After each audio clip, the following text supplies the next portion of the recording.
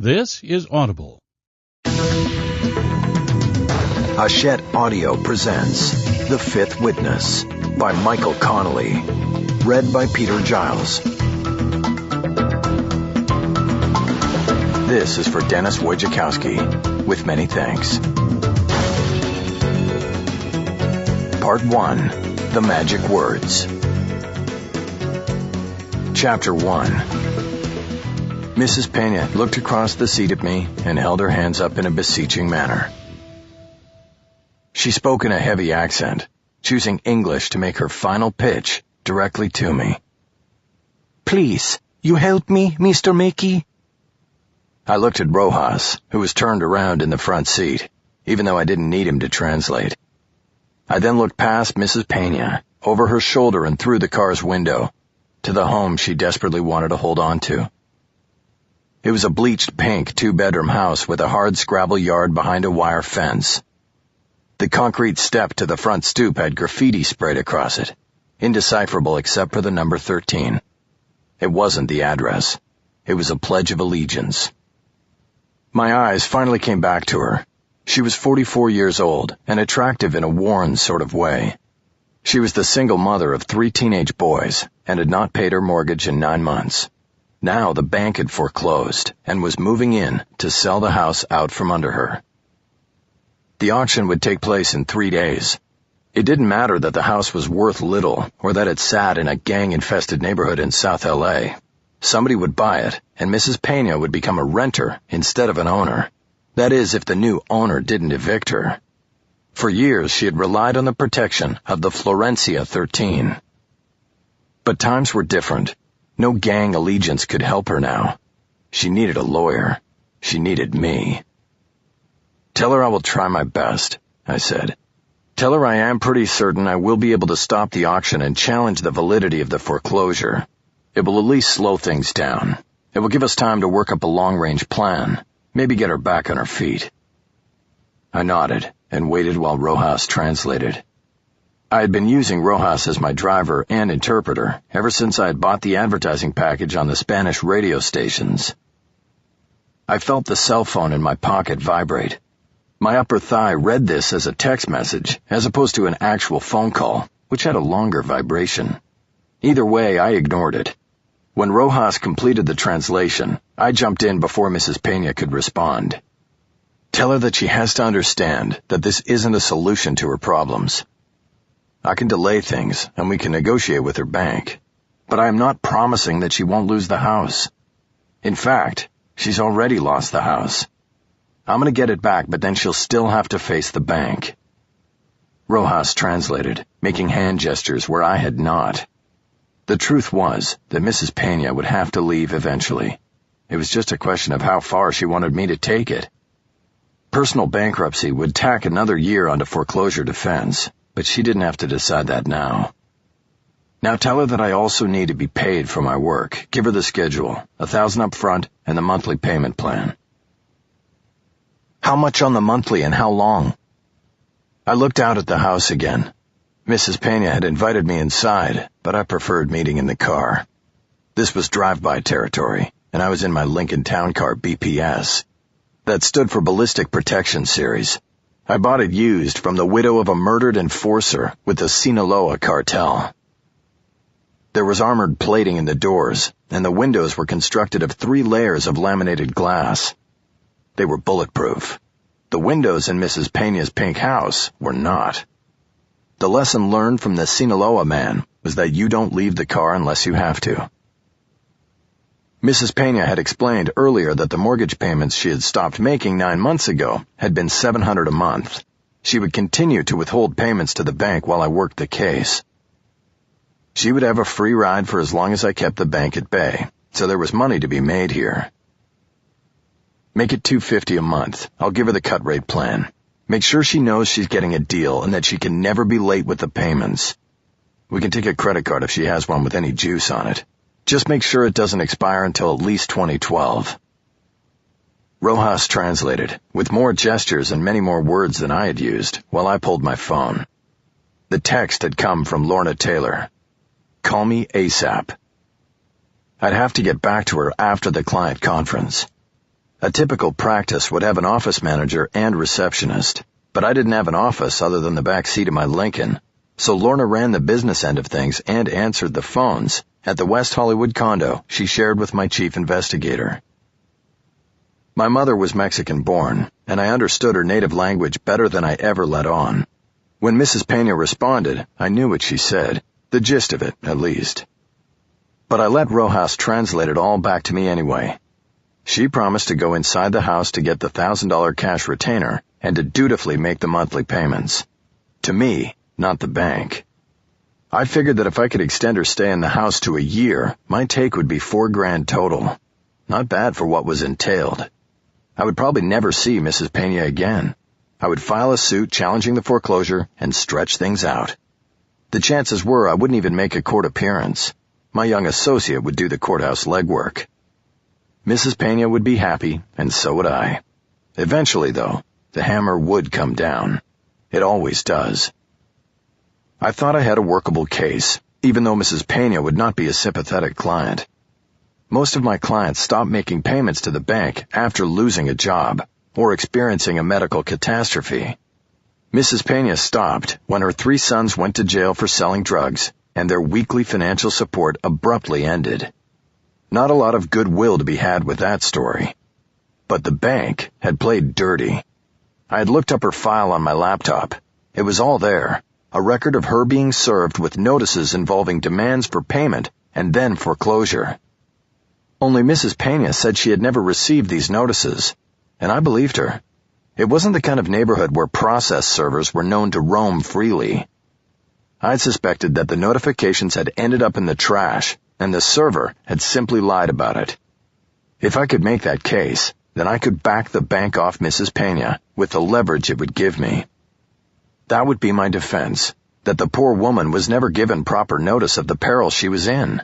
The bank took advantage of her, foreclosed on her without allowing her the opportunity to make up the arrears, and should be rebuked by the court for doing so. "Okay, we have a deal," I said. "Tell her to go in and get the money while I print out a contract and receipt. We'll get going on this today." I smiled and nodded at Mrs. Pena. Rojas translated and then jumped out of the car to go around and open her door. Once Mrs. Pena left the car, I opened the Spanish contract template on my laptop and typed in the necessary names and numbers. I sent it to the printer that sat on an electronics platform on the front passenger seat. I then went to work on the receipt for funds to be deposited into my client trust account. Everything was above board, always. It was the best way to keep the California bar off my ass. I might have a bulletproof car, but it was the bar I most often checked for over my shoulder.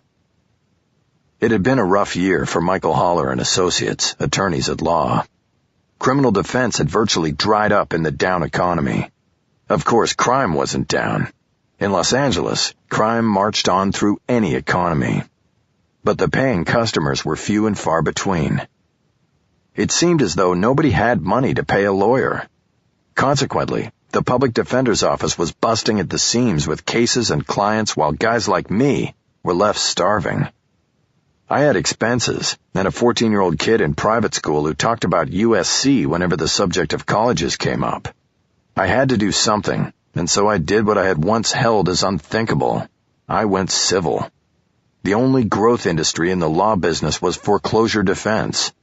I attended a few bar seminars, got up to speed on it, and started running new ads in 2 languages. I built a few websites and started buying the lists of foreclosure filings from the county clerk's office. That's how I got Mrs. Pena as a client. Direct mail. Her name was on the list, and I had sent her a letter, in Spanish, offering my services. She told me that my letter happened to be the first indication she had ever received that she was in foreclosure. The saying goes that if you build it, they will come. It was true. I was getting more work than I could handle. 6 more appointments after Mrs. Pena today, and had even hired an actual associate to Michael Haller and Associates for the first time ever. The national epidemic of real estate foreclosure was slowing, but by no means abating. In Los Angeles County, I could be feeding at the trough for years to come.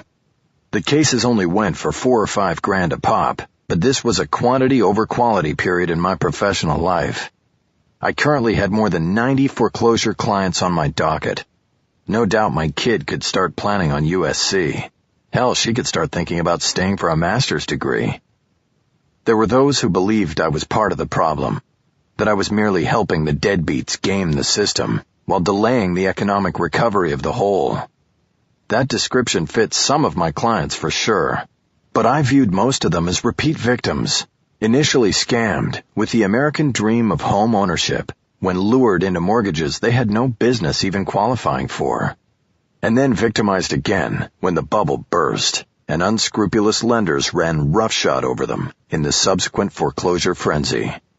Most of these once proud homeowners didn't stand a chance under California's streamlined foreclosure regulations. A bank didn't even need a judge's approval to take away someone's house. The great financial minds thought this was the way to go. Just keep it moving.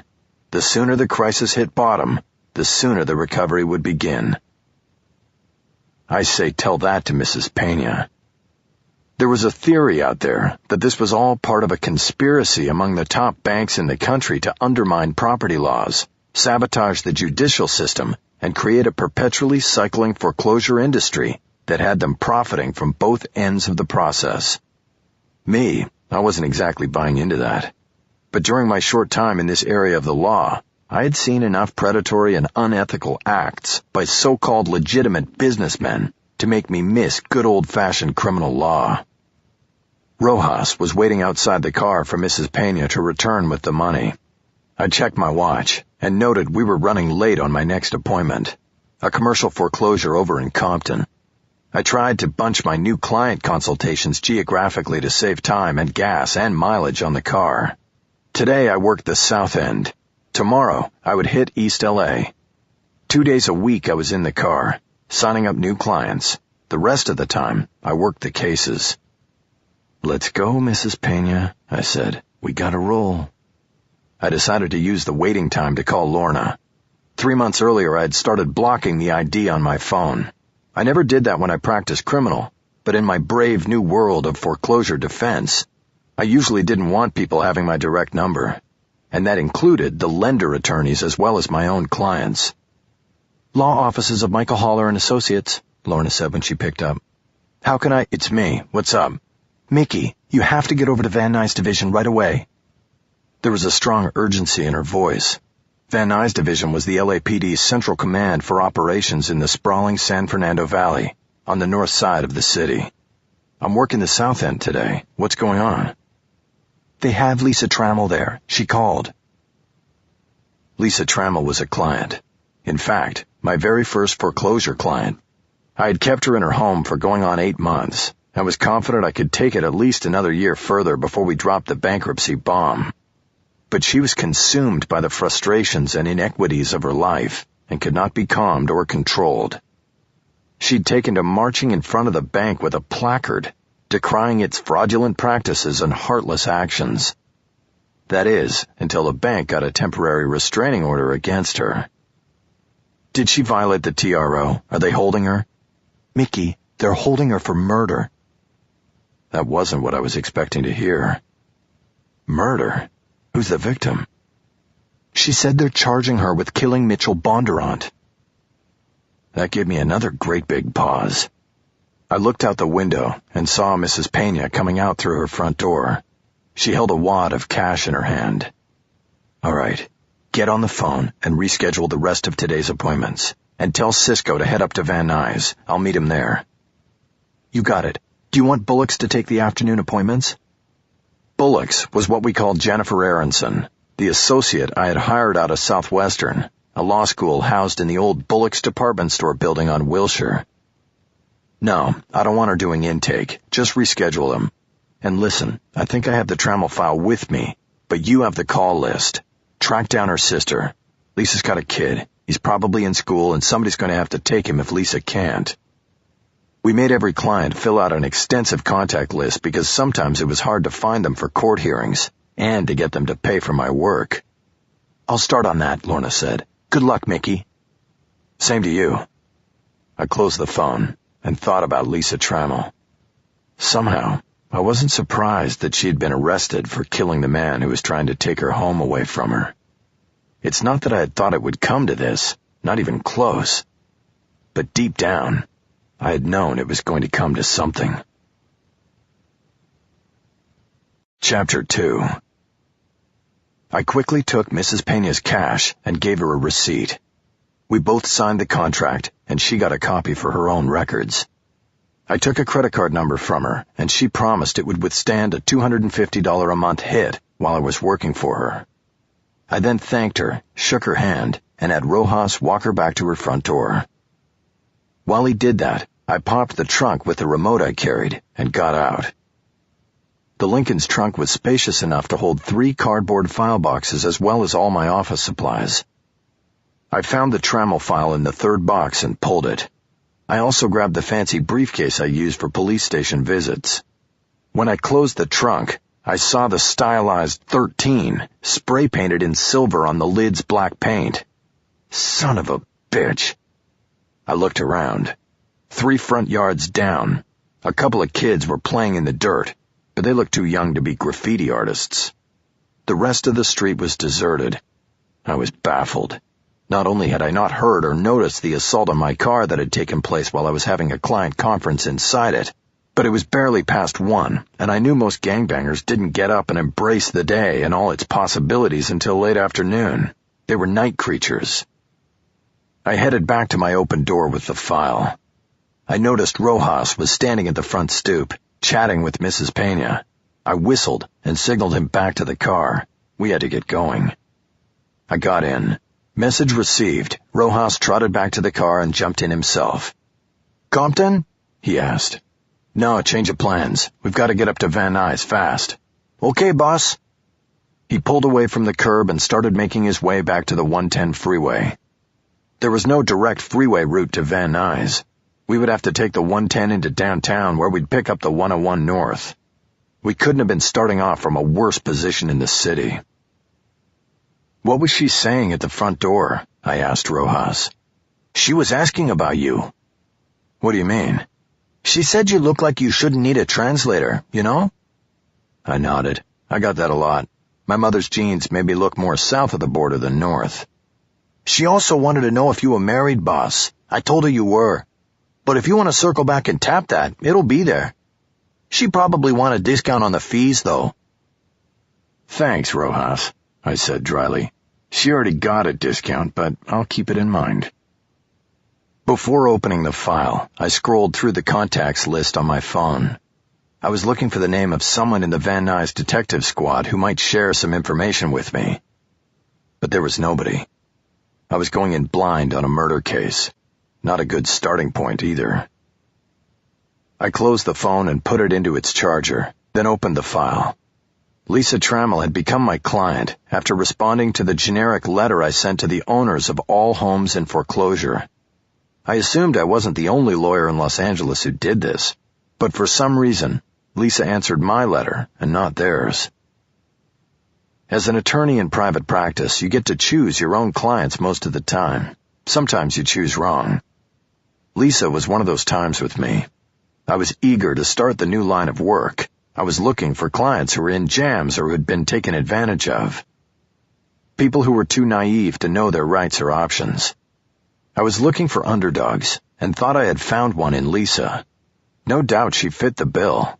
She was losing her house because of a set of circumstances that had fallen like dominoes out of her control.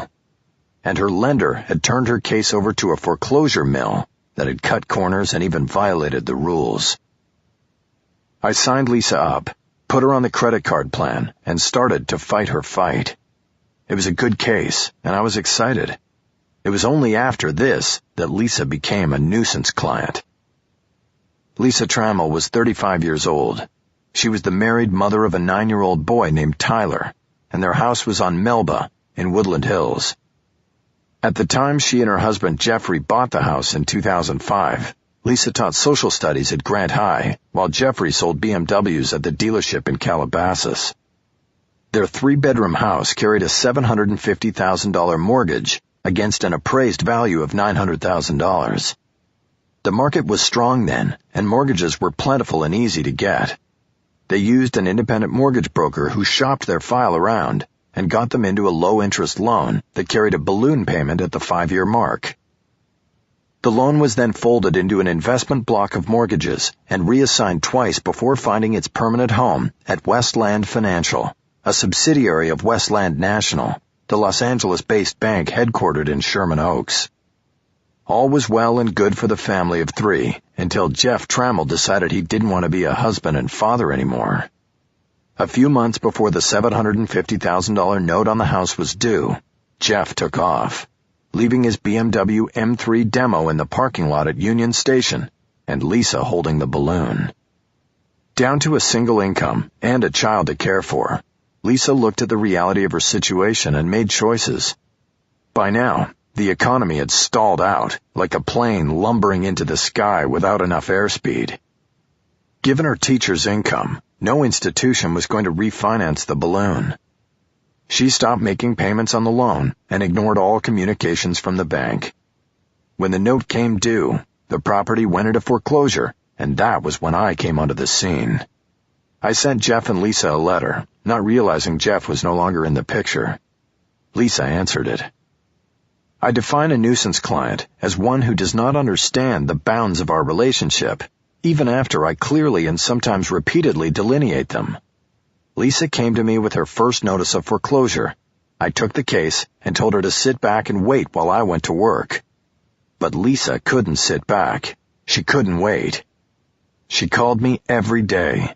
After I filed a lawsuit putting the foreclosure before a judge, she showed up at court for routine filings and continuances. She had to be there, and she had to know every move I made, see every letter I sent, and be summarized on every call I received. She often called me and yelled when she perceived that I was not giving her case my fullest attention. I began to understand why her husband had hightailed it. He had to get away from her. I began to wonder about Lisa's mental health and suspected a bipolar affliction.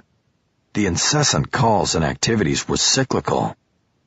There were weeks when I heard nothing, alternating with weeks where she would call daily and repeatedly until she got me on the line. 3 months into the case, she told me she had lost her job with the LA County School District because of unexcused absences. It was then that she talked about seeking damages from the bank that was foreclosing on her home. A sense of entitlement moved into the discourse. The bank was responsible for everything: the abandonment by her husband, the loss of her job, the taking of her home. I made a mistake in revealing to her some of my case intelligence and strategy. I did it to appease her, to get her off the line. Our examination of the loan record had turned up inconsistencies and issues in the mortgage's repeated reassignment to various holding companies. There were indications of fraud that I thought I could use to swing leverage to Lisa's side when it came time to negotiate an out. But the information only galvanized Lisa's belief in her victimization at the hands of the bank. Never did she acknowledge the fact that she had signed for a loan and was obligated to repay it. She saw the bank only as the source of her woes. The first thing she did was register a website. She used www.californiaforeclosurefighters.com to launch an organization called Foreclosure Litigants Against Greed. It worked better as an acronym, FLAG. She effectively made use of the American flag on her protest signs, the message being that fighting foreclosure was as American as apple pie. She then took to marching in front of Westland's corporate headquarters on Ventura Boulevard, sometimes by herself, sometimes with her young son, and sometimes with people she had attracted to the cause. She carried signs that decried the bank's involvement in illegal foreclosures and in putting families out of their homes and onto the streets. Lisa was quick to alert local media outlets to her activities.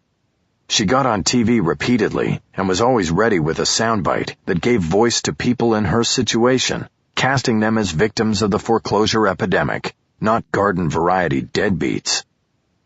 I had noticed that on Channel 5, she had even become part of the stock footage thrown up on the screen whenever there was an update on nationwide foreclosure issues or statistics. California was the third leading state in the country for foreclosures, and Los Angeles was the hotbed. As these facts were reported, there would be Lisa and her group on the screen carrying their signs, "Don't take my home. Stop illegal foreclosure now." Alleging that her protests were illegal gatherings that impeded traffic and endangered pedestrians, Westland sought and received a restraining order that kept Lisa 100 yards from any bank facility and its employees. Undaunted, she took her signs and her fellow protesters to the county courthouse, where foreclosures were fought every day. Mitchell Bondurant was a senior vice president at Westland. He headed up the mortgage loan division. His name was on the loan documents relating to Lisa Trammell's house. As such, his name was on all of my filings.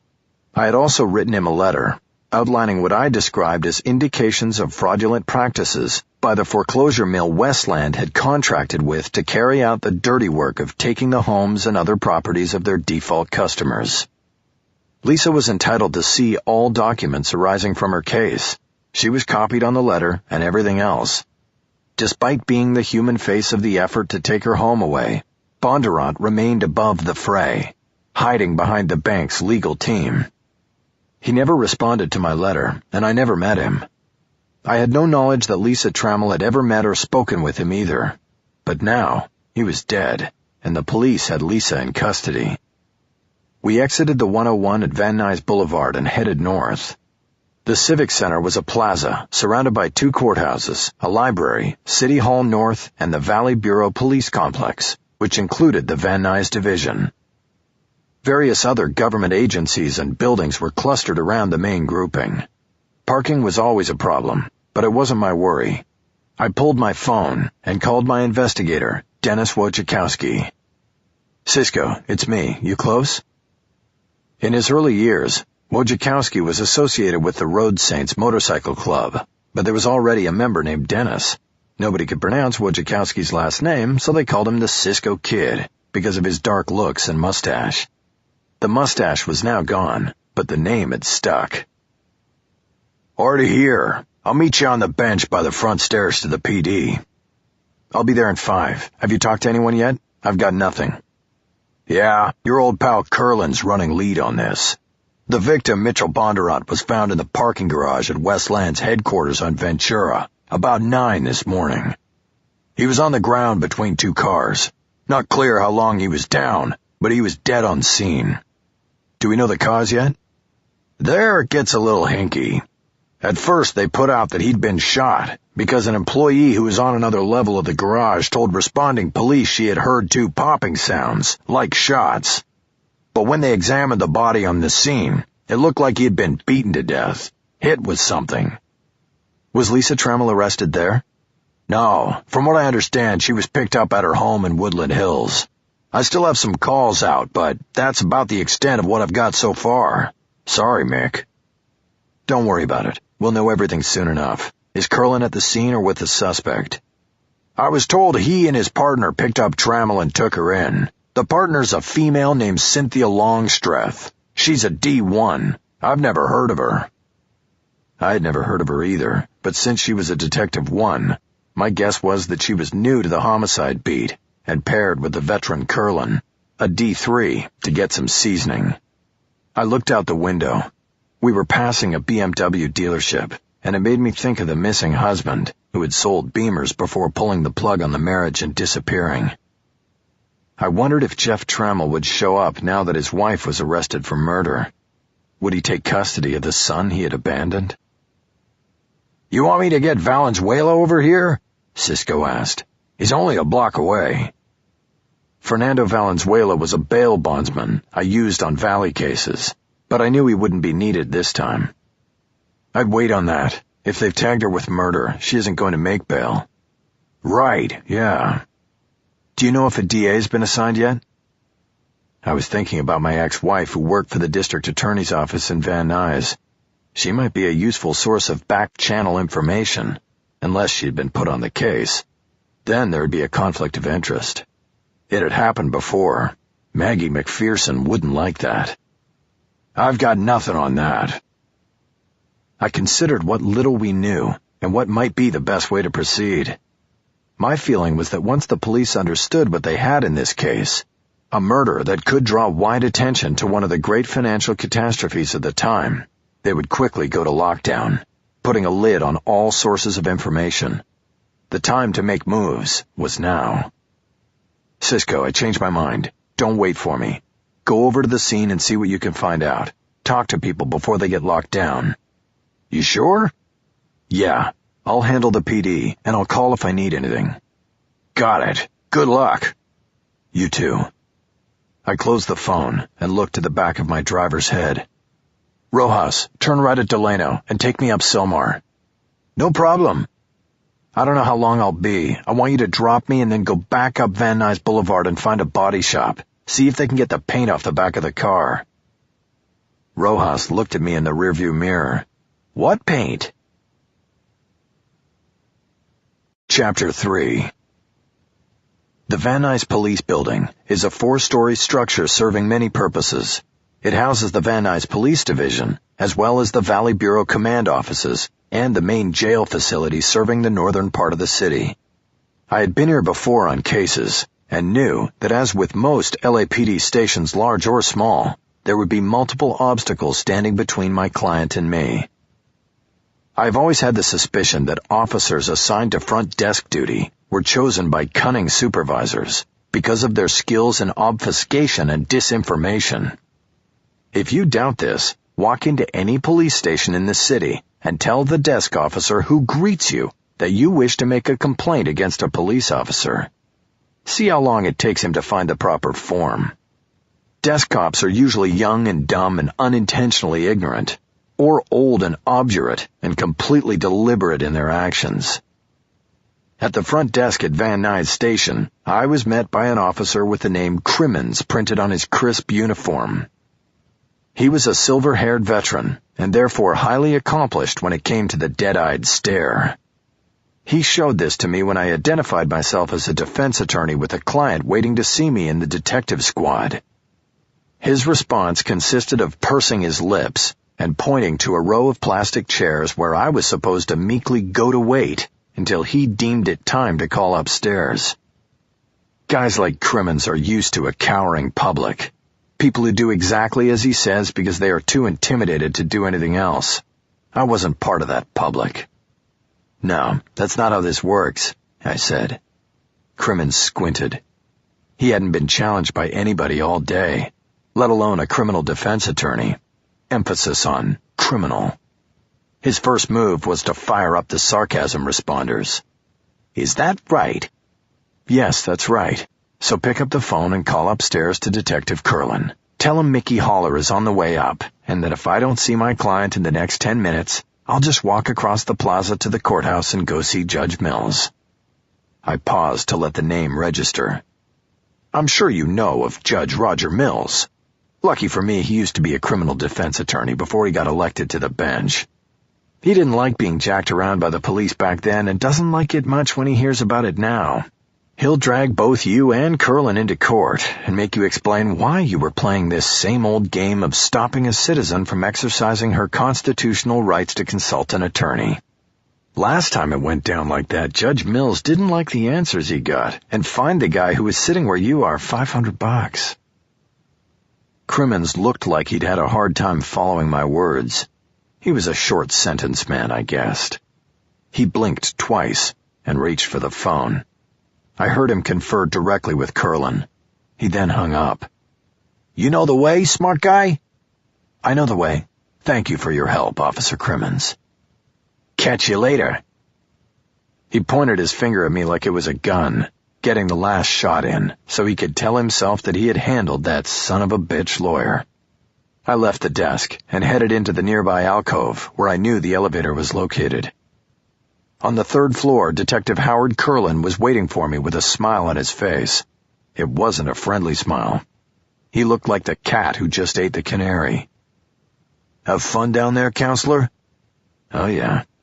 Well, you're too late up here. How's that? You booked her? He spread his hands in a phony sorry about that gesture. It's funny. My partner took her out of here just before I got the call from downstairs. Wow, what a coincidence. I still want to talk to her. You'll have to go through the jail. This would probably take me an extra hour of waiting, and this was why Curlin was smiling. You sure you can't have your partner turn around and bring her down? I won't be long with her." I said it, even though I thought I was spitting into the wind. But Curlin surprised me and pulled his phone off his belt. He hit a speed dial button. It was either an elaborate hoax, or he was actually doing what I asked. Curlin and I had a history. We had squared off against each other on prior cases. I had attempted on more than one occasion to destroy his credibility on the witness stand. I was never very successful at it, but the experience still made it hard to be cordial afterward. But now, he was doing me a good turn, and I wasn't sure why. "It's me," Curlin said into the phone. "Bring her back here." He listened for a moment. "Because I told you to. Now bring her back." He closed the phone without another word to his partner and looked at me. "You owe me one, Holler. I could have hung you up for a couple of hours. In the old days, I would have." "I know. I appreciate it." He headed back toward the squad room and signaled me to follow. He spoke casually as he walked. "So, when she told us to call you, she said you were handling her foreclosure." "That's right. My sister got divorced, and now she's in a mess like that." There it was. The quid pro quo. "You want me to talk to her?" "No, I just want to know if it's best to fight these things or just get it over with." The squad room looked like it was in a time warp. It was vintage 1970s with a linoleum floor, two-tone yellow walls, and gray government-issued desks with rubber stripping around the edges. Curlin remained standing while waiting for his partner to come back with my client. I pulled a card out of my pocket and handed it to him. "You're talking to a fighter, so that's my answer. I couldn't handle her case because of conflict of interest between you and me, but have her call the office and we'll get her hooked up with somebody good. Make sure she mentions your name." Curlin nodded and picked a DVD case off his desk and handed it to me. "Might as well give you this now." I looked at the disc. "What's this?" "Our interview with your client. You will clearly see that we stopped talking to her as soon as she said the magic words, 'I want a lawyer.'" "I'll be sure to check that out, Detective. You want to tell me why she's your suspect?" "Sure. She's our suspect and we're charging her because she did it, and she made admissions about it before asking to call her lawyer. Sorry about that, counselor, but we played by the rules." I held the disc up as if it were my client. "You're telling me she admitted killing Bondurant?" "Not in so many words, but she made admissions and contradictions. I'll leave it at that." "Did she by any chance say, in so many words, why she did it?" "She didn't have to. The victim was in the process of taking away her house. That's plenty enough motive right there. We're as good as gold on motive." I could have told him that he had that wrong, that I was in the process of stopping the foreclosure, but I kept my mouth shut about that. My job was to gather information here, not give it away. "What else you got, Detective?" "Nothing that I'd care to share with you at the moment. You'll have to wait to get the rest through discovery." "I'll do that. Has the DA been assigned yet?" "Not that I heard." Curlin nodded toward the back of the room, and I turned to see Lisa Trammell being walked toward the door of an interrogation room. She had the classic deer-in-the-headlights look in her eyes. "You've got 15 minutes, Curlin said. "And that's only because I'm being nice. I figure there's no need to start a war." Not yet, at least, I thought, as I headed toward the interrogation room. "Hey, wait a minute," Curlin called to my back. "I have to check the briefcase. Rules, you know." He was referring to the leather-over-aluminum attaché case I was carrying. I could have made an argument about the search infringing on attorney-client privilege, but I wanted to talk to my client. I stepped back toward him and swung the case up onto a counter, then popped it open. All it contained was the Lisa Trammell file, a fresh legal pad, and the new contracts and power of attorney form I had printed out while driving up. I figured I needed Lisa to re-sign, since my representation was crossing from civil to criminal. Curlin gave it a quick once-over and signaled me to close it. "Hand-tooled Italian leather," he said. "Looks like a fancy drug dealer's case. You haven't been associating with the wrong people, have you, Holler?" He put on that canary smile again. Cop humor was truly unique in all the world. As a matter of fact, it did belong to a courier, I said. A client. But where he was going, he wasn't going to need it anymore, so I took it in trade. You want to see the secret compartment? It's kind of a pain to open. I think I'll pass. You're good. I closed the case and headed back to the interrogation room. And it's Colombian leather, I said.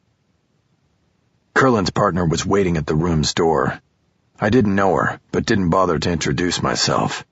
We were never going to be friendly, and I guessed she would be the type to stiff me on the handshake in order to impress Curlin. She held the door open, and I stopped at the threshold.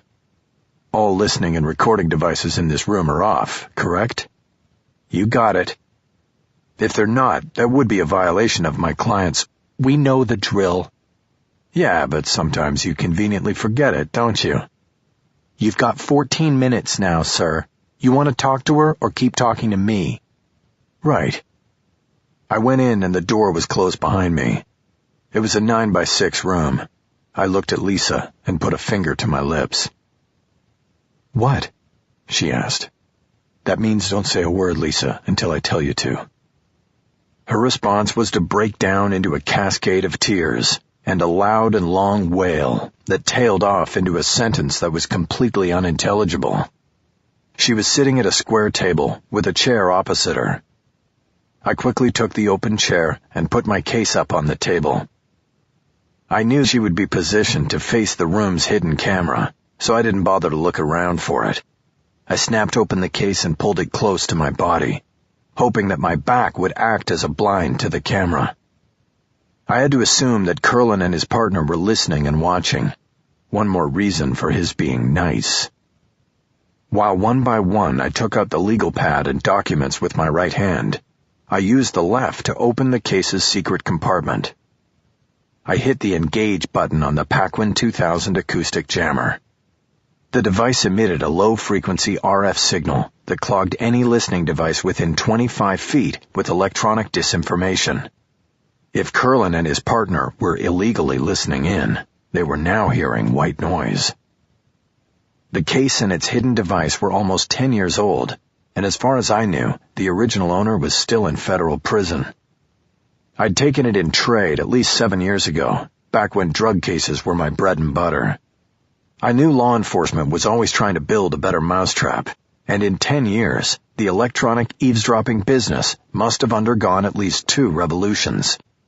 So I was not completely put at ease. I would still need to exercise caution in what I said, and hoped my client would as well. Lisa, we're not going to talk a whole lot here, because we don't know who may be listening. You understand? I think so, but what is happening here? I don't understand what's happening!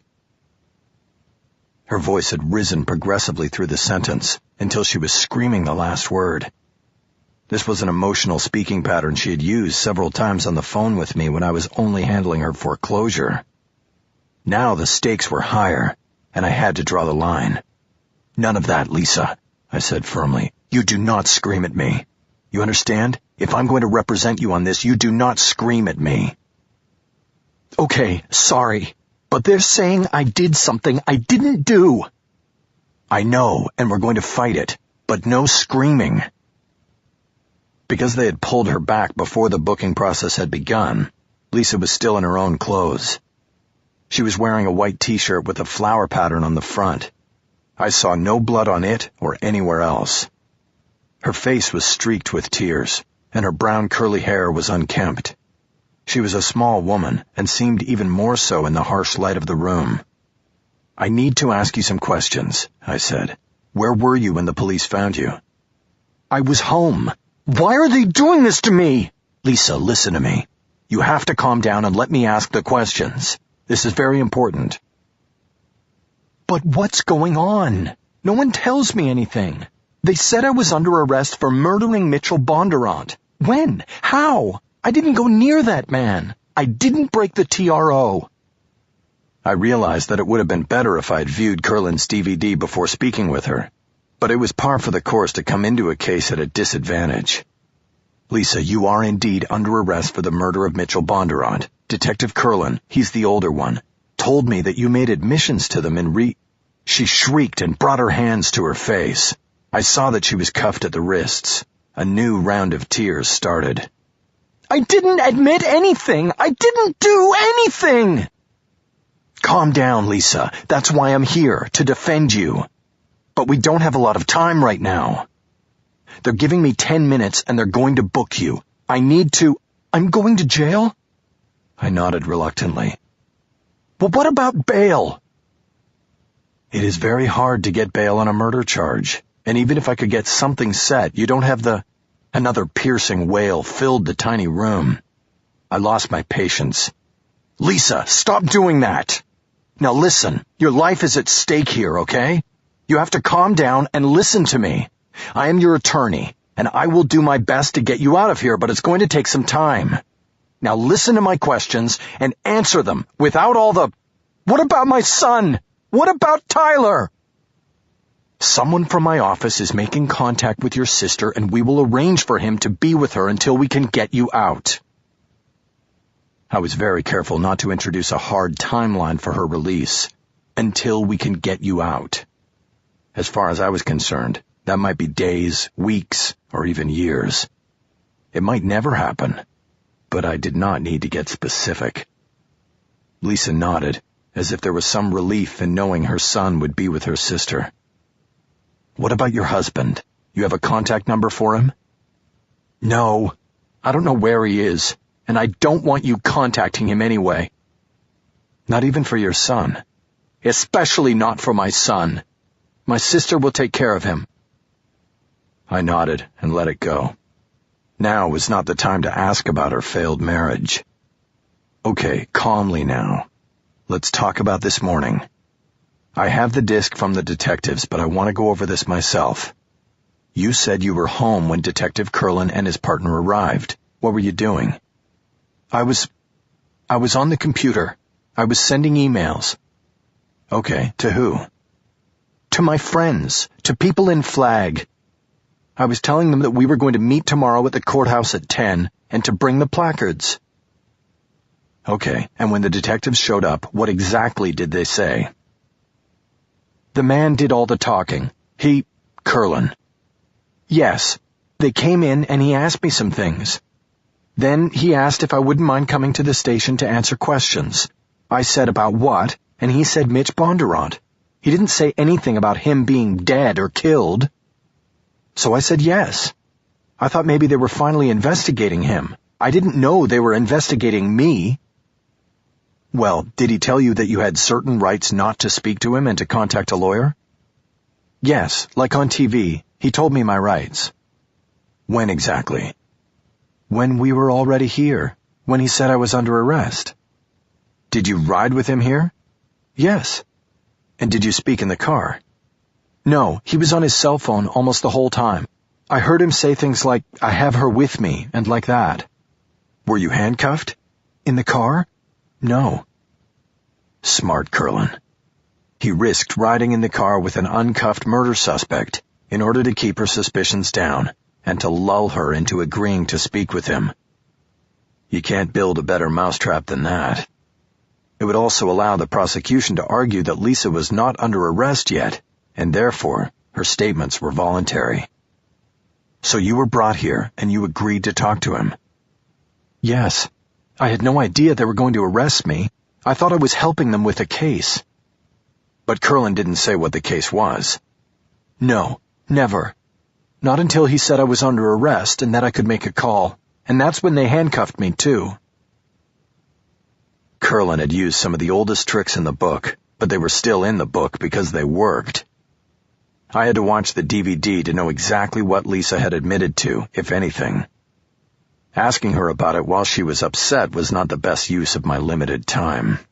As if to underscore this, there was a sudden and sharp knock on the door, followed by a muffled voice saying I had 2 minutes.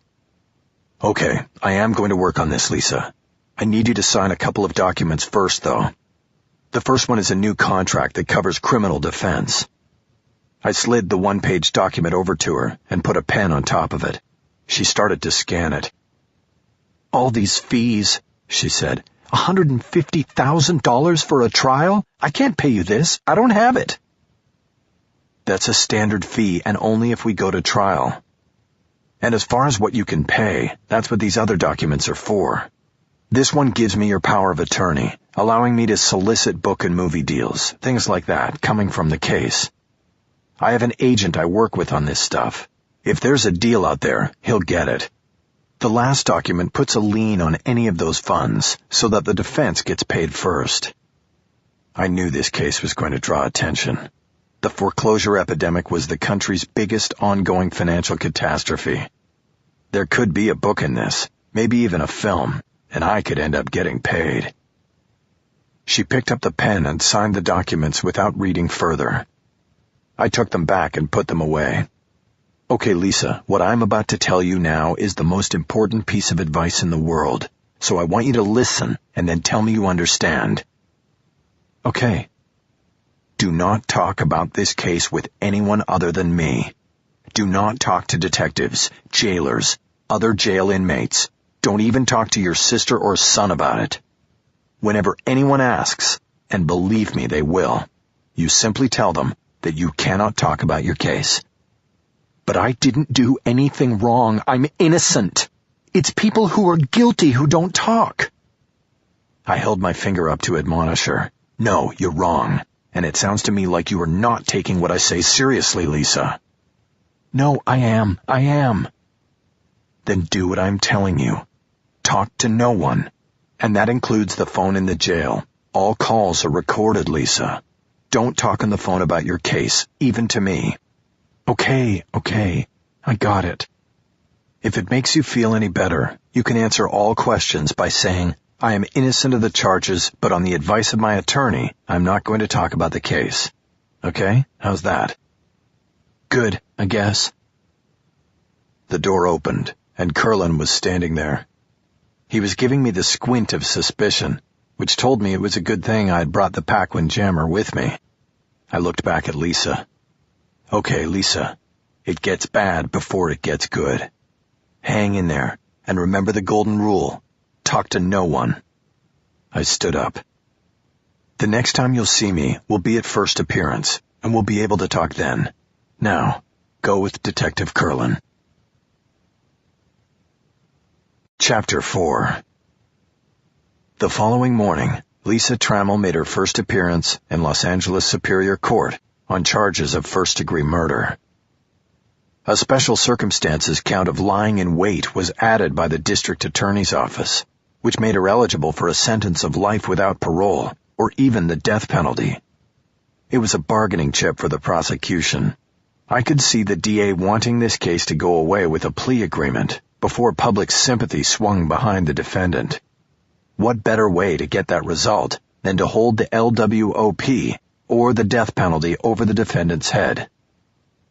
The courtroom was crowded to standing room only, with members of the media as well as flag recruits and sympathizers.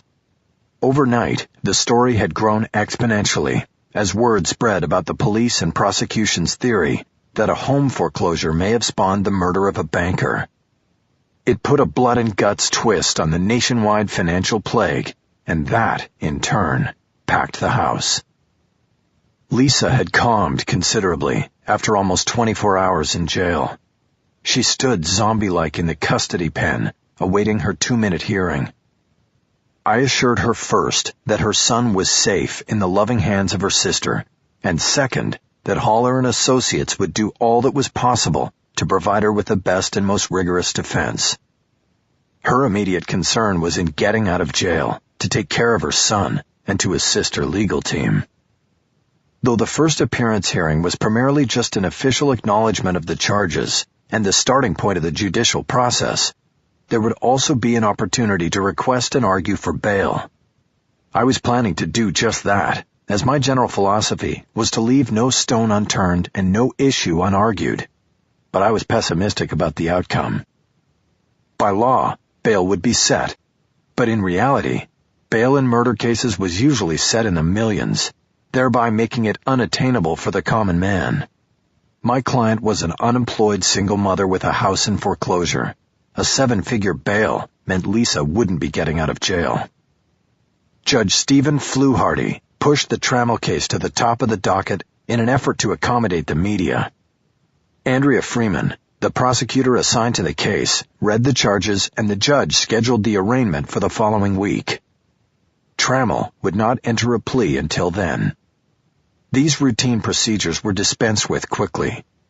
Fluharty was about to call a short recess so the media could pack up equipment and leave en masse when I interrupted and made a motion requesting him to set bail for my client.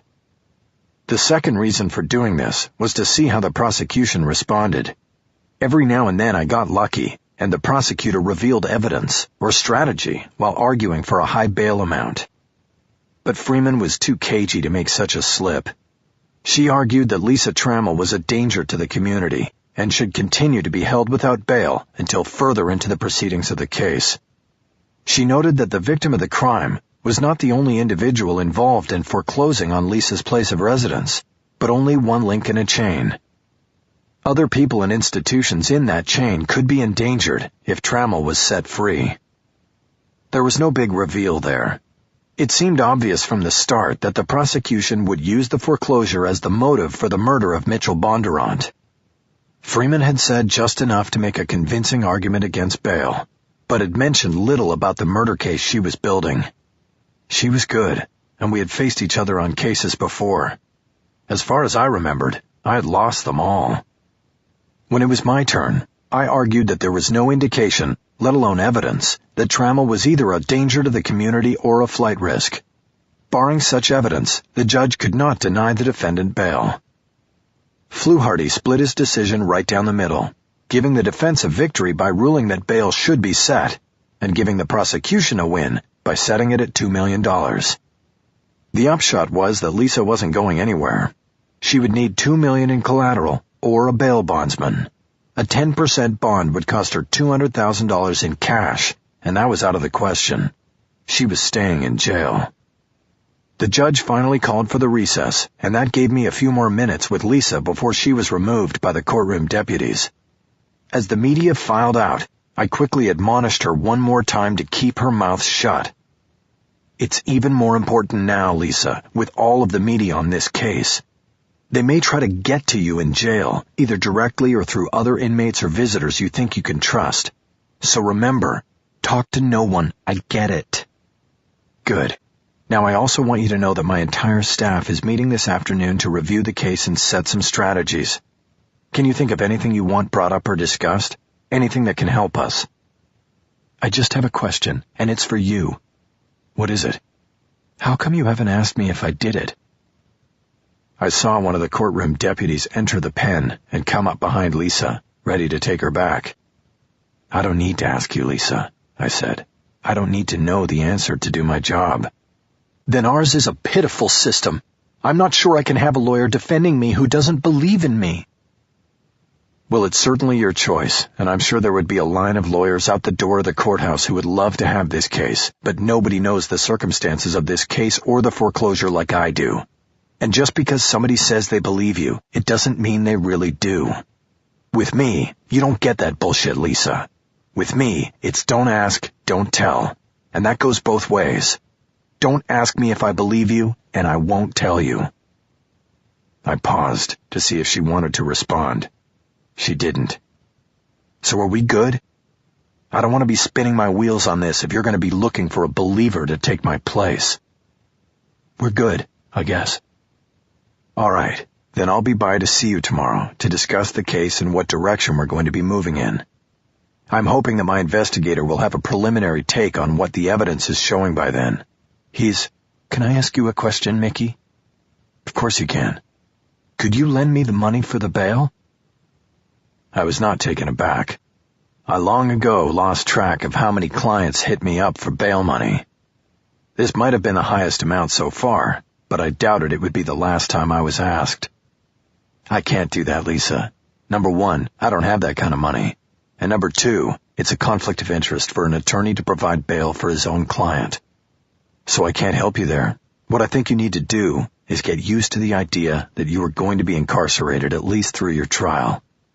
The bail is set at $2 million, and that means you would need at least $200,000 just to get a bond. It's a lot of money, Lisa, and if you had it, I'd want half of it to pay for the defense. So either way, you'd still be in jail. I smiled. but she didn't see any humor in what I was telling her. When you put up a bond like that, do you get it back after trial? She asked. No, that goes to the bail bondsman to cover his risk, because he'd be the one on the hook for the whole $2 million if you were to flee. Lisa looked incensed. I'm not going to flee. I'm going to stay right here and fight this thing. I just want to be with my son. He needs his mother. Lisa, I was not referring to you specifically. I was just telling you how bail and bonds work. Anyway, the deputy behind you has been very patient. You need to go with him, and I need to get back to work on your defense. We'll talk tomorrow. I nodded to the deputy, and he moved in to take Lisa back to the courthouse lockup. As they went through the steel door off the side of the custody pen, Lisa looked back at me with scared eyes. There was no way she could know what lay ahead, that this was only the start of what would be the most harrowing ordeal of her life. Andrea Freeman had stopped to talk with a fellow prosecutor, and that allowed me to catch up with her as she was leaving the courtroom. "Do you want to grab a cup of coffee and talk?" I asked as I came up beside her. "Don't you need to talk to your people?" "My people?" "All the people with cameras. They'll be lined up outside the door. I'd rather talk to you, and we could even discuss media guidelines if you would like. I think I can spare a few minutes. You want to go down to the basement, or come back with me to the office for some DA coffee?" "Let's hit the basement. I'd be looking over my shoulder too much in your office." "Your ex-wife?" "Her and others, though my ex and I are in a good phase right now." "Glad to hear it. You know Maggie?" There were at least 8 deputy DAs working out of Van Nuys. "In passing." We left the courtroom and stood side by side in front of the assembled media to announce that we would not be commenting on the case at this early stage. As we headed to the elevators, at least 6 reporters, most of them from out of town, shoved business cards into my hand. New York Times, CNN, Dateline, Salon, and the holy grail of them all, 60 Minutes. In less than 24 hours, I had gone from scrounging $250 a month foreclosure cases in South LA to being lead defense attorney on a case that threatened to be the signature story of this financial epoch. And I liked it. "They're gone," Freeman said once we were on the elevator. "You can wipe the shit-eating grin off your face." I looked at her and really smiled. "That obvious, huh?" "Oh yeah. All I can say is, enjoy it while you can." That was a not-so-subtle reminder of what I was facing with this case. Freeman was an up-and-comer in the DA's office, and some said she would someday run for the top job herself. The conventional wisdom was to attribute her rise and rep in the prosecutor's office to her skin color and to internal politics, to suggest she got the good cases because she was a minority who was the protege of another minority. But I knew this was a deadly mistake. Andrea Freeman was damn good at what she did, and I had the winless record against her to prove it. When I got the word the night before that she had been assigned the Trammell case, I had felt it like a poke in the ribs. It hurt, but there was nothing I could do about it. In the basement cafeteria, we poured cups of coffee from the urns and found a table in a quiet corner. She took the seat that allowed her to see the entrance. It was a law enforcement thing that extended from patrol officers to detectives to prosecutors. Never turn your back on a potential point of attack. "So," I said, "here we are. You're in the position of having to prosecute a potential American hero." Freeman laughed like I was insane. "Yeah, right. Last I heard, we don't make heroes out of murderers." I could think of an infamous case prosecuted locally that might challenge that statement, but I let it go. "Maybe that is overreaching a bit," I said. "Let's just say that I think public sympathy is going to be running high on the defendant's side of the aisle on this one. I think fanning the media flames will only heighten it." "For now, sure. But as the evidence gets out there and the details become known, I don't think public sympathy is going to be an issue, at least not from my standpoint. But what are you saying, Holler? You want to talk about a plea before the case is even a day old?" I shook my head. "No, not at all. I don't want to talk about anything like that. My client says she is innocent. I brought up the sympathy angle because of the attention the case is already getting. I just picked up a card from a producer at 60 Minutes. So I'd like to set up some guidelines and agreements on how we proceed with the media. You just mentioned the evidence and how it gets out there into the public domain. I hope you were talking about evidence presented in court and not selectively fed to the LA Times or anybody else in the Fourth Estate. Hey, I'd be happy to call it a no-fly zone right now. Nobody talks to the media under any circumstances. I frowned. I'm not ready to go that far yet. She gave me the knowing nod. I didn't think so all I'll say then is be careful, both of us. I, for one, won't hesitate to go to the judge if I think you're trying to taint the jury pool. Then same here. Good. Then that's settled for now. What else? When am I going to start seeing some discovery? She took a long draw on her coffee before answering. You know from prior cases, I'm not into I'll show you mine if you show me yours. That's always a one-way street because the defense doesn't show dick, so I like to keep it nice and tight. I think we need to come to an accommodation, counselor. Well, when we get a judge, you can talk to the judge, but I'm not playing nice with a murderer, no matter who her lawyer is. And just so you know, I already came down hard on your buddy Curlin for giving you that disc yesterday. That should not have happened, and he's lucky I didn't have him removed from the case. Consider it a gift from the prosecution. But it's the only one you'll be getting, counselor. It was the answer I was expecting. Freeman was a damn good prosecutor, but in my view she didn't play fair. A trial was supposed to be a spirited contesting of facts and evidence, both sides with equal footing in the law and the rules of the game. But using the rules to hide or withhold facts and evidence was the routine with Freeman. She liked a tilted game. She didn't carry the light. She didn't even see the light. Andrea, come on. The cops took my client's computer and all her paperwork. It's her stuff, and I need it to even start to build the defense. You can't treat that like discovery. Freeman scrunched her mouth to the side and posed as though she was actually considering a compromise. I should have seen it for the act it was. I'll tell you what, she said. As soon as we are assigned a judge, you go in and ask about that. If a judge tells me to turn it over, I'll turn it over. Otherwise, it's mine, and I ain't sharing. Thanks a lot, she smiled. You're welcome.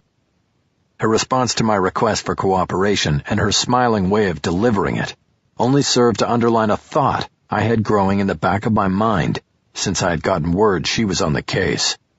I had to find a way to make Freeman see the light.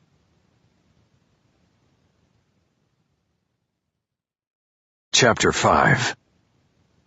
Michael Haller and Associates had a full staff meeting that afternoon in the living room of Lorna Taylor's condo in West Hollywood. Attending were Lorna, of course, as well as my investigator, Cisco Wojciechowski. It was his living room, too. And the junior associate of the firm, Jennifer Aronson. I noticed that Aronson looked uncomfortable in the surroundings, and I had to admit it was unprofessional. I'd rented a temporary office the year before when I was engaged in the Jason Jessup case, and it had worked out well. I knew that it would be best to have a real office instead of 2 staff members' living room for the Trammell case. The only problem was it would add another expense I would have to eat until I manufactured fees out of the movie and book rights of the case, if I managed to make that happen. This had made me reluctant to pull the trigger, but seeing Aronson's disappointment made the decision for me.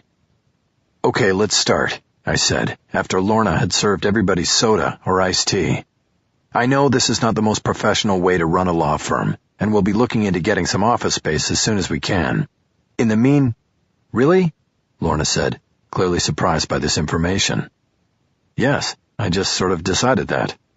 Oh, well, I'm glad you like my place so much.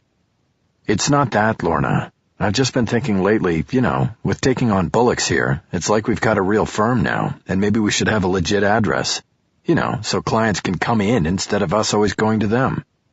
Fine with me, as long as I don't have to open shop till 10 and I can wear my bedroom slippers to work. I'm kind of used to that. I could tell I had insulted her. We had been married once for a short time, and I knew the signs. But I would have to deal with it later. It was time to put the focus on the Lisa Trammell defense. So, anyway, let's talk about Lisa Trammell. I had my first sit-down with the prosecutor after first appearance this morning, and it didn't go so well. I've done the dance with Andrea Freeman before, and she's a give-no-quarter kind of prosecutor. If it's something that can be argued, then she's going to argue it. If it's discoverable material that she can sit on until the judge orders her to give it up, then she'll do that too. In a way, I admire her, but not when we're on the same case. The bottom line is that getting discovery out of her is going to be like pulling teeth. Well, is there even going to be a trial? Lorna asked. We have to assume so, I answered. In my brief discussions with our client, she has expressed only a desire to fight this thing. She says she didn't do it. So for now, that means no plea agreement. We plan on a trial, but remain open to other possibilities. Wait a minute, Aronson said. You emailed me last night saying you wanted me to look at the video you got of the interrogation. That's discovery. Didn't that come from the prosecution? Aronson was a petite 25-year-old with short hair that was carefully made to look stylishly unkempt. She wore retro-style glasses that partially hid brilliant green eyes. She came from a law school that didn't turn any heads in the silk stocking firms downtown, but when I interviewed her, I sensed that she had a drive that was fueled by negative motivation. She was out to prove those silk-stocking assholes wrong. I hired her on the spot. The video disc came from the lead detective, and the prosecutor wasn't happy about it at all, so don't be expecting anything else. We want something, we go to the judge, or we go out and get it ourselves. Which brings us to Cisco. Tell us what you've got so far, big man. All eyes turned to my investigator, who sat in a leather swivel chair next to a fireplace that was filled with potted plants. He was dressed up today, meaning he had sleeves on his t-shirt. Still, the shirt did little to hide the tats in the gun show. His bulging biceps made him look more like a strip club bouncer than a seasoned investigator with a lot of finesse in his kit. It had taken me a long time to get over the idea of this giant beef dish being my replacement with Lorna. But I had worked it through, and besides, I knew of no better defense investigator. Early in his life, when he was cruising with the Road Saints, the cops had tried to set him up twice on drug raps. It built a lasting distrust of police in him. Most people give the police the benefit of the doubt. Cisco didn't, and that made him very good at what he did.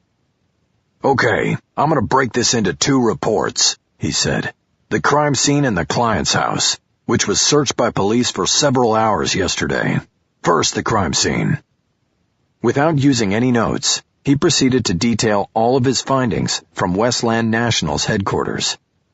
Mitchell Bondurant had been surprised by his attacker while getting out of his car to report for work. He was struck at least twice on the head with an unknown object, most likely attacked from behind. There were no defensive wounds on his hands or arms, indicating he was incapacitated almost immediately. A spilled cup of Joe's Joe coffee was found on the ground next to him, along with his briefcase, which was found open beside the back tire of his car. So what about the gunshots somebody said they heard? I asked. Cisco shrugged. I think they're looking at that as car backfire. 2 backfires? It could happen. There was no gunplay involved here. He went back to his report. The autopsy results were not yet in, but Cisco was betting on blunt force trauma being the cause of death.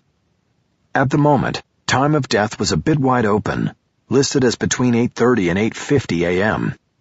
There was a receipt in Bondurant's pocket from a Joe's Joe 4 blocks away. It was time-stamped 8:21 a.m., and investigators figured the fastest he could have gotten from the coffee shop to his parking space in the bank garage was 9 minutes. The 911 call from the bank employee who found his body was logged at 8:52 a.m. So, estimated time of death had an approximate 20-minute swing. It wasn't a lot of time, but when it came to things like documenting a defendant's movements for the purpose of alibi, it was an eternity. Police interviewed everyone who was parking on the same level as well as all of those who worked in Bondurant's department at the bank. Lisa Trammell's name came up early and often during these interviews. She was named as an individual Bondurant had reportedly felt threatened by. His department kept a threat assessment file, and she was number 1 on the list. As we all knew, she had been served with a restraining order keeping her away from the bank, The police hit the jackpot when one bank employee reported seeing Lisa Trammell walking away from the bank on Ventura Boulevard within minutes of the murder. "Who is this witness?" I asked, zeroing in on the most damaging part of his report. "Her name is Margot Schaefer. She's a bank teller. According to my sources, she's never had contact with Trammell. She works in the bank, not the loan operation. But Trammell's photo was circulated to staff after they got the TRO against her. Everybody was told to be aware of her and to report it if she was seen, so she recognized her."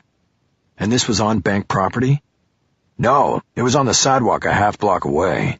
She was supposedly walking east on Ventura, away from the bank." "Do we know anything about this Margot Schaefer?" "Not now, but we will. I'm on it." I nodded. It usually wasn't necessary for me to tell Cisco what to investigate. He moved on to the second part of his report, the search of Lisa Trammell's house. This time, he referred to a document he pulled from a file. "Lisa Trammell volunteered, their word, to accompany detectives to Van Nuys division about 2 hours after the murder.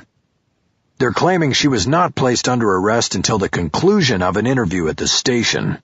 Using statements made during that interview as well as the eyewitness account of Margot Schaefer, the detectives obtained a search warrant for Trammell's home. They spent about 6 hours there, looking for evidence, including a possible murder weapon as well as digital and hard copy documentation of a plan to kill Bondurant. Search warrants designate a specific window of time during which the search must take place. Afterward, police must, in a timely manner, file a document with the court called a search warrant return that lists exactly what was seized. It is then the judge's responsibility to review the seizure to make sure that the police acted within the parameters of the warrant.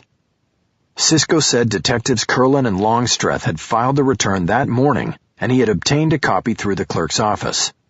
It was a key part of the case at this point, because the police and prosecution weren't sharing information with the defense. Andrea Freeman had shut that down. But the search warrant request and return were public records. Freeman could not stop their release, and they gave me the best look at how the state was building its case. "Give us the highlights," I said, "but then I want a copy of the whole thing." "This is your copy here," Cisco said. "As far as—" "May I please get a copy too?" Aronson asked. Cisco looked at me for permission. It was awkward. He was silently asking if she was truly a member of the team and not just a client handholder I'd brought in from the department store law school. "Absolutely," I said. "You got it," Cisco said. "Now the highlights. As far as the weapon goes, it looks like the detectives went into the garage and took every handheld tool they could find off the workbench." "So they don't know what the murder weapon was," I said. "No autopsy yet," Cisco said. "They'll have to make wound comparisons. That will take time, but I've got the medical examiner's office wired. When they know it, I'll know it." "Okay, what else?" "They took her laptop, a 3-year-old MacBook Pro, and various and sundry documents relating to the foreclosure of the home on Melba. This is where they might piss the judge off. They do not specifically list the documents, probably because there were too many. They mention just 3 files. They are marked Flag, Foreclosure 1, and Foreclosure 2. I assumed that any foreclosure documents Lisa had at home were documents I had given her. The Flag file, as well as the computer, could hold names of the members of Lisa's group, an indication that the police were possibly looking for co-conspirators. Okay, what else? They took her cell phone, 1 pair of shoes from the garage, and here's the kicker. They seized a personal journal. They don't describe it beyond that or say what was in it. But I'm thinking that if it's got her ranting against the bank or the victim in particular, then we'll have a problem. I'll ask her about it when I visit her tomorrow, I said. Back up for a second. The cell phone. Was it specifically stated in the warrant application that they wanted her phone? Are they suggesting a conspiracy? That she had help killing Bondurant? No, nothing about co-conspirators in the application. They're probably just making sure they cover all possibilities. I nodded. Seeing the moves the investigators were making against my client was very helpful. They've probably filed a separate search warrant seeking call records from her service provider, I said. I'll check into it, Cisco said. Okay, anything else on the warrant? The shoes. The return lists one pair of shoes taken from the garage. Doesn't say why, just says they were gardening shoes. They were a woman's shoes. No other shoes taken. Not that they're taking credit for, just these. You've got nothing about shoe prints at the crime scene, right? I've got nothing on that. Okay. I was sure the reason for the seizure of the shoes would become apparent soon enough. On a search warrant, police throw as wide a net as the court allows. It's better to seize as much as possible than leave anything behind. Sometimes that means seizing items that ultimately have nothing to do with the case. By the way, Cisco said, if you get the chance, the application makes interesting reading if you can get past the misspellings and grammar issues. They used her interview extensively, but we already saw all of that on the disc Curlin gave you. Yes, her so-called admissions and his exaggerations. I stood up and started pacing in the middle of the room. Lorna also got up and took the search warrant from Cisco so she could make a copy. She disappeared into a nearby den where she had her office and where there was a copier. I waited for her to come back and hand a copy of the documents to Aronson before I began. Okay, this is how we're going to do this. First thing is we need to get moving on getting a real office, someplace close to the Van Nuys courthouse where we can set up our command post. You want me on that, Mick? Lorna asked. Yes, I do. I'll make sure there's parking and good food nearby. It would be nice to be able to just walk to court. You got it. Short-term lease? I paused. I liked working out of the back seat of the Lincoln. It had a freedom to it that was conducive to my thought processes. We'll take it for a year, see what happens. I looked at Aronson next. She had her head down and was writing notes on a legal pad. Bullocks, I need you to handhold our current clients and respond with the basics to new callers. The radio ads run through the month so we can expect no downturn in business. I also need you to help out on Trammell. She looked up at me and her eyes brightened at the prospect of being on a murder case less than a year after being admitted to the bar. Don't get too excited, I said. I'm not giving you second chair just yet. You'll be doing a lot of the grunt work. How were you on probable cause back at the department store school? I was the best in my class. Of course you were. Well, you see that document in your hand? I want you to take that search warrant and break it down and tear it apart. We're looking for omissions and misrepresentations, anything that can be used in a motion to suppress. I want all evidence taken from Lisa Trammell's house thrown out. Aronson visibly gulped. This was because I was issuing a tall order, and it was more than grunt work because the task would probably mean a lot of effort for little return. It was rare that evidence was kicked wholesale from a case. I was simply covering all the bases and using Aronson on one of them. She was smart enough to see that, and it was one reason I had hired her. Remember, you're working on a murder case, I said. How many of your classmates can say they've done that yet? Probably none. Damn right. So next, I want you to take the disc of Lisa's police interview and do the same thing. Look for any false move by the cops, anything we can use to get that knocked out as well. I think there might be something here in light of the Supreme Court's ruling last year. Are you familiar with it? This is my first criminal case. Then get familiar with it. Curlin went out of his way to make it look like she came in for a voluntary interview.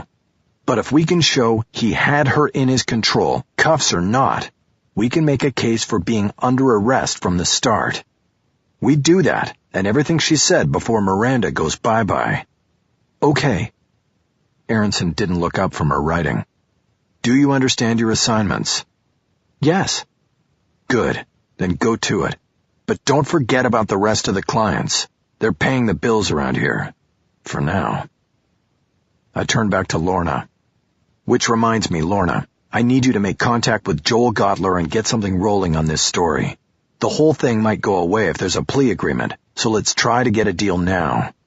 Tell him we're willing to go low on the back end for some decent upfront cash. We need to fund the defense. Gottler was the Hollywood agent who represented me. I used him whenever Hollywood came calling. This time, we were going to go calling on Hollywood and proactively try to get a deal. Sell him on it, I told Lorna. I've got a business card in the car from a producer at 60 Minutes. That's how big this is getting. I'll call Joel, she said. I know what to say. I stopped pacing to consider what was left and what my role was going to be. I looked at Cisco.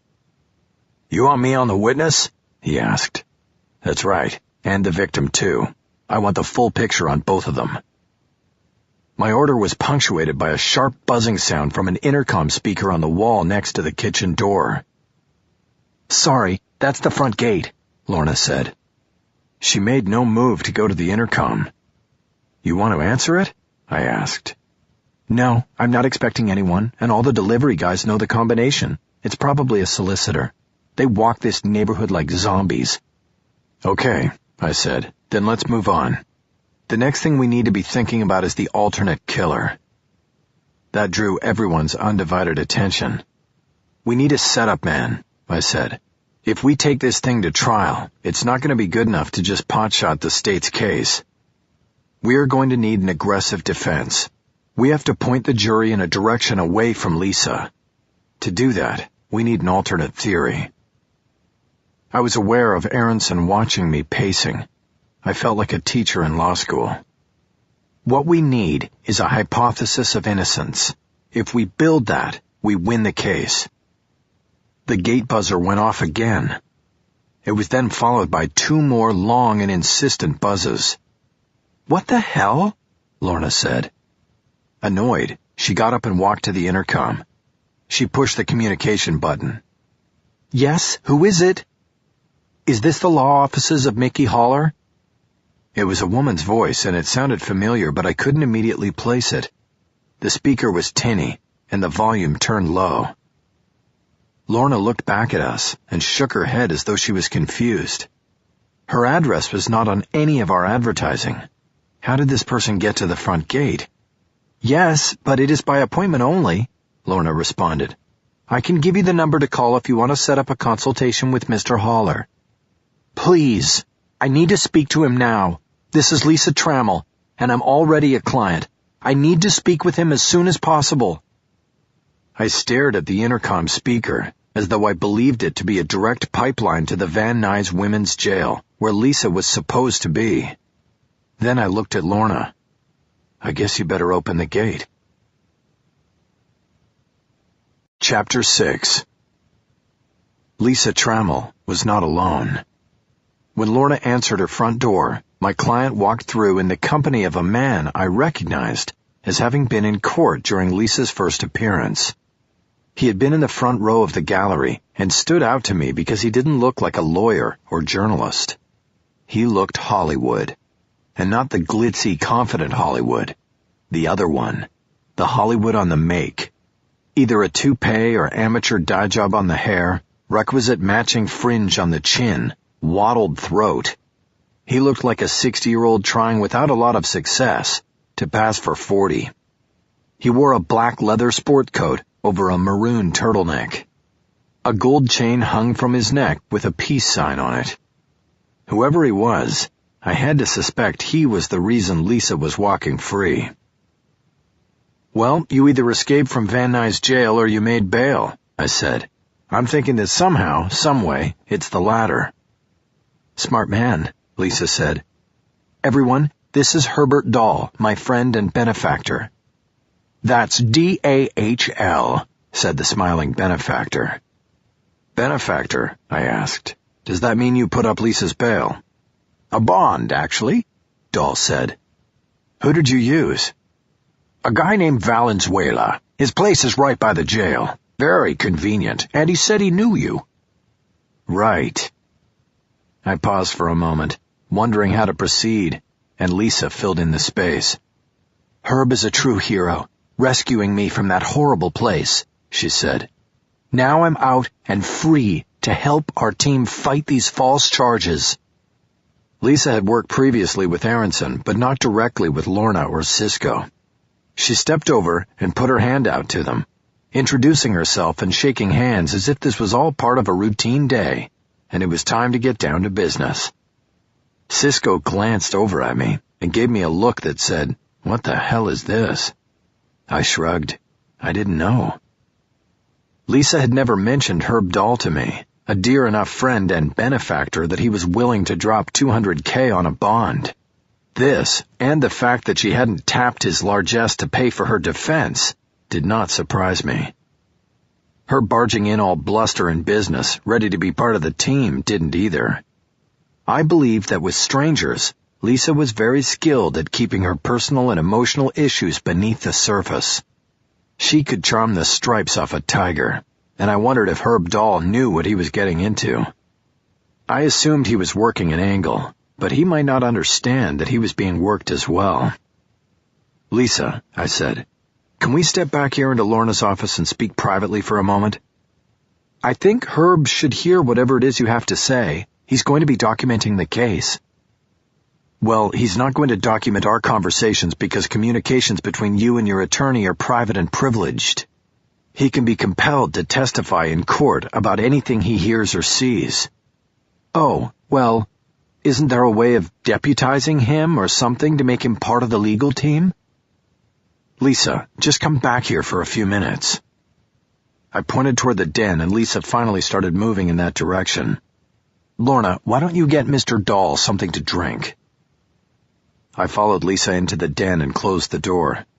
There were 2 desks, one for Lorna and one for Cisco. I pulled a side chair over in front of Lorna's and told Lisa to sit down. I then went behind the desk and sat down to face her. "This is a strange law office," she said. "It feels like somebody's home or something." "It's temporary. Let's talk about your hero out there, Lisa. How long have you known him?" "Just a couple months or so." "How did you meet him?" "On the courthouse steps. He came to one of the flag protests. He said he was interested in us from a filmmaker's perspective." "Really? So he's a filmmaker. Where's his camera?" "Well, he actually puts things together. He's very successful. He does like book deals and movies. He's going to handle all of that. This case is going to get massive attention, Mickey. At the jail they told me I had interview requests from 36 reporters. Of course, they didn't let me speak to them, only Herb." "Herb got to you in the jail, did he? He must be relentless." "He said that when he sees a story, he stops at nothing. Remember that little girl who lived for a week on the side of the mountain with her dead father after he crashed off the road? He got her a TV movie." "That's impressive." "I know. He's very successful." "Yes, you said that. So, did you make some sort of agreement with him?" "Yes. He'll put all the deals together, and we split everything 50-50 after his expenses and he gets the bail money back. I mean, that's only fair. But he's talking about a lot of money. I might be able to save my house, Mickey." "Did you sign something? A contract or any sort of agreement?" "Oh yes, it's all legal and binding. He has to give me my share." "You know that because you showed it to your lawyer?" No. But Herb said it was standard boilerplate. You know, legal mumbo-jumbo. But I read it." "Sure she did. Just like when she signed the contracts with me." "Can I see the contract, Lisa?" "Herb kept it. You can ask him." "I will. Now, did you happen to tell him about our agreements?" "Our agreements?" "Yes, you signed contracts with me yesterday at the police station, remember? One was for me to represent you criminally, and the others granted me power of attorney to represent you and negotiate any sale of story rights so that we can fund your defense. You remember that you signed a lien?" She didn't answer. "Did you see I have 3 people out there, Lisa? We're all working on your case. And you haven't paid us a penny so far. So that means I have to come up with all their salaries, all their expenses, every week. That's why in the agreements you signed yesterday, you were giving me the authority to make book and film deals." "Oh, I didn't read that part. Let me ask you something. Which is more important to you, Lisa, that you have the best defense possible and try to defy the odds and win this case, or that you have a book or movie deal?" Lisa put a pouting look on her face and then promptly deflected the question. "But you don't understand. I'm innocent. No, you don't understand. Whether you're innocent or not has nothing to do with this equation. It's what we can prove or disprove in court. And when I say we, I really mean me, Lisa. Me. I'm your hero, not Herb Dahl out there in the leather jacket and Hollywood peace sign. And I mean that as in piece of the pie. She paused for a long moment before responding. I can't, Mickey. He just bailed me out. It cost him $200,000. He has to make that back. While your defense team goes hungry. No, you're going to get paid, Mickey, I promise. I get half of everything. I'll pay you. After he gets his $200,000 back plus expenses. Expenses that could be anything, it sounds like. He said he got $500,000 for one of Michael Jackson's doctors. And that was just for a tabloid story. We might get a movie. I was on the verge of losing it with her. Lorna had a stress-release squeeze toy on the desk. It was a small judge's gavel, a sample of a giveaway she was considering for marketing and promotional purposes. The name and number of the firm could be printed on the side. I grabbed it and squeezed hard on the barrel, thinking of it as Herb Dahl's windpipe. After a few moments, the anger eased. The thing actually worked. I made a mental note to tell Lorna to go ahead with the purchase. We'd give them out at bail bond offices and street fairs. Okay, I said. We'll talk about this later. We're going to go back out there now. You are still going to send Herb home because we are going to talk about your case, and we do not do that in front of people who are not in the circle of privilege. Later, you are going to call him and tell him he is not to make any deal or move without my approval. Do you understand, Lisa? Yes. She sounded chastised and meek. Do you want me to tell him to leave, or do you want to handle it? Can you handle it, Mickey? No problem. I think we're done here. We stepped back into the living room and caught Dahl as he was finishing a story. And that was before he made Titanic! He laughed at the kicker, but the others in the room failed to show the same sense of Hollywood humor. Okay, Herb, we're going to get back to work on the case and we need to talk with Lisa, I said. I'm going to walk you out now. But how will she get home? I have a driver. We can handle that. He hesitated and looked to Lisa to save him. It's okay, Herb, she said. We need to talk about the case. I'll call you as soon as I get home. Promise? Promise. Mick, I can walk him out, Lorna offered. No, that's okay. I have to go to the car anyway. Everyone said goodbye to the man with the peace sign, and Dahl and I left the condo. Each unit in the building had an exterior exit. We walked down a pathway to the front gate on Kings Road. I saw a delivery of phone books underneath the mailbox and used one stack to prop the gate open so I could get back in.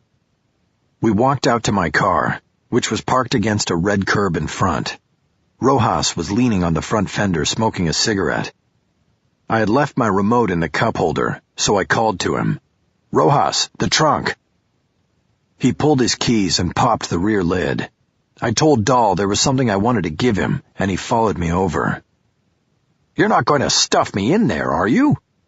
Not quite, Herb. I just want to give you something. We went behind the car, and I pushed the trunk all the way open. Geez, you got it all set up back here, he said when he saw the file boxes. I didn't respond. I grabbed the contracts file and pulled out the agreements Lisa had signed the day before. I moved around the car and copied it on the multi-purpose machine on the front seat. I handed the copies to Dahl and kept the originals. There, read that stuff when you have a few minutes. What is it? It is my representation contract with Lisa, standard boilerplate. There's also a power of attorney and a lien on any and all income derived from her case. You'll notice that she signed and dated them all yesterday. That means they supersede your contract, Herb. Check the small print. It gives me control of all story rights. Books, movies, TV, everything. I saw his eyes harden. Wait, No, Herb, you wait a minute. I know you just shelled out 200 big ones on the bond, plus whatever you paid to get to her in the jail. I get it. You've got a huge investment riding on this. I'll see that you get it back. Eventually. But But you're in second position here, buddy. Accept it and step the fuck back. You make no moves or deals without talking to me first." I tapped the contract he was staring at. "You don't listen to me, and you're going to need a lawyer, a good one. I'll tie you up for 2 years, and you won't ever see a dime of that $200 back." I slammed the door to punctuate the point. "Have a nice day." I left him there and went to the trunk to return the originals to the file. When I closed the lid, I noticed that I could still see the shadow of the graffiti. The spray paint had been removed, but it had permanently marred the gloss on the car's finish.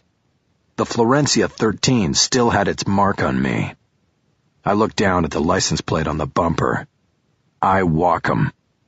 That was going to be easier said than done this time. I passed by Dahl, who was still standing on the sidewalk looking at the contracts. Back at the condo gate, I picked a phone book off the stack that was propping it open. I thumbed the corner back on a random page.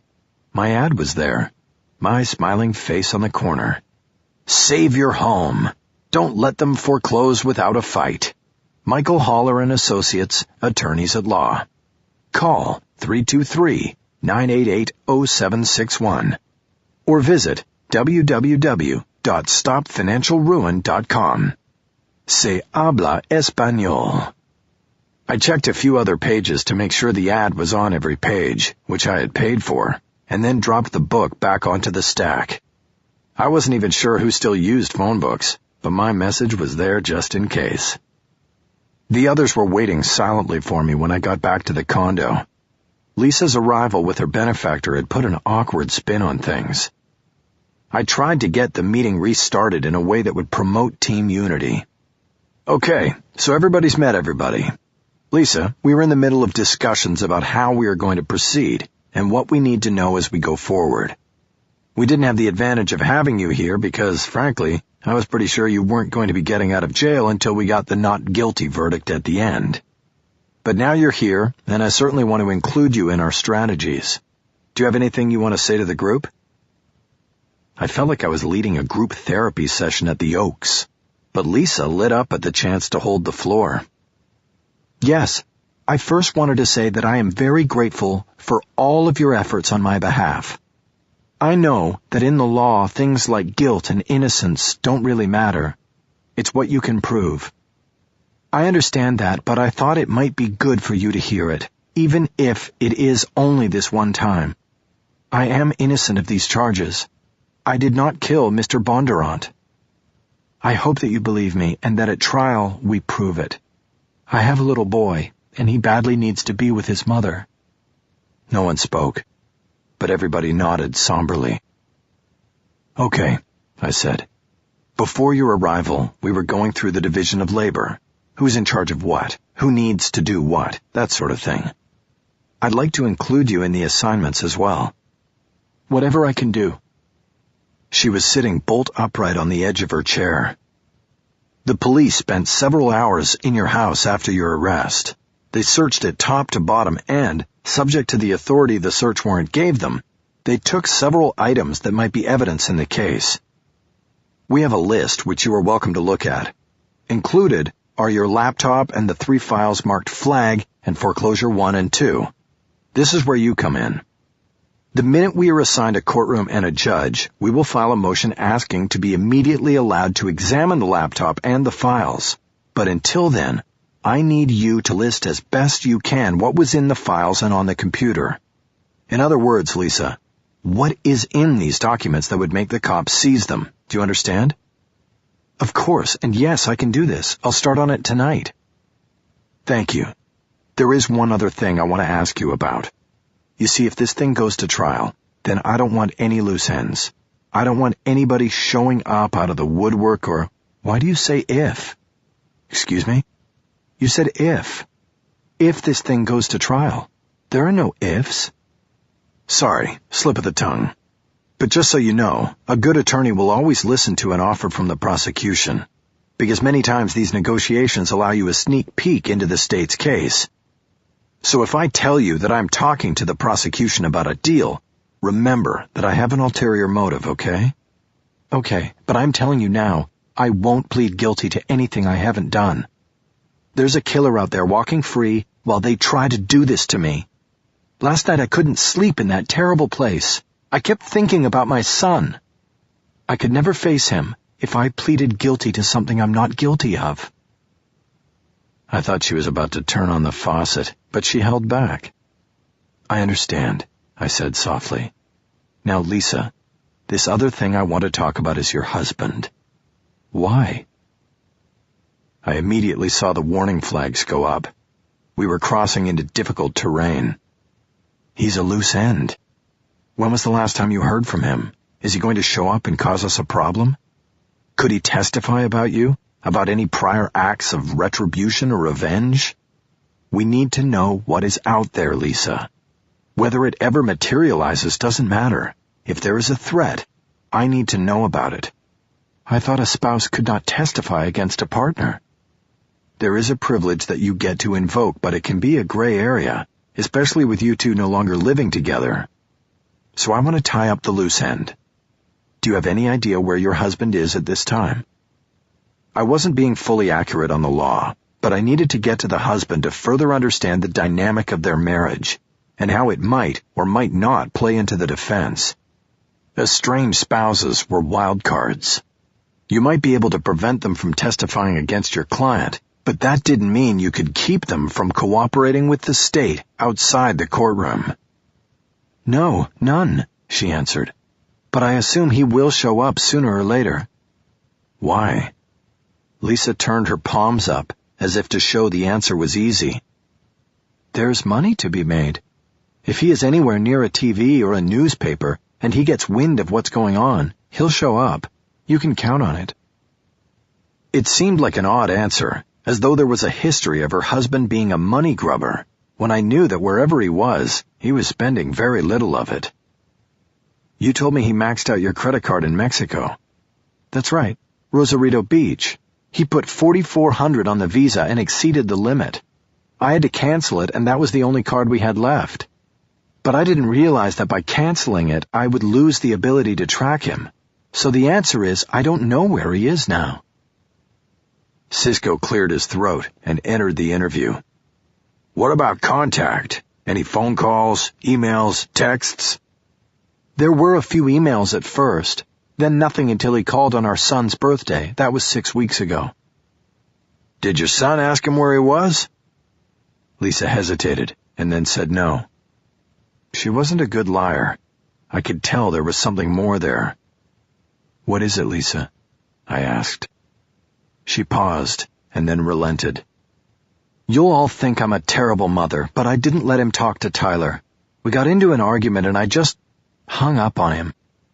Later I felt bad, but I couldn't call back because the number had been blocked." "But he does have a cell phone?" I asked. "No, he did, but that number's been out of service for a while. He didn't call on his phone. He either borrowed a phone or got a new number, which he hasn't given me." "Could have been a throwaway," Cisco said. "They sell them in every convenience store." I nodded. The story of marital disintegration left everyone somber. Finally, I spoke up. "Lisa, if he makes new contact, you let me know right away." "I will." I looked from her to my investigator. We locked eyes, and in the silent transmission, I told him to check everything he could about Lisa's wandering husband. I didn't want him popping up in the middle of trial. Cisco gave me the nod. He was on it. "A couple other things, Lisa, and we'll have enough to get started." "Okay." "When the police searched your house yesterday, they took some other things we haven't talked about. One was described as a journal. Do you know what this was?" "Yes, I was writing a book about my journey." "Your journey?" "Yes, the journey to finding myself in this cause, the movement, helping people fight to save their homes." "Okay, so it was like a diary of the protests and things like that." "That's right." "Do you remember if you ever put Mitchell Bondurant's name in the journal?" She looked down as she searched her memory. "I don't think so. But I may have mentioned him. You know, said that he was the man behind everything." "Nothing about hurting him?" "No, nothing like that. And I didn't hurt him. I didn't do this." "I'm not asking you that, Lisa. I'm trying to figure out what evidence they have against you. So you're saying that this journal is not going to be a problem for us, correct? That's right. It will be no problem. There's nothing bad in there. Okay, good. I looked at the other members of my staff. The verbal sparring with Lisa had made me forget the next question. Cisco prompted me. The witness. Right. Lisa, yesterday morning at the time of the murder, were you anywhere near the Westland National Building in Sherman Oaks? She didn't answer right away, which told me we had a problem. Lisa? My son goes to school in Sherman Oaks. I take him in the mornings and I drive right by that building. That's okay. So you drove by yesterday. What time would that have been? About 7:45. That was taking him to school, right? Right. What about after you drop him off? Do you go back the same way? Yes, most days. What about yesterday? We're talking about yesterday. Did you drive back by? I think so, yes. You don't remember? No, I did. I take Ventura to Van Nuys and then up to the freeway. So did you go back by after dropping off Tyler, or did you do something else? I stopped to get coffee and then I went home. I drove by then. What time? I'm not sure. I wasn't watching the clock. I think it was around 8:30. Did you ever get out of your car in the vicinity of Westland National? No, of course not. You are sure? Of course I'm sure. I would remember that, don't you think? Okay. Where did you stop to get your coffee? At the Joe's Joe on Ventura by Woodman. I always go there. I paused. I looked at Cisco, and then at Aronson. Cisco had previously reported that Mitchell Bondurant had been carrying a cup of Joe's Joe when attacked. I decided not to ask the obvious question yet, about whether Lisa had seen or interacted with Bondurant at the coffee shop. As Lisa's defense attorney, I would be bound by what I knew. I could never assist in perjury. If Lisa was to tell me that she had seen Bondurant, and even exchanged words with him, then I would not be allowed to have her spin a different story at trial if she was to testify. I had to be careful about soliciting information that would constrain me this early in the case. I knew this was a contradiction. My mission was to know all I could, and yet there were things I didn't want to know right now. Sometimes knowing things limits you. Not knowing them gives you more latitude in crafting a defense. Aronson was staring at me, obviously wondering why I wasn't asking the follow-up question. I just gave her a quick head shake. I would explain my reasons to her later. One more lesson they didn't teach her in law school. I stood up. Lisa, I think that's enough for today. You've given us a lot of information, and we'll go to work on it. I'll have my driver take you home now. Chapter 7. She was 14 years old and still liked to eat pancakes for dinner. My daughter and I had a booth at the Dupars in Studio City, our Wednesday night ritual. I picked her up from her mother's, and we stopped for pancakes on the way back to my place. She did her homework and I did my casework. It was my most treasured routine. The official custody arrangement was that I had Haley every Wednesday night and then every other weekend.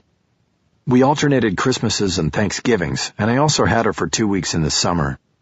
But that was just the official arrangement. Things had been going well over the past year, and often the three of us did things together. On Christmas we had dinner, as a family. Sometimes my ex-wife even joined us for pancakes, and that was worth treasuring too. But on this night, it was just Haley and me. My casework involved my review of the protocol from the autopsy of Mitchell Bondurant. It included photos of the procedure, as well as the body where it was found in the bank's garage. So I was leaning back in the booth and trying to make sure neither Haley nor anybody else in the restaurant saw the gruesome images. They wouldn't go well with pancakes. Meantime, Haley was doing her science homework, studying changes in matter and the elements of combustion. Cisco had been right. The autopsy concluded that Bondurant had died from brain hemorrhaging caused by multiple points of blunt force trauma to the head. 3 points exactly. The protocol contained a line drawing of the top of the victim's head. 3 points of impact were delineated on the crown, in a grouping so tight that all three could have been covered with a teacup. Seeing this drawing got me excited. I flipped to the front page of the protocol where the body being examined was described. Mitchell Bondurant was described as 6'1" and 180 pounds. I did not have Lisa Trammell's dimensions handy, so I called the number of the cell phone Cisco had dropped off to her that morning, since her own phone had been seized by the police. It was always a priority to make sure a client could be contacted at any time. "Lisa, it's Mickey. Real quick, how tall are you?" "What? Mickey, I'm in the middle of dinner with—" "Just tell me how tall you are and I'll let you go. Don't lie. What's it say on your driver's license?" 5'3", I think." "Is that accurate?" "Yes, what is—" "Okay, that's all I needed. You can go back to dinner. Have a good night." "What?" I hung up the phone and wrote her height down on the legal pad I had on the table. Next to it, I wrote down Bondurant's height. The exciting point was that he had 10 inches on his suspected killer, and yet the impacts that punctured his skull and killed him were delivered to the crown of his head. This raised what I called a question of physics. The kind of question a jury can puzzle over and decide for themselves. The kind of question a good defense attorney can make something with. This was if the glove doesn't fit, you must acquit stuff. The question here was, how did diminutive Lisa Trammell hit 6'1" Mitchell Bondurant on the top of the head? Of course, the answer depended on the dimensions of the weapon as well as a few other things such as the victim's position. If he was on the ground when attacked, then none of this would matter. But it was something to grab onto at the moment. I quickly went to one of the files on the table and pulled out the search warrant return. "Who is that you called?" Haley asked. "My client. I had to find out how tall she was." "How come?" "Because it might have something to do with whether she could do what they're saying she did." I checked the list of items seized. As Cisco had reported, only one pair of shoes was on it, and they were described as gardening shoes taken from the garage. No high heels, no platform sandals or any other footwear. Of course, the detectives conducted the search prior to the autopsy and before they knew its findings. I considered all of this and concluded that gardening shoes probably didn't have much of a heel on them. If they were suggesting the shoes were worn during the killing, then Bondurant still probably had 10 inches on my client, if he was standing when attacked. This was good. I underlined the notes on heights 3 times on my legal pad. But then I also started thinking about the seizure of only one pair of shoes. The search warrant return did not say why the gardening shoes were taken, but the warrant gave the police authority to seize anything that could have been used in the commission of the crime. They had zeroed in on the gardening shoes, and I was at a loss to explain why. "Mom said you have a really big case now." I looked at my daughter. She rarely talked to me about my work. I believed that this was because, at her young age, she still saw things as black and white, and without any gray areas. People were either good or bad, and I represented the bad ones for a living. So there was nothing to talk about. "Did she?" "Yeah, well, it's getting a lot of attention." "It's the lady who killed the man taking away her house, right? Was that her you just talked to?" "She's accused of killing the man. She hasn't been convicted of anything. But yes, that was her." "How come you need to know how tall she is?" "You really want to know?" "Uh-huh." "Well, they're saying she killed a man who is a lot taller than her by hitting him on the top of the head with some kind of tool or something. So I'm just wondering if she's tall enough to have done it." "So Andy will have to prove that she was, right?" "Andy?" "Mom's friend. She's the prosecutor on your case, Mom said." "You mean Andrea Freeman? Tall black lady with real short hair?" "Yeah." So it was Andy now, I thought. Andy who said she knew my ex-wife only in passing. So she and Mom are pretty good friends? I didn't know that. "They do yoga, and sometimes Andy comes by when I have Gina and they go out. She lives in Sherman Oaks, too." Gina was the sitter my ex used when I wasn't available or when she didn't want me to know about her social activities. Or when we went out together. Well, do me a favor, hey. Don't tell anybody what we were talking about or what you heard me saying on the phone. It's sort of private stuff, and I don't want it getting back to Andy. I probably shouldn't have made that call in front of you. Okay, I won't. Thanks, sweetie. I waited to see if she would say more about the case, but she went back to the science workbook in front of her. I turned back to the autopsy protocol and the photos of the fatal wounds on Bondurant's head. The medical examiner had shaved the victim's head in the vicinity of the wounds. A ruler had been placed in the photo to give dimension. On the skin, the impacts were pinkish and circular. The skin was broken, but the blood had been washed away to show the wounds. 2 overlapped, and the third was only an inch away. The circular shape of the weapon's impact surface led me to think that Bondurant had been attacked with a hammer. I'm not much of a home fix-it man, but I know my way around a toolbox, and I knew that the striking surface of many hammers was circular, something ovoid. I was sure this would be confirmed by the coroner's tool mark expert, but it was always good to be a step ahead and anticipate their moves. I noticed that there was a small V-shaped notch in each of the impact marks and wasn't sure what it meant.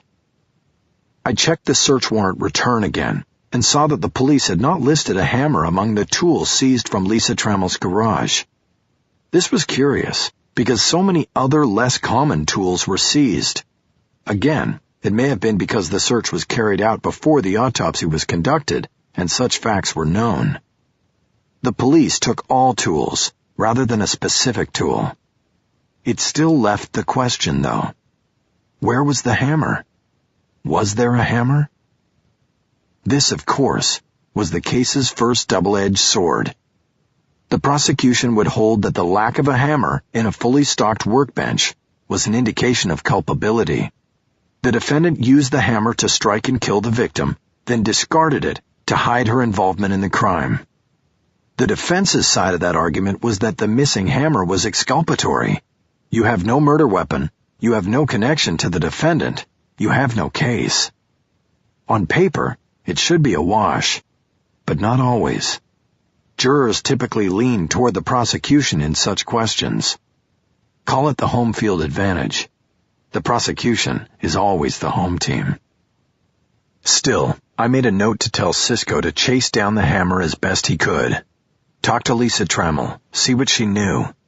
Track down her husband, if only to ask if there ever was a hammer and what had happened to it. The next photos from the autopsy were of the shattered skull itself after the scalp had been pulled back over the cranium. The damage was extensive, the skull having been punctured by all 3 of the blows and fractured in almost wave-like patterns emanating from the impact areas. The wounds were described as unsurvivable, and the photos completely backed this conclusion. The autopsy listed several other lacerations and abrasions on the body, and even a fracture as well as 3 broken teeth. But the examiner interpreted all of these as injuries sustained when Bondurant fell face forward to the ground during the attack. He was unconscious, if not already dead, before he hit the garage floor. There were no defensive wounds listed.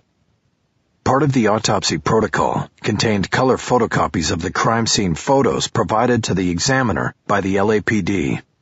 It was not a complete set, but just 6 shots that showed the body's orientation in situ, meaning situated as it had been found. I would have rather had a full set of prints of the actual photographs, but I wouldn't get those until I got a judge to ease the discovery embargo placed on the case by Andy Freeman. The crime scene photos showed Bondurant's body from numerous angles. It was sprawled between 2 cars in the garage. The driver's side door of a Lexus SUV was open. There was a Joe's Joe coffee cup on the ground and a pool of spilled coffee. Nearby was an open briefcase. Bondurant was face down on the ground, the back and top of his head matted with blood. His eyes were open and appeared to be staring at concrete. In the photos, there were evidence markers next to blood drips on the concrete. There was no analysis to determine if this was blood spatter from the attack itself or drippings from the murder weapon. I found the briefcase to be a curious thing. Why was it open? Had anything been taken? Had the murderer taken the time to rifle through the case after killing Bondurant? If so, This would seem to be a cold and calculated move. The garage was filling with employees coming to work at the bank. To take the time to go through a briefcase while the body of your victim lies nearby seemed like an extreme risk, but not the sort of move a killer fueled by emotion and vengeance would make. It was not the move of an amateur. I wrote a few more notes in regard to these questions, and then a final reminder. I would have Cisco find out if there was assigned parking in the garage. Did Bondurant have his name on the wall at the front of the stall? The lying in wait tag, added to the murder charge, indicated the prosecution believed Trammell knew where Bondurant would be and when. They would have to prove that at trial. I closed the Trammell files and wrapped a rubber band around them and the legal pad. "You doing okay?" I asked Haley. "Sure." "Are you almost finished?" "My food or my homework?" "Both." "I'm finished eating, but I still have social studies and English. But we can go if you want." "I still have a few other files to look at. I have court tomorrow." "For the murder case?" "No, other cases." "Like where you're trying to let people stay in their houses?" "That's right." "How come there are so many cases like that?" "Out of the mouths of babes. Greed, honey. It all comes down to greed on everybody's part." I looked at her to see if that would suffice, but she didn't go back to her homework. She looked at me expecting more. A 14-year-old who was interested in what most of the country was not. Well, what happens is that it takes a lot of money to buy a house or a condo most of the time. That's why so many people rent their homes instead. Most people who buy a home put down a big chunk of money, but they almost never have enough to buy the whole house, so they go to the bank for a loan. The bank decides if they have enough money and make enough money to pay back the loan, which is called a mortgage. So if everything looks good, they buy the home they want and pay back the mortgage with monthly payments for many years. Does this make sense? You mean like they pay rent to the bank? Sort of, but when you rent from a landlord, you don't get any ownership. There is supposed to be ownership involved when you have a mortgage. It is your home, and they say the American dream is to own your own home. Do you own yours? I do. And your mom owns hers. She nodded, but I wasn't so sure we were talking at a level understandable to a 14-year-old. She didn't see much of the American dream in her parents having separate mortgages to go with their separate addresses. Okay, so a while back, they started making it easier to buy a home. And soon, practically anybody who walked into a bank or went to see a mortgage broker was being given a loan on a home.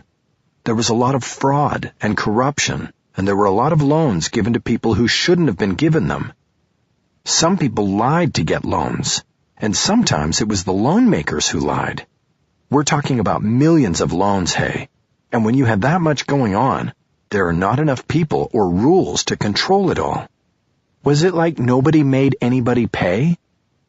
There was some of that, but it was mostly that people were taking on more than they could handle. And these loans had interest rates that changed. These rates dictated how much the homeowner had to pay each month, and they could go up by a lot. Sometimes they had what's called a balloon payment, where you have to pay it all back at the end of 5 years. To make a long and complicated story short, the country's economy went down, and the values of the homes went down with it. It became a crisis because millions of people in the country couldn't pay for the houses they bought, and they couldn't sell them because they were worth less than what was owed on them. But the banks and other lenders and these investment syndicates that held all the mortgages didn't really care about that. They just wanted their money back. So when people couldn't pay, they started taking their houses. So those people hire you. Some of them do. But there are millions of foreclosures going on. These lenders all want their money back, and so some of them do bad things, and some of them hire people to do bad things. They lie and cheat, and they take away people's houses without doing it fairly or under the law. And that's where I come in. I looked at her. I had probably lost her already. I pulled over the second stack of files I had on the table and opened the top one. I spoke as I read. Okay, now here's one. This family bought a house 6 years ago, and the monthly payment was $900. 2 years later, when the shit started to hit the... 2 years later, when things started going wrong in this country, their interest rate went up, and so did their payment. At the same time, the husband lost his job as a school bus driver because he had an accident. So the husband and wife went to the bank and said, "Hey, we have a problem. Can we change or restructure our loan so we can still pay for our house?" This is called loan modification, and it's pretty much a joke. These people did the right thing going in like that, but the bank led them on and said, "Yes, we'll work with you. You keep paying what you can while we go to work on this." So they paid what they could, but it wasn't enough. They waited and waited, but they never heard anything from the bank. That is, until they got the notice in the mail that they were being foreclosed on. So it's this kind of stuff that is wrong, and I try to do something about it. It's David and Goliath stuff, hey. The giant financial institutions are running roughshod over people, and they don't have too many guys like me standing up for them. It was during my explanation to my young daughter that I finally realized why I had been drawn to this particular practice of law. Yes, some of my clients were just gaming the system. They were charlatans, no better than the banks they were taking on. But some of my clients were the downtrodden and disadvantaged. They were the true underdogs in society, and I wanted to stand for them and keep them in their homes for as long as I possibly could. Haley had raised her pencil and was itching to go back to work as soon as I dismissed her. She was polite that way and must have gotten it from her mother. Anyway, that's what it's all about. You can go back to work now. You want something else to drink or a dessert? Dad, pancakes are like dessert. She had braces and had chosen lime green bands. When she spoke, my attention was constantly drawn to her teeth. Oh, right, yeah. Then what about something else to drink? More milk? No, I'm fine. Okay. I went back to work, too, and separated the 3 foreclosure files in front of me. I had been getting so much business off the radio ads that we had been bundling court appearances. That is, trying to schedule together hearings and appearances on all cases that I had before a particular judge. In the morning, I had 3 hearings before Judge Alfred Byrne in the downtown county courthouse. All 3 were defenses based on claims of wrongful foreclosure and fraud perpetrated by the lender or the loan servicing agent employed by the lender. In each of the cases, I had stayed foreclosure with my court filings. My clients were in their homes and not required to make their monthly payments. The other side viewed this as a scam equal in size to the foreclosure epidemic. I was despised by opposing counsel for perpetuating fraud myself and only delaying an inevitable outcome. That was okay by me. When you come from the criminal defense bar, you're used to being despised. Am I too late for pancakes?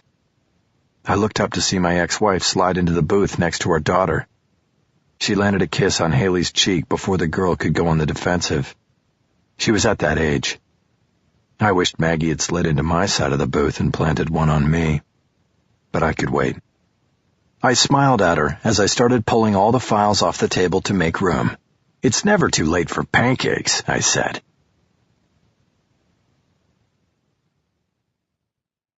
Chapter 8.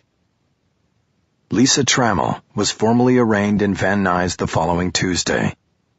It was a routine hearing intended to put her plea on record and to start the clock in order to meet the state's speedy trial requirement. However, because my client was free on bail, we would likely be waiving speedy trial. There was no reason to hurry as long as she was breathing free air. The case would slowly build momentum like a summer storm and begin when the defense was fully prepared.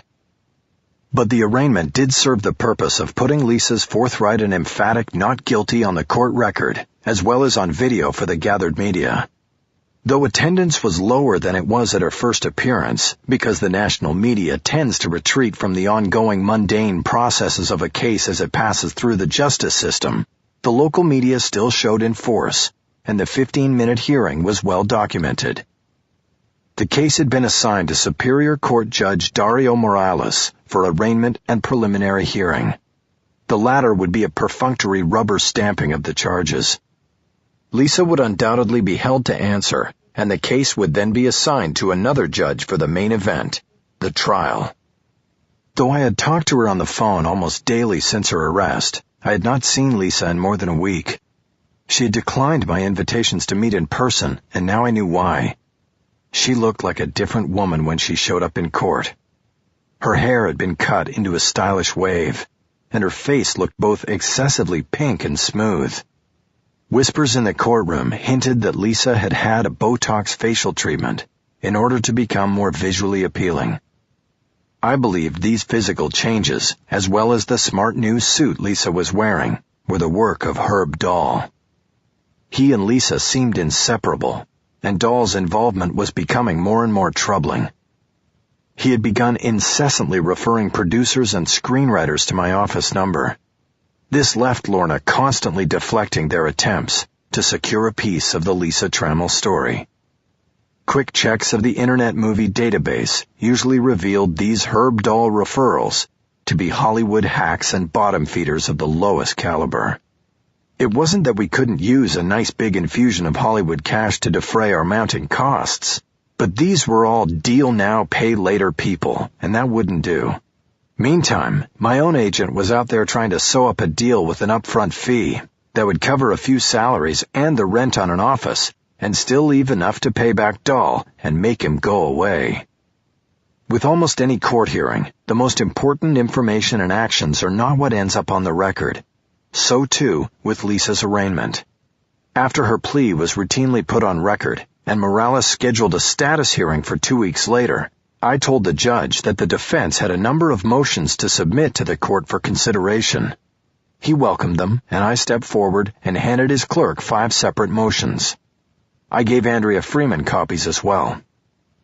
The first 3 motions had been prepared by Aronson after her in-depth review of the LAPD's search warrant application, the video of Detective Curlin interviewing Lisa Trammell, and the questions regarding Miranda and when Lisa was actually placed under arrest.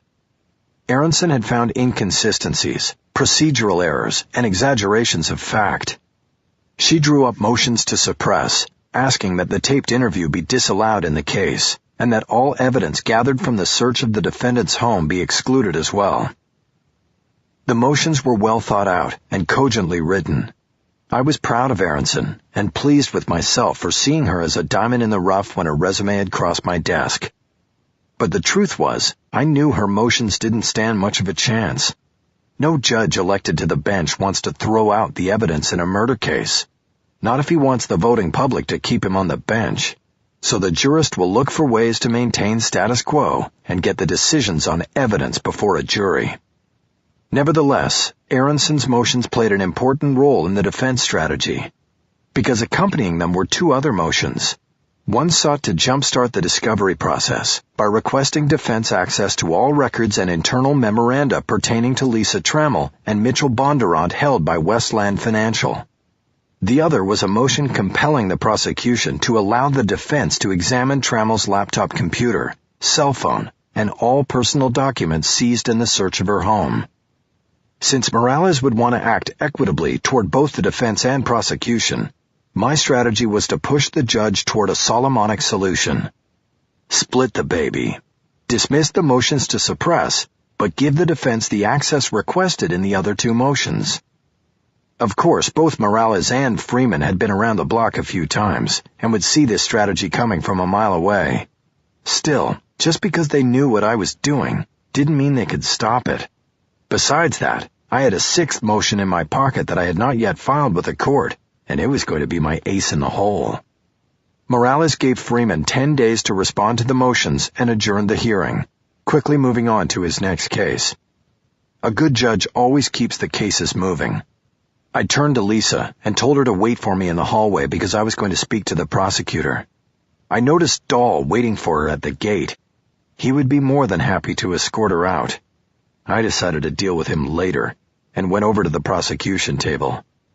Freeman had her head down and was writing a note on a legal pad. "Hey, Andy?" She looked up at me. She had just begun to smile, expecting to see some friend who typically called her Andy. When she saw it was me, the smile disappeared in an instant. I placed the sixth motion down on the table in front of her. Take a look at that when you have a minute. I'm going to file it tomorrow morning. Didn't want to inundate the court with a blizzard of paper today, you know? Tomorrow morning should be fine, but I thought I'd give you a heads up since it involves you. Me? What are you talking about?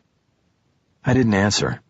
I left her there and made my way through the gate and out of the courtroom.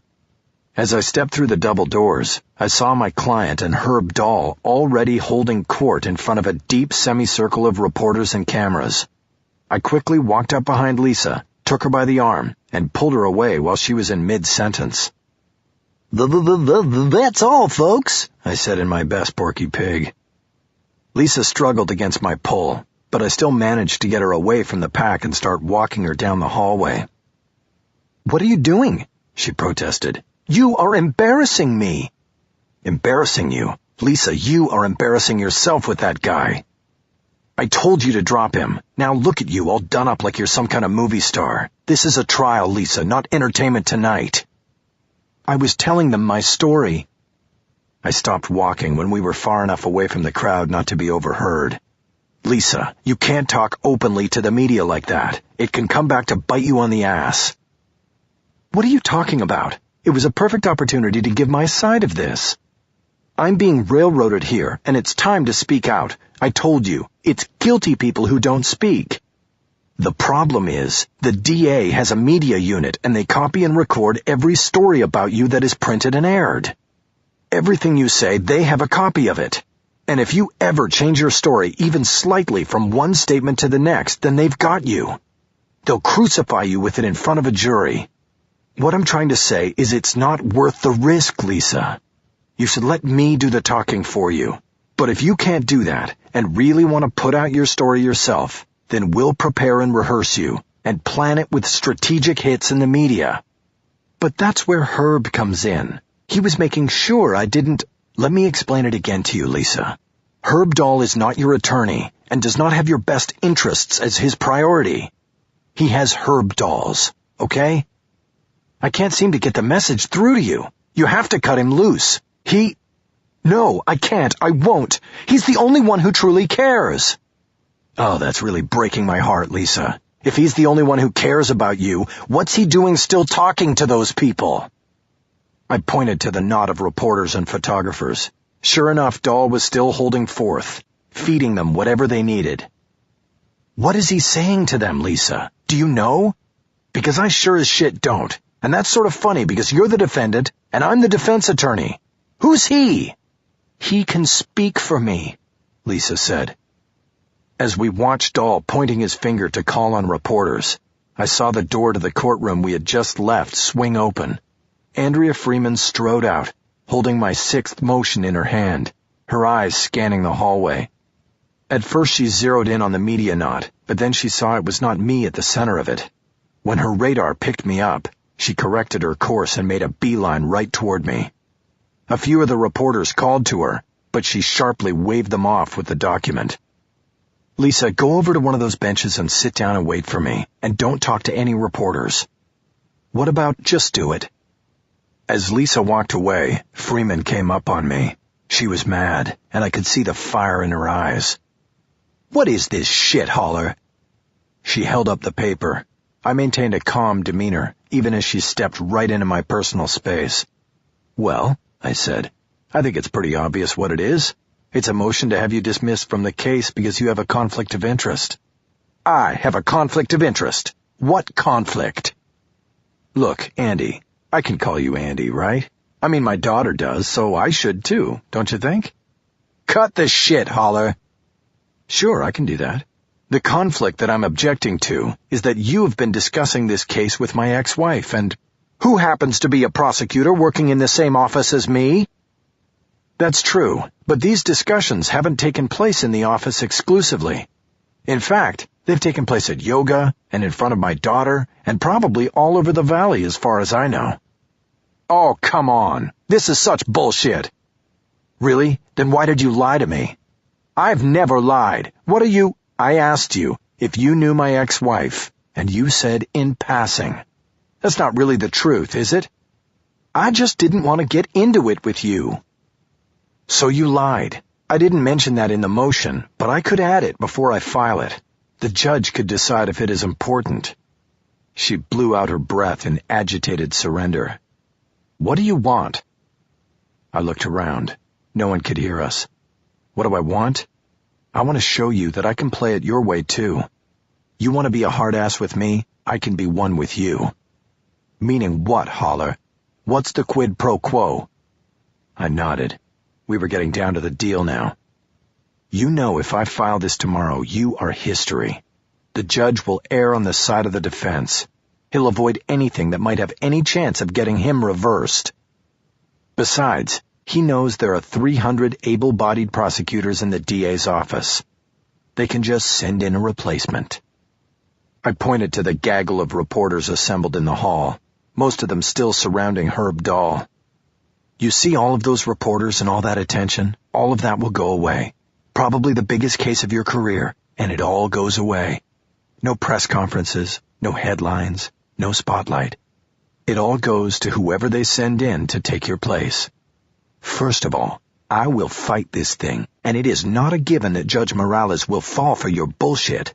I would tell him exactly what you were doing, trying to DA shop, trying to get rid of a prosecutor that you are flat out scared of. You can tell him all you like, but you'll still have to tell the judge, in open court, how it is that my 14-year-old daughter was reciting facts of this case back to me at dinner last week. That is bullshit. You should be ashamed of using your... What, are you saying that I'm the liar or my daughter is the liar? Because we can bring her into court too.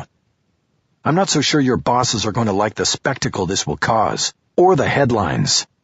You know, DA grills 14-year-old, calls the kid a liar. Kind of tawdry, don't you think?"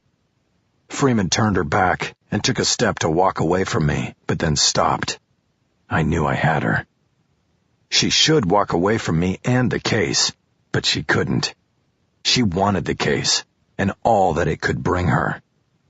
She turned back to me. She looked at me as though I were not even there, as if I were dead. "Again, what do you want?" "I'd rather not file this tomorrow. I'd rather just withdraw the motions I had to make to get my client's property back and to see the Westland documents. All I want is cooperation, a friendly give and take on discovery. I want it to start flowing now, not later. I don't want to go to the judge every time I want something I'm entitled to. I could complain to the bar about you. Good. We can make cross complaints. They'll investigate both of us and find that only you acted inappropriately by discussing the case with defense counsel's ex-wife and daughter. I didn't discuss it with your daughter. She was just there. I'm sure the bar will make that distinction." I let her twist for a moment. It was her move, but she needed one final push. "Oh, and by the way, if I file the motion tomorrow, I'll be sure to drop a dime to the Times. Who's their court reporter? Salters? I think she'd find this to be an interesting little side story. A nice exclusive." She nodded, as though her predicament had just become crystal clear in front of her. "Withdraw your motions," she said. "You will have everything you asked for by the end of the day Friday." "Tomorrow. That's not enough time. I have to pull it together and get it copied. The copy shop is always backed up." "Then Thursday by noon, or I file the motion." "Fine, asshole." "Good. Once I go through it all, maybe we can start talking about a plea. Thank you, Andy." "Fuck you, Holler. And there isn't going to be a plea. We've got her nailed, and I'm going to be looking at you, not her, when the verdict comes in." She pivoted and started to walk away, but then turned right back to me. "And don't call me Andy. You don't get to call me that." She marched away then, moving in long, angry strides toward the elevator lobby, totally ignoring a reporter who trotted up to her and tried to get a quote. I knew there would be no plea agreement. My client wouldn't allow it, but I gave Freeman the opening so she could throw it back in my face. I wanted her to go away angry, but not that angry. I wanted her to think she had salvaged something. It would make her easier to deal with. I looked around and saw Lisa waiting dutifully on the bench I had earlier pointed her to. I signaled her to get up. Okay, Lisa, let's get out of here. But what about Herb? I drove in with him. Your car or his? His. Then he's fine. My guy will drive you home. We walked into the elevator alcove. Thankfully, Andrea Freeman had already caught a ride down to the DA's office on the second floor. I pushed the button, but the elevator didn't come soon enough. We were joined by Doll. What? Were you leaving without me? I didn't respond to his question and quickly dispensed with any guise of civility. You know, you're fucking me up by talking to the media like that. You think you're helping the cause, but you're not, unless Herbert Dahl is the cause. Whoa, what's with the language? We're in a courthouse. I don't care where we are. Do not speak for my client. Do you understand? If you do it again, I'm going to call a press conference, and you're not going to like what I have to say about you. Fine. That was it. My last press conference. But now I got a question. What's going on with all these people I've been sending your way? Some of them called me back and said they were treated pretty rudely by your staff. Yeah, you keep sending them, and we'll keep treating them that way. Hey, I know the business, and these are legitimate people. The grind side? Dahl looked confused. He looked at Lisa, and then back at me. What's that mean? The grind side. Come on, you mean you haven't heard of The Grind Side? You mean The Blind Side? The movie about the lady who adopts the football player? No, I mean The Grind Side. The movie made by one of the producers you sent over to us. It's about this lady who adopts a football player and then has sex with him 3 or 4 times a day. Then when that gets boring, she invites the whole football team over. I don't think it made as much money as The Blind Side. Lisa was turning pale. I got the feeling that what I was saying about Dahl's Hollywood connections wasn't matching up with what Dahl had been putting in her ears for weeks. Yeah, this is what he's doing for you, Lisa. These are the kind of people he wants to put you with. Look, Dahl said, do you have any idea how hard it is to get something going in this town? A project? There are those who can and those who can't. I don't care what the guy made before as long as he can get something going now. You understand? These are legitimate people, and I have a lot of money on the line here, Haller. An elevator finally arrived. I directed Lisa onto it, but then put my hand on Dahl's chest and slowly pushed him away from the door. Just back off, Dahl. You'll get your money and then some, but you just back off.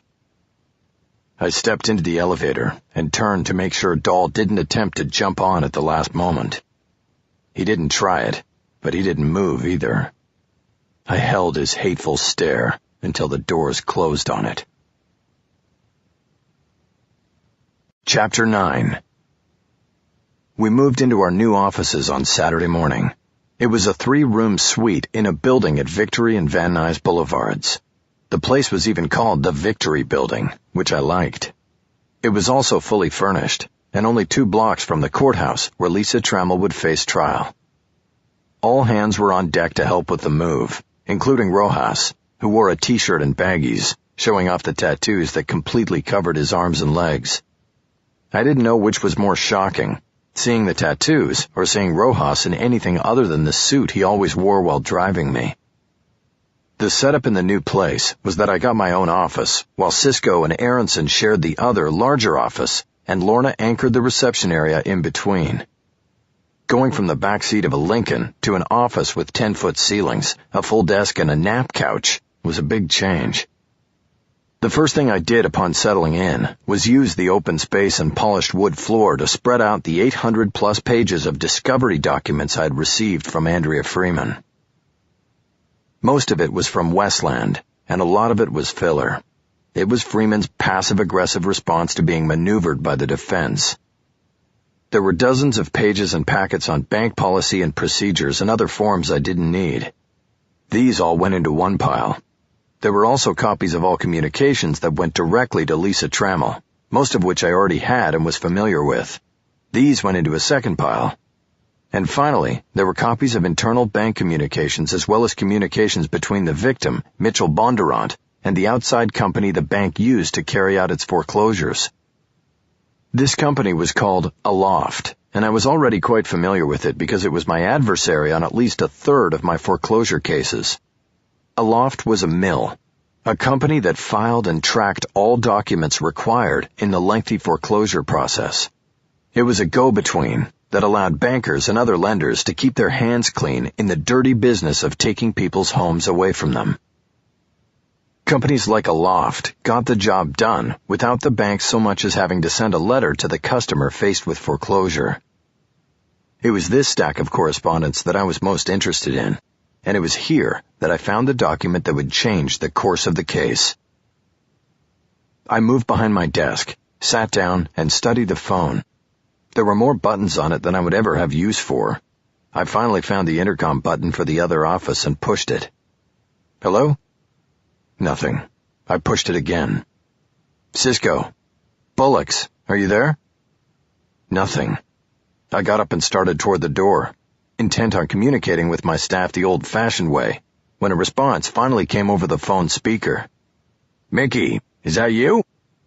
It was Cisco's voice. I hurried back to the desk and pushed the button. Yeah, it's me. Can you come in here? And bring Bullocks. Roger and out. A few minutes later, my investigator and associate counsel entered. Hey, boss? Cisco asked, looking at the stacks of documents on the floor. The point of the office is to put stuff in drawers and file cabinets and up on shelves. I'll get around to it, I said. Shut the door and have a seat. Once we were all in place, I looked at them across my big rented desk and laughed. This is weird, I said. I could get used to it, having an office, Cisco said. But Bullocks doesn't know from nothing. Yes, I do, Aronson protested. Last summer I interned at Chandler, Massey & Ortiz and I had my own office. Well, maybe next time you get your own with us, I said. So now, down to business. Cisco, did you get the laptop to your guy? Yeah, dropped it off yesterday morning. I told him it was a rush job. We were talking about Lisa's laptop, which had been returned by the DA's office along with her cell phone and the 4 boxes of documents. And he's going to be able to tell us what the DA was looking at? He said he'll be able to provide a list of the files they opened and how long they were opened. From that, we should be able to get an idea of what they paid attention to. But don't get your hopes up. Why? Because Freeman gave in on this way too easily. I don't think she would have given us back the computer if it was that important to her. Maybe. Neither he nor Aronson were aware of the deal I made with Freeman or the leverage I'd used. I turned my attention to Aronson. After she completed the motions to suppress earlier in the week, I had put her on backgrounding the victim. This came after Cisco had picked up some preliminary indications in his investigations that all was not well in Mitchell Bondurant's personal world. Bullocks, what have you got in our victim? Well, there's still a lot I need to check out, but there's no doubt that he was heading over the falls. Financially, that is. How so? Well, when the going was good and the financing came easy, he was a definite player in the real estate market. Between 2002 and 2007, he bought and flipped 21 properties, mostly residential real estate, made good money, and plowed it back into bigger deals. Then the economy tanked and he was caught holding the bag. He was upside down? Exactly. At the time of his death, he owned 5 large properties that suddenly weren't worth what he had paid for them. It looks like he had been trying to sell them for more than a year. No takers. And 3 of them had balloons that were going to pop this year.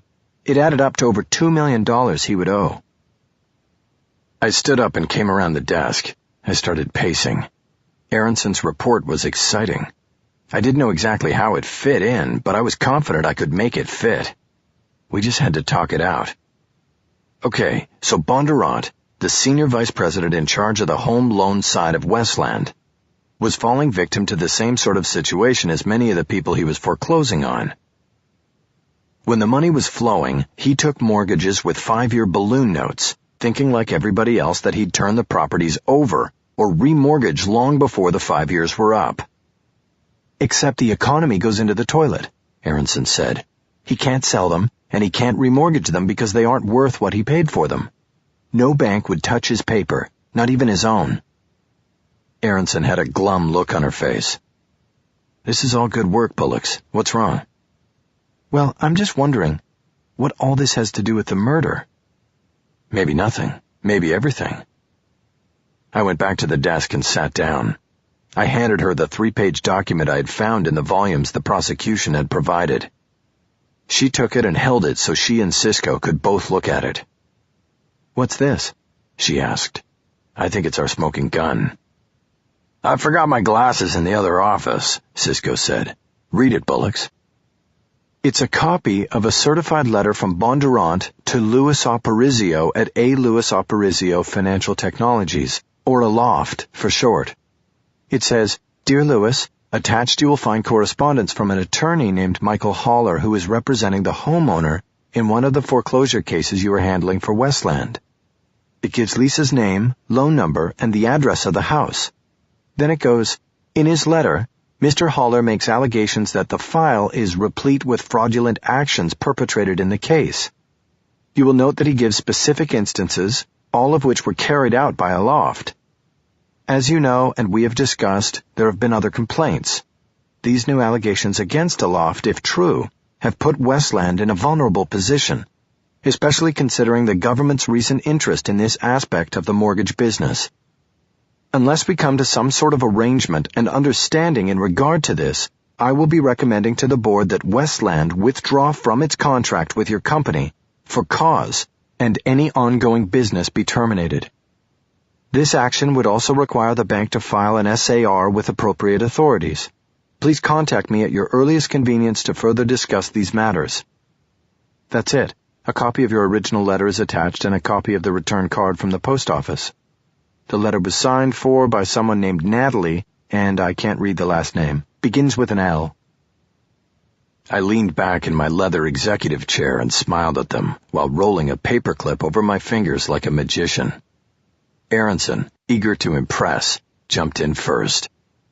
So, Bondurant was covering his ass. He had to have known what Aloft was doing. The banks have a wink-wink relationship with all these foreclosure mills. They don't care how it's done, they just want it done. But by sending this letter, he was distancing himself from Aloft and the underhanded practices. I shrugged as if to say, maybe. "Arrangement and understanding," I said. They both looked at me blankly. "That's what he said in the letter, unless we come to some sort of arrangement and understanding." "Okay, what's it mean?" Aronson asked. "Read between the lines. I don't think he was distancing himself. I think the letter was a threat. I think it means he wanted a piece of Aloft's action. He wanted in, and he was covering his ass, yes, by sending the letter, but I think there was another message. He wanted some of the action or he was going to take it away from Aparicio. He was even threatening to file an SAR. "What exactly is an SAR?" Aronson asked. "Suspicious activity report," Cisco said. "A routine form. The banks file them over anything." "With who?" "Federal Trade, FBI, Secret Service, whoever they want to, really." I could tell I had not sold them on anything yet. "Do you have any idea what sort of money Aloft is raking in?" I asked. "It's easily involved in a third of our cases. I know it's unscientific, but if you take that out across the board, and Aloft's got a third of the cases in LA County, then you were talking about millions and millions in fees from this one county. They say that in California alone, there will be 3 million foreclosures before this plays out over the next few years. Plus, there's the acquisition." "What acquisition?" Aronson asked. "You gotta read the papers. Aparicio is in the process of selling Aloft to a big investment fund, a company called Lemure. It's publicly traded, and any sort of controversy regarding one of its satellite acquisitions could affect the deal as well as the stock price. So don't kid yourself. If Bondurant was desperate enough, he could make some waves. He may have made more than he was counting on." Cisco nodded, the first to tumble to my theory. "Okay, so we have Bondurant facing personal financial disaster," he said. 3 balloons about to pop. So he turns around and tries to muscle in on Aparicio, the Lemure deal, and the whole foreclosure gravy train, and it gets him killed." "That's right." Cisco was sold. I now swiveled in my chair, so that I was looking directly at Aronson. "I don't know," she said.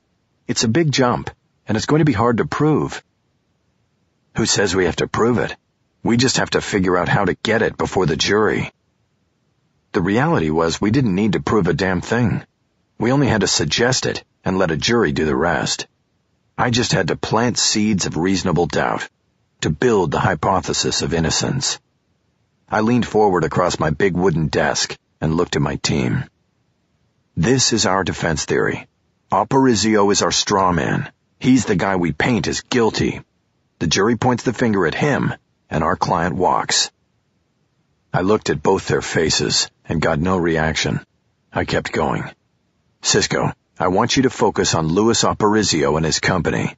Get me everything that's out there. History, known associates, everything. All the details of the merger. I want to know more about that deal and this guy than even he knows. By the end of next week, I want to subpoena records from Aloft. They'll fight it, but it ought to stir things up a bit. Aronson shook her head. But wait a minute, she said. Are you saying this is all bullshit? Just a defense gambit, and this guy Aparicio didn't really do it? What if we're right about Aparicio and they're wrong about Lisa Trammell? What if she's innocent? She looked at me with eyes full of naive hope. I smiled and looked at Cisco. Tell her. My investigator turned to face my young associate. Kid, you're new at this, so you get a pass. But we never ask that question. It doesn't matter if our clients are guilty or innocent. They all get the same bang for the buck. Yes, but there are no buts, I said. We are talking about avenues of defense here. Ways to provide our client with the best defense possible. These are strategies we will follow, regardless of guilt or innocence. You want to do criminal defense? This is what you have to understand. You never ask your client if he did it. Yes or no, the answer is only a distraction, so you don't need to know. She tightened her lips into a thin, straight line.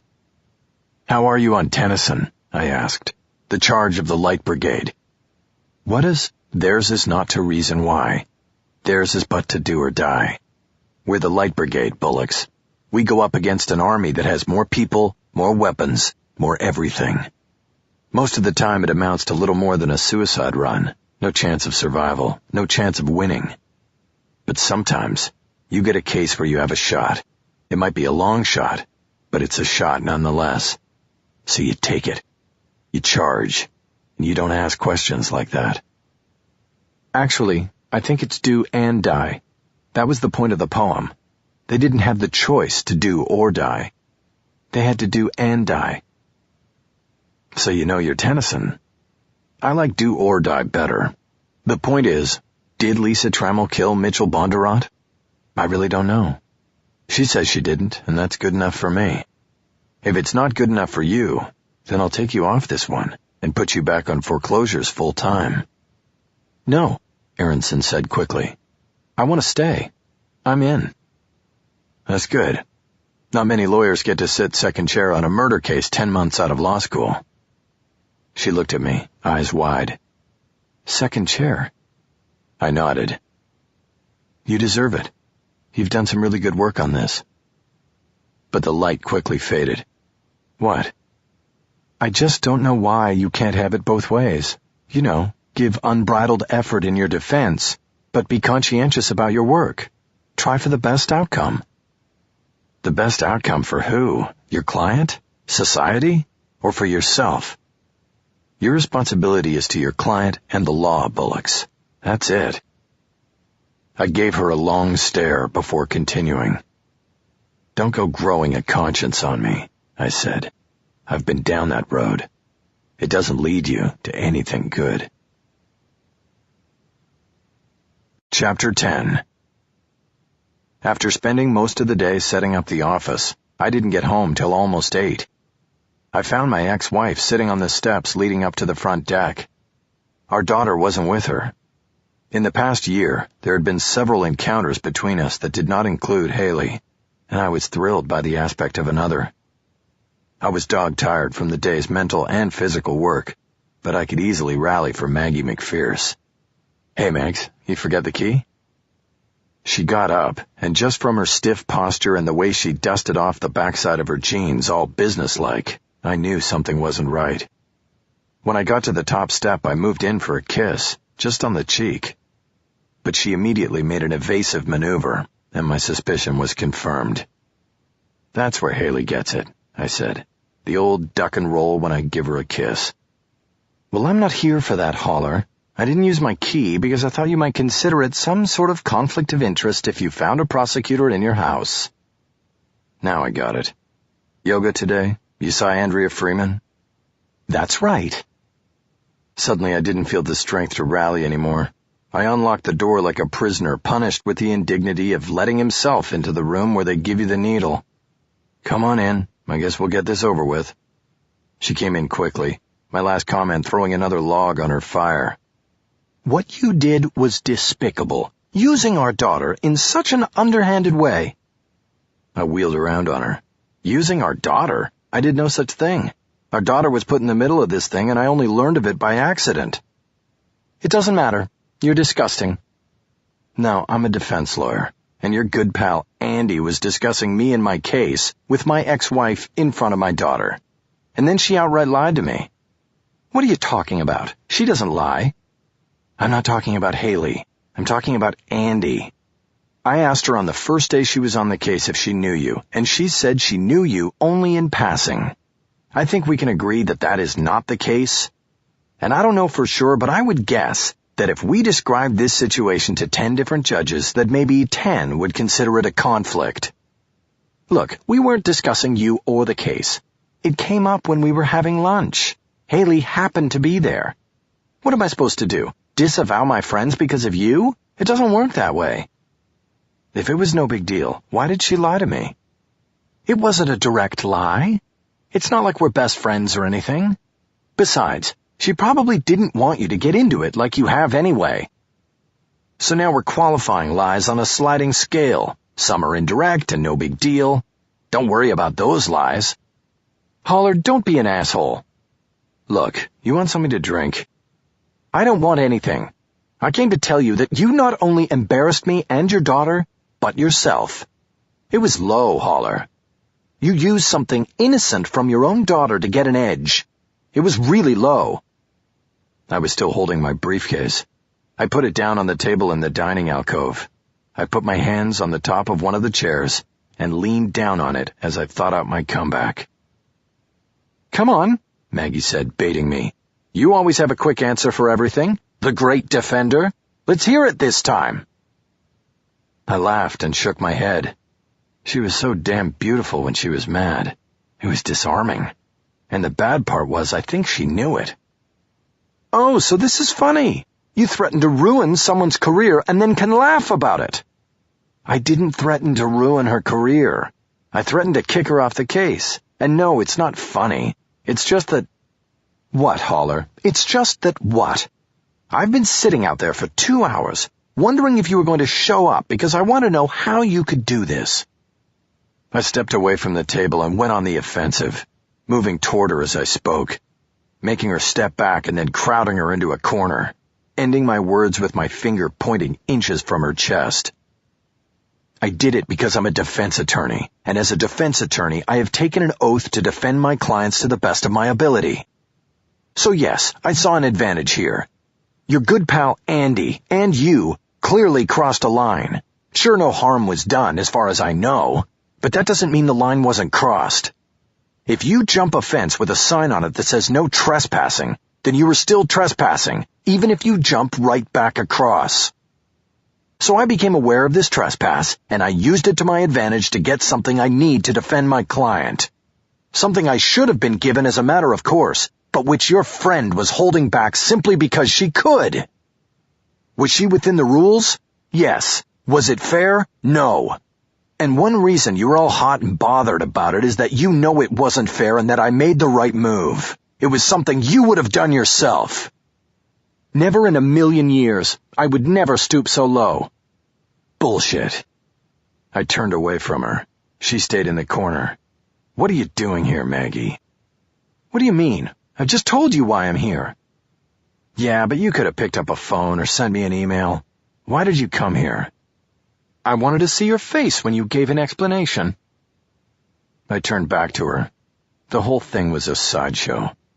I moved in on her and put my hand on the wall right next to her head. "It was bullshit arguments like this that wrecked our marriage. I said. I know.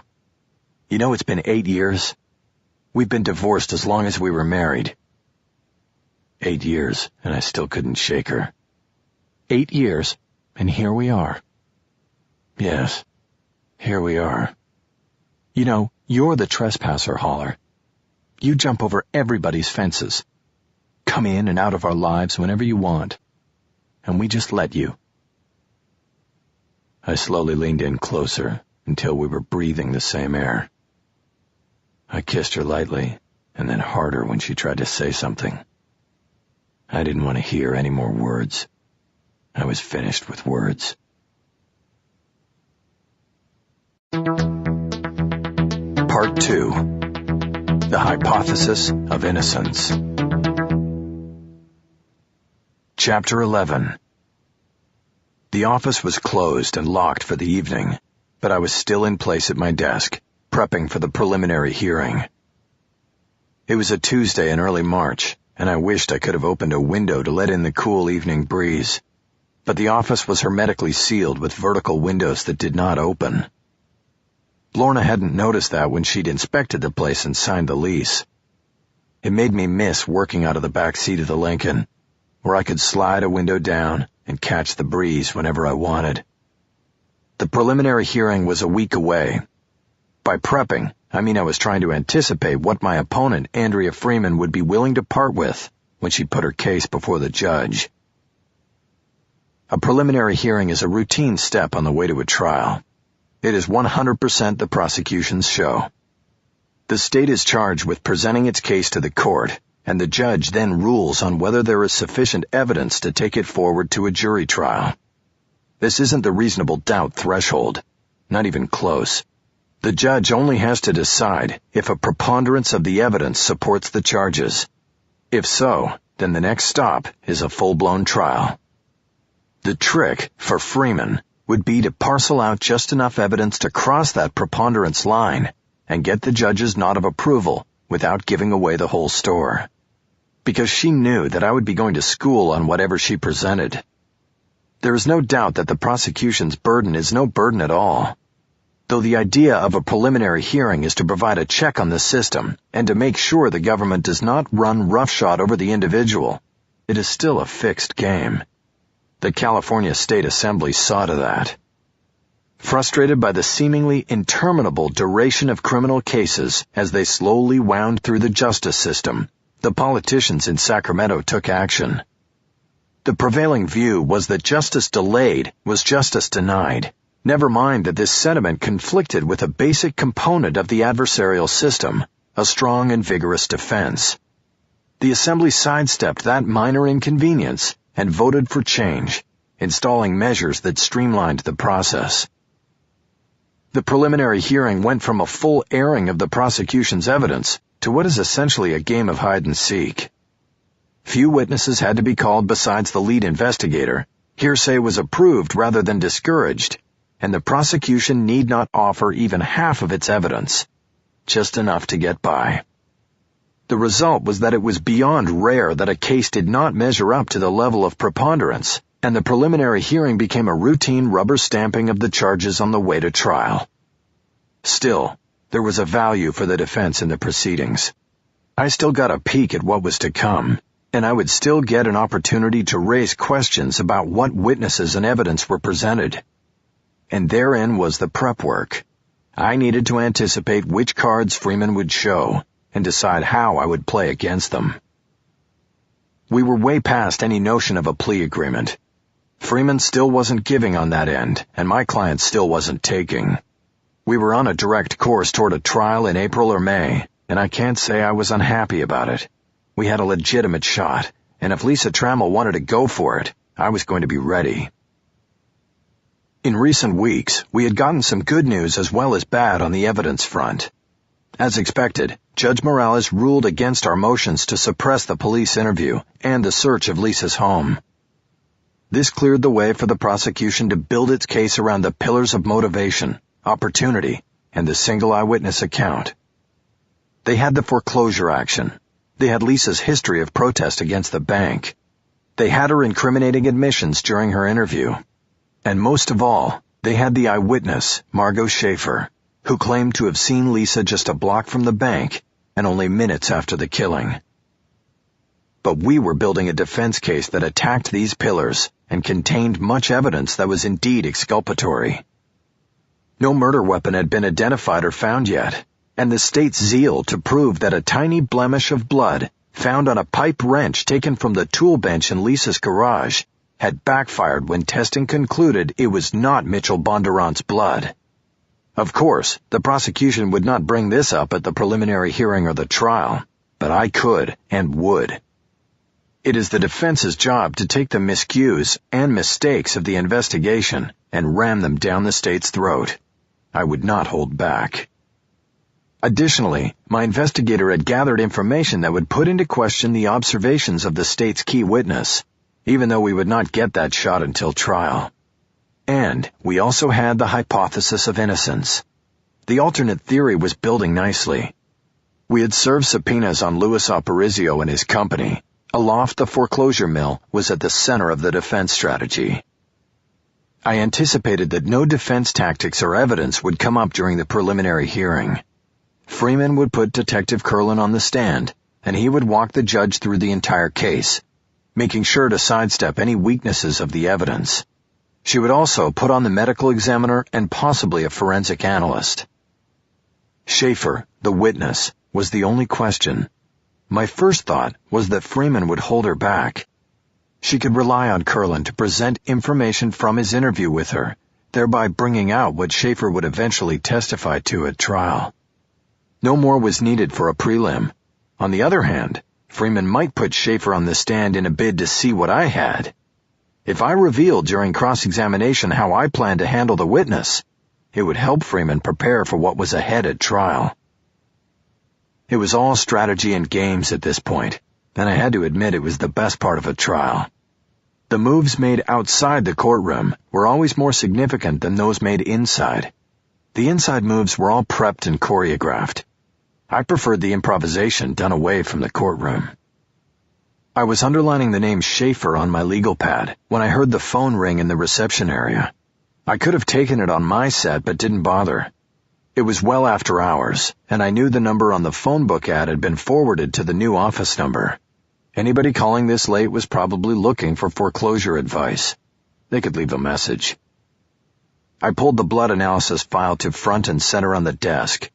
It contained the DNA comparison report that had been run on blood extracted from a crevice in the handle of the pipe wrench from Lisa's tool bench. It had been a rush job, the prosecution popping for an expensive analysis from an outside firm, rather than wait for the regional lab to do it. I imagined the disappointment Freeman must have felt when the report came in negative. Not Mitchell Bondurant's blood. Not only was it a setback for the prosecution, a match would have killed any chance Lisa had at an acquittal and forced her into a plea agreement. But now Freeman knew I could wave the report in front of the jury and say, see, their case is full of wrong turns and wrong evidence. We also scored when footage from video cameras in the bank building and garage entrance failed to show Lisa Trammell during the time before and after the killing. The cameras did not cover the entire facility, but that was beside the point. It was exculpatory evidence. Now my cell phone started to vibrate. I pulled it out of my pocket and looked at the ID. It was my agent, Joel Gottler, calling. I hesitated, but then took the call. "You're working late," I said by way of answering. "Yeah, don't you read your emails?" Gottler said. "I've been trying to reach you." "Sorry, my computer's right here, but I've been busy. What's going on?" "We've got a big problem. Do you read Deadline Hollywood?" "No, what's that?" "It's a blog. Look it up on your computer." "Now?" "Yeah, now. Do it." I closed the blood file and slid it aside. I pulled my laptop over and opened it. I went online and navigated to the Deadline Hollywood site.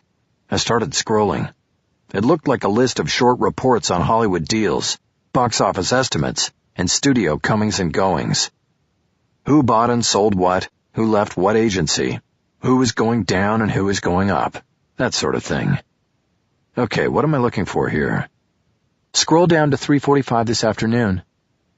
The posts on the blog were time-stamped. I did as instructed and came to the late afternoon post Gottler wanted me to see. The headline alone kicked me in the nuts. Archway grabs real-life murder mystery. Dahl/McReynolds to produce. Sources tell me that Archway Pictures has anteed up 6 figures against a 7-figure back end to acquire rights to the foreclosure revenge case currently twisting its way through the justice system here in La La Land. The accused, Lisa Trammell, was represented by Herb Dahl in the deal, and he will produce alongside Archway's Clegg McReynolds. The multi-tiered deal includes TV and documentary rights. The ending of the story, however, has yet to be written as Trammell still faces trial in the murder of the banker who was trying to foreclose on her house. In a press release, McReynolds said Trammell's story will be used to put a magnifying glass on the foreclosure epidemic that has swept across the country in recent years. She is expected to go to trial in 2 months. That motherfucker, I said. Yeah, that's about right, Gottler said. What the hell is going on? I'm out there trying to sell this thing and was very close to a deal with Lakeshore, and then I read this? Are you kidding me, Holler? You stabbed me in the back like this? Look, I don't know exactly what is going on here, but I have a contract with Lisa Trammell, and... Do you know this guy, Dahl? I do, and he's a complete sleaze. I know. He tried to make a move and I shut his ass down. He got Lisa to sign something, but... Aw, geez, she signed with this guy? No, I mean yes, but after she signed with me. I have a contract. I have I stopped right there. The contracts. I remembered making copies and giving them to Dahl. I then put the originals back in the file in the trunk of the Lincoln. Dahl saw the whole thing. Son of a bitch. What is it?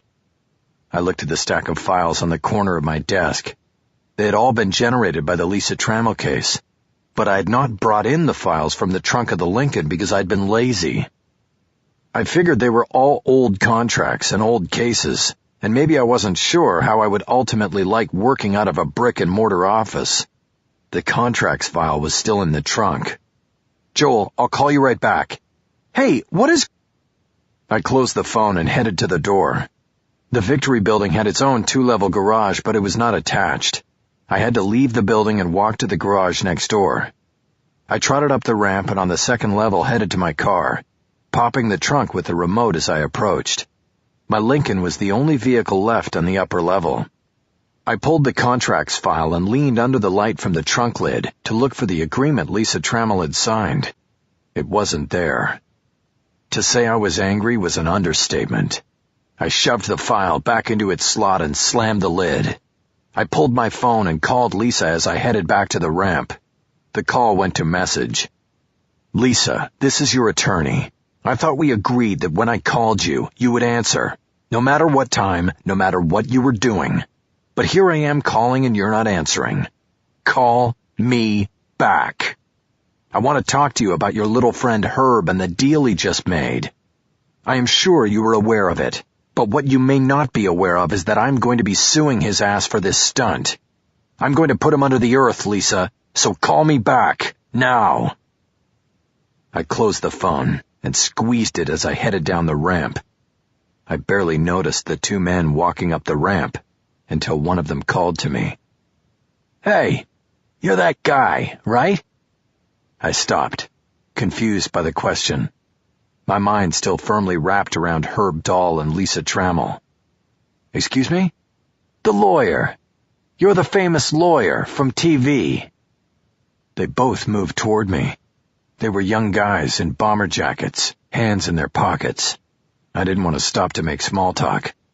No, I think you've got the wrong... No, man, that's you. I seen you on the TV, right? I gave up. Yeah, I have a case. It gets me on TV. Right. And what's your name again? Mickey Holler. As soon as I said my name, I saw the silent one take his hands out of his jacket pockets and square his shoulders toward me. He was wearing black fingerless gloves. It wasn't cool enough for gloves, and in that moment I realized that since there were no other cars up on the 2nd level, these guys hadn't been going up there. They had been looking for me. What's this all... The silent man swung a left fist into my midsection.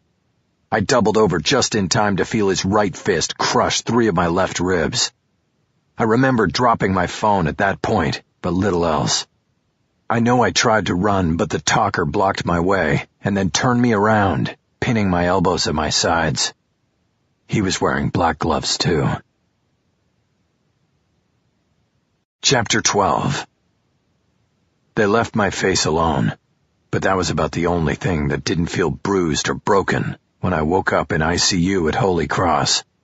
The final tally included 38 stitches in my scalp, 9 fractured ribs, 4 broken fingers, 2 bruised kidneys, and 1 testicle, twisted 180 degrees before the surgeon straightened it. My torso was the color of a grape popsicle, and my urine the dark hue of Coca-Cola.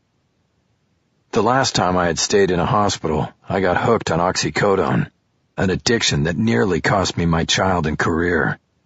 This time, I told them I'd gut it out without the chemical help. And this, of course, was a painful mistake. 2 hours after taking my stand, I was pleading with the nurses, the orderlies, and anyone who would listen to give me the drip. It finally took care of the pain, but left me floating too close to the ceiling. It took them a couple of days to find the right equilibrium of pain relief and consciousness. That was when I started accepting visitors. 2 of the first were a pair of detectives from the Van Nuys Division CAPS unit. Their names were Stillwell and Iman. They asked me basic questions so that they could complete their paperwork. They had about as much interest in determining who had attacked me as they did in the idea of working through lunch. I was, after all, the defense counsel to an alleged murderer their colleagues down the hall had popped. In other words, they weren't going to get their own balls in a twist over this one. When Stillwell closed his notebook, I knew the interview and the investigation was over. He told me they would check back if anything came up. "You forgot something, didn't you?" I said. I spoke without moving my jaw because somehow moving my jaw set off the pain receptors in my rib cage. "What's that?" Stillwell asked. "You never asked me to describe my attackers. You didn't even ask me what color they were. We can get all of that on our next visit. The doctor told us you need your rest. You want to make an appointment for the next visit?" Neither detective answered. They wouldn't be coming back. "I didn't think so," I said. "Goodbye, detectives. I'm glad the Crimes Against Persons unit is on this. Makes me feel safe." "Look," Stillwell said, "likely this was a random thing. 2 muggers looking for an easy mark. The chances of us, they knew who I was. You said they recognized you from the TV and the newspapers." "I didn't say that. I said they recognized me and made it appear as though it was from TV or something. If you really cared about this, you would have made that distinction." "Are you accusing us of not caring about a random act of violence in this community?" "Pretty much, yeah. And who says it was random?" "You said you didn't know or recognize the assailants. So unless you were changing your mind about that, there was no evidence that this was anything other than a random act. Or at best, a lawyer hate crime. They recognized you and didn't like that you defend murderers and scumbags and decided to relieve their frustrations on your body. Could have been a lot of things." My entire body throbbed with pain, ignited by their indifference. But I was also tired and wanted them gone. "Never mind, detectives," I said. "Go on back to Crimes Against Persons and fill out your paperwork. You can forget about this one. I'll take it from here." I closed my eyes on them then. It was the only thing I could do. The next time my lids came open, I saw Cisco sitting in a chair in the corner of the room staring at me. "Hey, boss," he said gently, as if his usual booming voice might hurt me. "How's it hanging?" I coughed as I came fully awake, and that set off a paroxysm of pain in my testicles. Feels like it's still about 180 degrees to the left. He smiled because he thought I was delirious, but I was lucid enough to know that this was his second visit, and that I had asked him to do some sleuthing when he had come the first time. "What time is it? I'm losing track, sleeping so much." 10 after 10. "Thursday?" "No, Friday morning, Mick. I'd been sleeping more than I realized. I tried to sit up, but the movement set off a burning wave of pain across my left side. Jesus Christ. You okay, boss? What do you got for me, Cisco? He stood up and came to the side of the bed. Not a whole lot, but I'm still working on it. I gotta look at the police report, however. Not a lot there, but it did say that you were found by the night cleaning crew that came in about 9 o'clock to work in the building. They found you out cold on the garage ramp and called it in. 9 o'clock wasn't too long after. Did they see anything else? No, they didn't. According to the report. I plan to be there tonight to interview them myself. Good. What about the office? Me and Lorna checked as best we could. Doesn't look like anybody was in there. Nothing missing, as far as we can tell. And it was left unlocked the whole night. I think you were the target, Mick, not the office.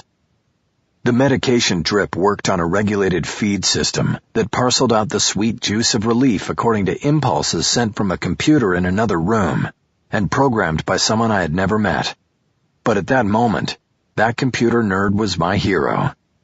I felt the cold trickle of a boost moving through my arm and into my chest. I was silent as I waited for my screaming nerve endings to be calmed. What are you thinking, Mick? My mind's a blank. I told you I didn't recognize them. I'm not talking about them. I'm talking about who sent them. What's your gut tell you? Aparicio? It certainly would be the choice. He knows we're coming for him. I mean, who else? What about Dahl? I shook my head. What for? He already stole my contract and made the deal. Why beat me up after? Maybe just to slow you down. Maybe to add intrigue to the project. This adds another dimension. It's part of the story. Seems like a stretch. I like Aparicio better. But why would he do it? Same thing. To slow me down. Warn me off. He doesn't want to be a witness, and he doesn't want to be dragged through the shit he knows I have on him. Cisco shrugged. Still not sure I'm buying it. Well, whoever it was doesn't matter. This isn't going to slow me down. What exactly are you going to do about Dahl? He stole the contract. I'm working on it. I'll have a plan for that douchebag by the time I get out of here. When's that supposed to be? They're waiting to see if I'm healing all right. If not, they might take off my left nut. Cisco cringed as though I was talking about his left nut. Yeah, I try not to think about it, I said. Okay, then moving on. What about the 2 men? I've got 2 white guys, early 30s, leather bomber jackets and gloves. You remember anything else this time? Nope. No regional or foreign accents? Not that I can remember. Scars, limps, or tattoos? None that I remember. It went down pretty quick. I know. You think you could pick them out of a 6-pack? He was talking about a photo spread of mugshots. One of them I could. The one who did all the talking. I didn't look at the other one too much. Once he hit me, I wasn't seeing anything. Right. Well, I'll keep working on it. What else, Cisco? I'm getting tired. I closed my eyes to accentuate the point. Well, I was supposed to call Maggie as soon as you were awake. Her timing's been off. Every time she's been in here with Haley, you've been out. You can call her. Just tell her to wake me up if I'm asleep. I want to see my kid. Okay, I'll tell her to bring her after school. Meantime, Bullocks wants to bring by the motion for a continuance for your approval and signature, before filing it by the end of the day. I opened my eyes. Cisco had moved to the other side of the bed. What continuance? For the prelim. She's going to ask the judge to put it back a few weeks in light of your hospitalization. No. Mick, it's Friday. The prelim's Tuesday. Even if they let you out of here by then, you're not going to be in any kind of condition to... She can handle it. Who? Bullocks? Yes. She's good. She can handle it. She's good, but green. Are you sure you want somebody just out of law school handling a prelim for a murder trial? It's a prelim. Trammell's going to be bound over for trial whether I'm there or not. The best we can hope for is a little peek at the prosecution's case strategy. and Aronson will be able to report back on that. You think the judge is going to allow it?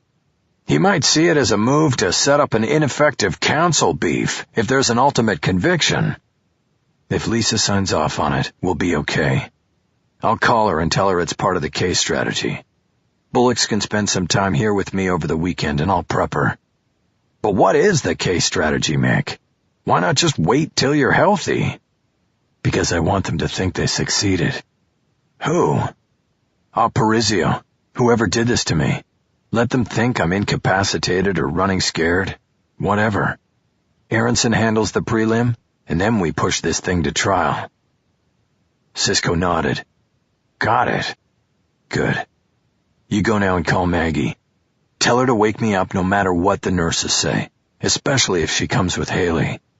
Will do, boss, but, there's one more thing. What? Rojas is sitting out there in the waiting room. He wanted a visit, but I told him to wait out there. He came yesterday, too, but you were sleeping. I nodded. Rojas. Did you check the car's trunk? I did. I didn't see any evidence of a pick. No scratches on the tumblers. Okay. When you go out, send him in. You want to see him alone? Yeah, alone. You got it. He left then, and I grabbed the bed's remote. I slowly and painfully raised the bed to about 45 degrees, so I was half sitting up for my next visitor. The adjustment ignited another run of searing pain that burned across my rib cage like an August brush fire. Rojas tentatively entered the room, waving and nodding at me. Hey, Mr. Holler, how you doing? I've had better days, Rojas. How are you doing? I'm good. I just wanted to stop by and say hello and all. He was as nervous as a feral cat, and I thought I knew why. It was nice of you to come by. Why don't you sit in that chair over there? Okay. He took the chair in the corner. This allowed me a full view of him. I would be able to pick up all body movements as I tried to read him. He was already displaying some of the classic tells of a dissembler. Avoidance of eye contact, inappropriate smiling, constant hand movement. Did the doctors tell you how long you have to stay here? He asked. A few more days, I think. At least until I stop pissing blood. Man, that's bad shit. They gonna catch who did it? They don't seem to be working too hard on it. Rojas nodded. I said nothing else. Silence is often a very useful interview tool. My driver then rubbed his palms up and down his thighs a few times and stood up. Well, I didn't want to interrupt you. You probably have to get your sleep or something. No, I'm up for the day, Rojas. It hurts too much to sleep. You can stay. What's the hurry? You're not driving somebody else now, are you? Oh, no, nothing like that. He reluctantly sat down again. Rojas had been a client before he was my driver. He'd been popped on a possession of stolen property beef and had a prior conviction to go with it. The prosecution wanted jail time, but I was able to get him probation. He owed me $3,000 for my efforts, but had lost his job since his employer was also the victim of the theft. I told him he could work it off by driving and translating for me, and he took the job. I started out paying him $500 a week and counted an additional $250 against the debt. After 3 months, the debt was cleared, but he stayed on, collecting the whole $750 now. I thought he was happy and on the straight and narrow path, but maybe once a thief, always a thief. I just want you to know, Mr. Holler, that once you get out of here, I'm on call for you 24 hours a day. I don't want you driving nowhere. If you even have to go down the hill to the Starbucks, I'll be there to take you. Thank you, Rojas. After all, I guess it's the least you can do, right? He looked confused, but not that confused. He knew where this was headed. I decided not to dance around it any longer. How much did he pay you? He fidgeted in his seat. Who? For what? Come on, Rojas. Don't play it this way. It's embarrassing. I really don't know what you're talking about. Maybe I should go after all. He stood up. We don't have an agreement, Rojas. We don't have a contract. No verbal promises, nothing. You walk out of this room, and I fire you, and that's it. Is that what you want? Doesn't matter if there's an agreement. You can't just fire me for no reason. But I have the reason, Rojas. Herb Dahl told me all about it.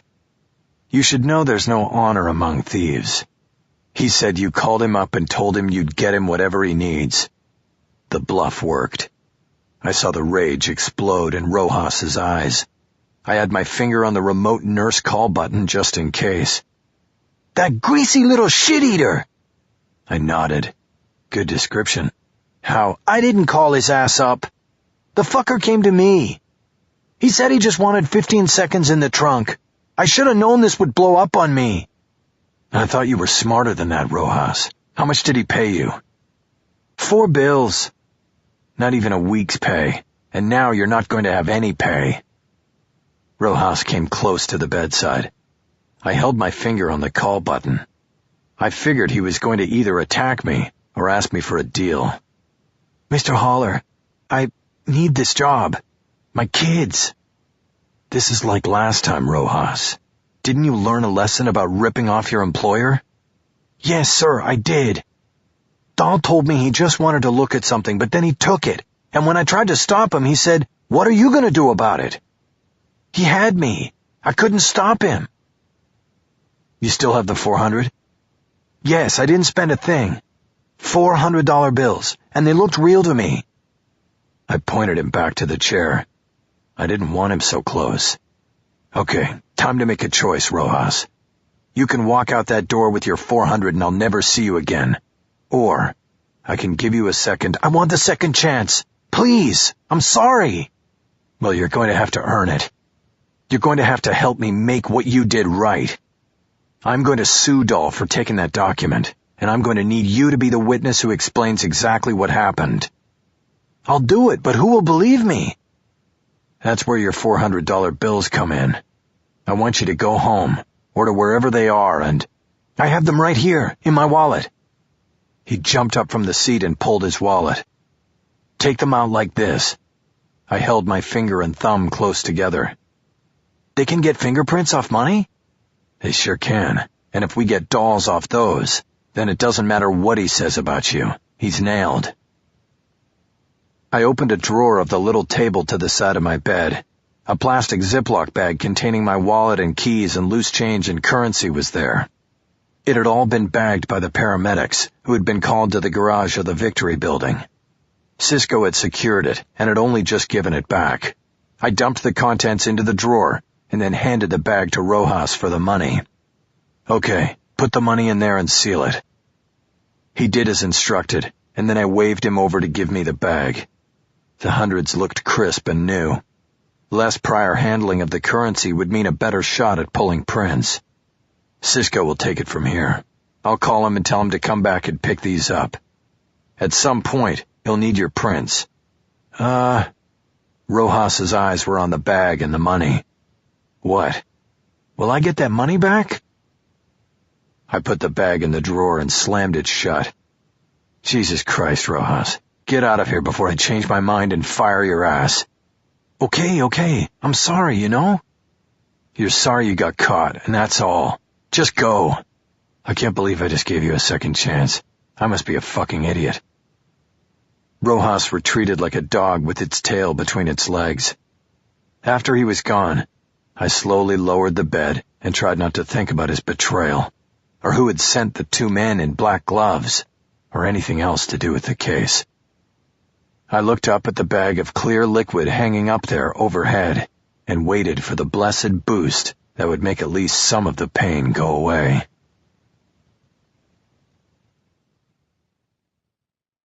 Chapter 13.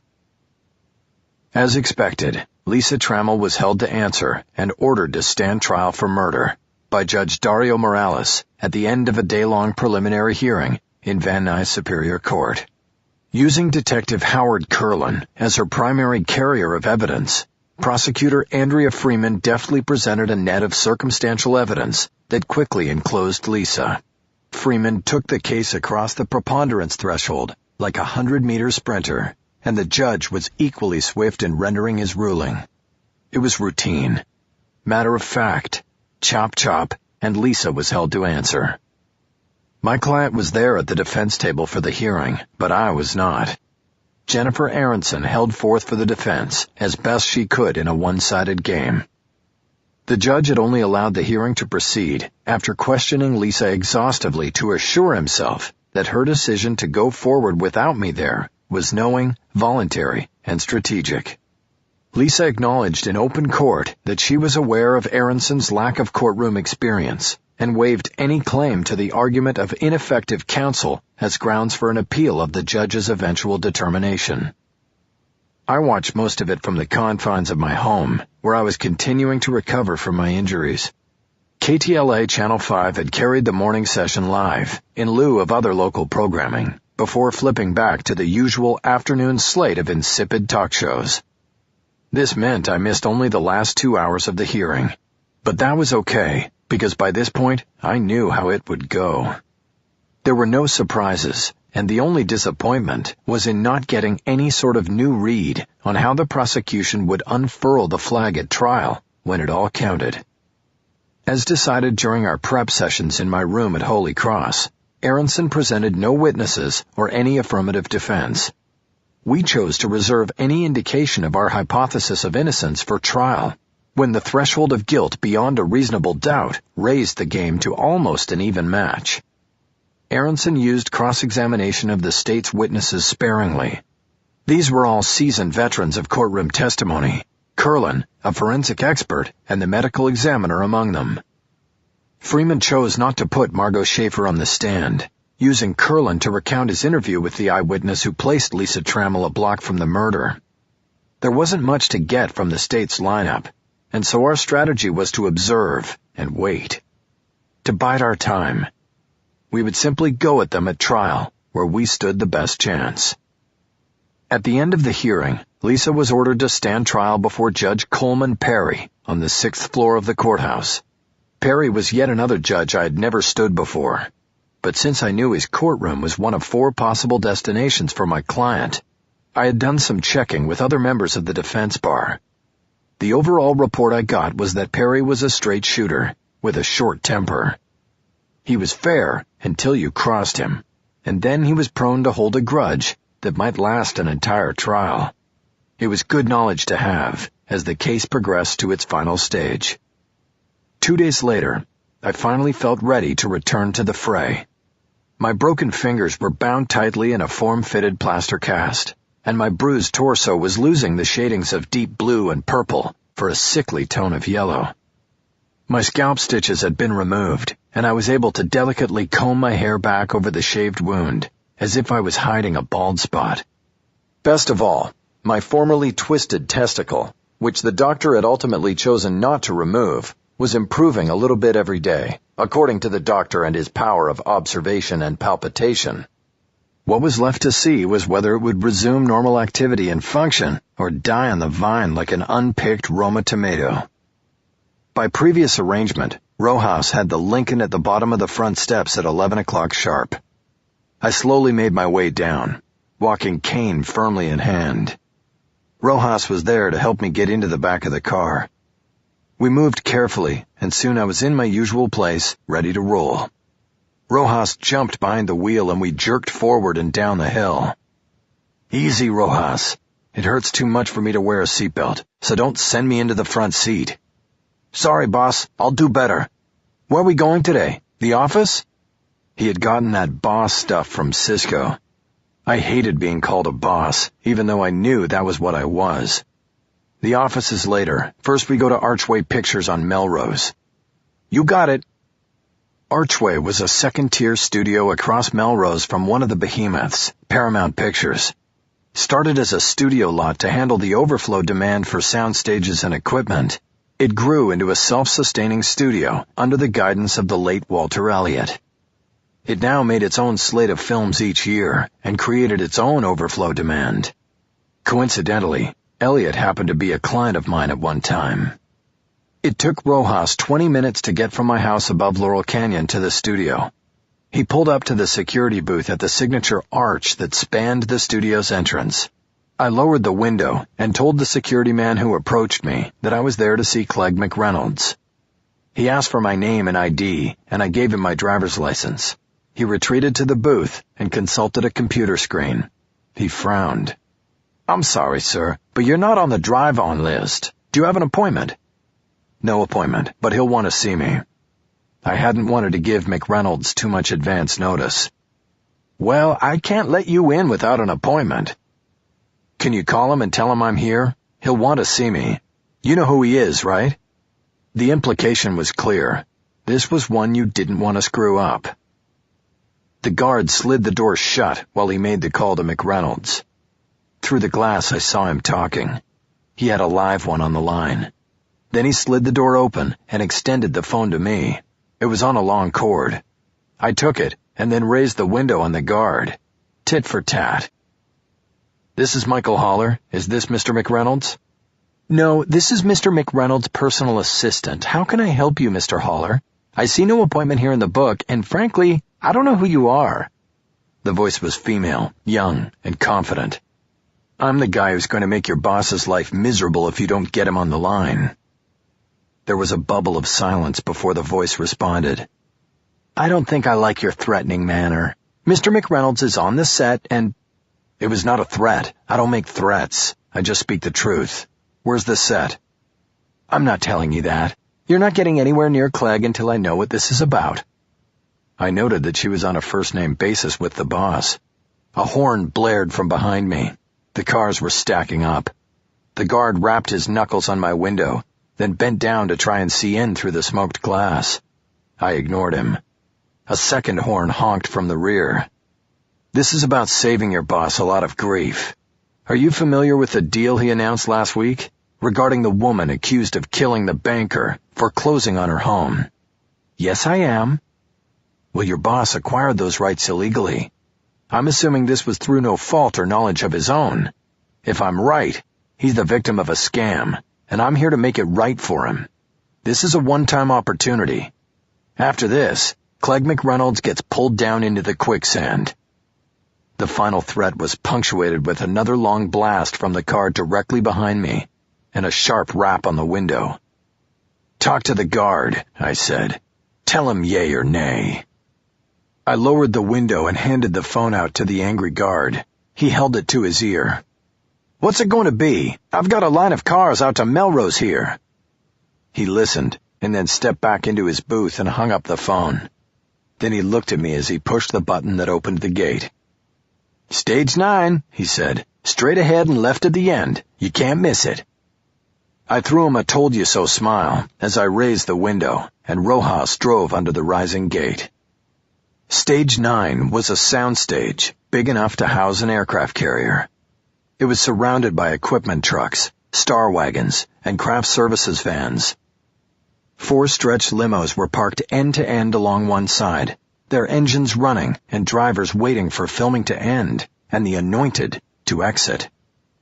It looked like a major production, but I wasn't going to get the chance to see what it was about. Walking down the middle of the driveway between buildings 9 and 10 were an older man and a younger woman. The woman wore a headset, which I assume made her a PA.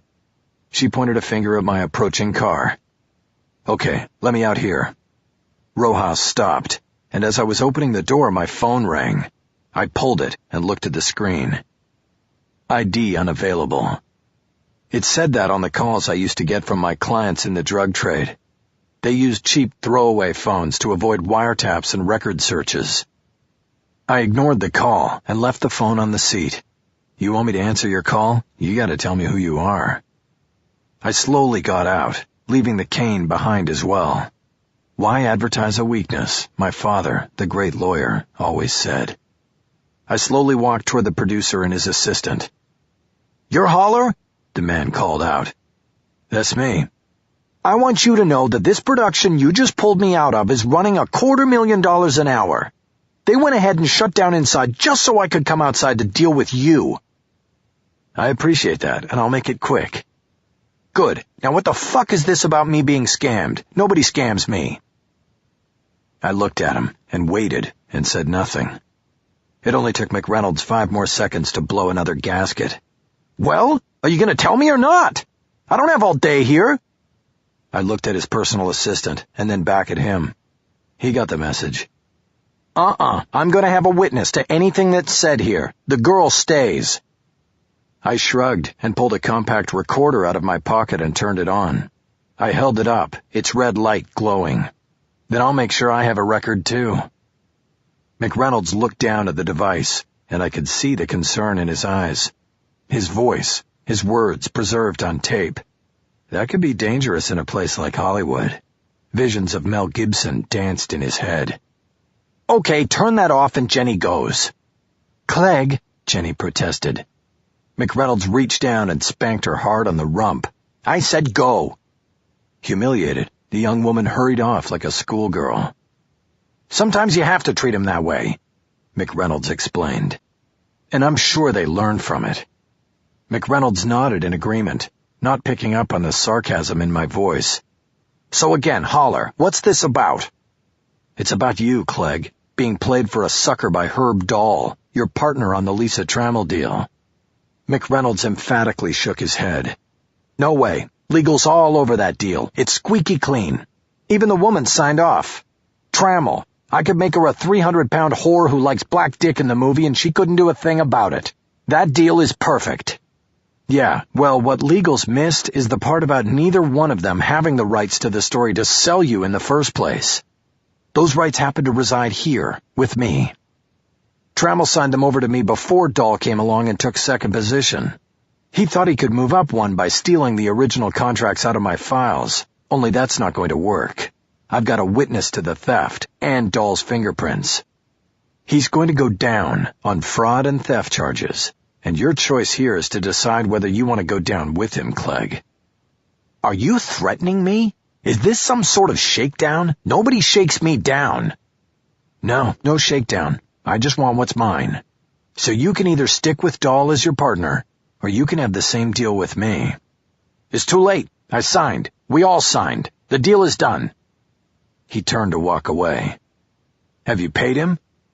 He turned back to me. Are you kidding? This is Hollywood. And you probably only signed deal memos, right? That's right. Contract's in 4 weeks. Then your deal is announced, but not done. That's how you do it in Hollywood. But if you want to make a change, you can. If you want to find a deal killer, you can.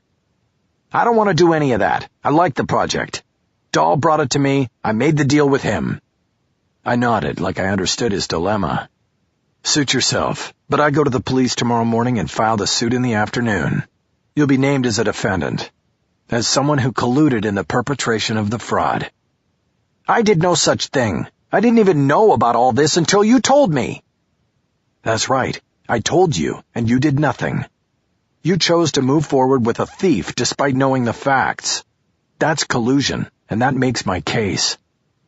I reached into my pocket and pulled the tape recorder out. I held it up so he could see the red light was still on. I'm going to tie this movie up so long, the girl whose ass you just slapped will be running this place by the time it's done. This time I walked away, and he called me back. Wait a minute, Holler. I turned around. He looked off to the north, toward the sign, high on the mountain, that drew everybody here. What do I need to do? He asked. You need to make the same deal with me. I'll take care of Dahl. He deserves something and he'll get it.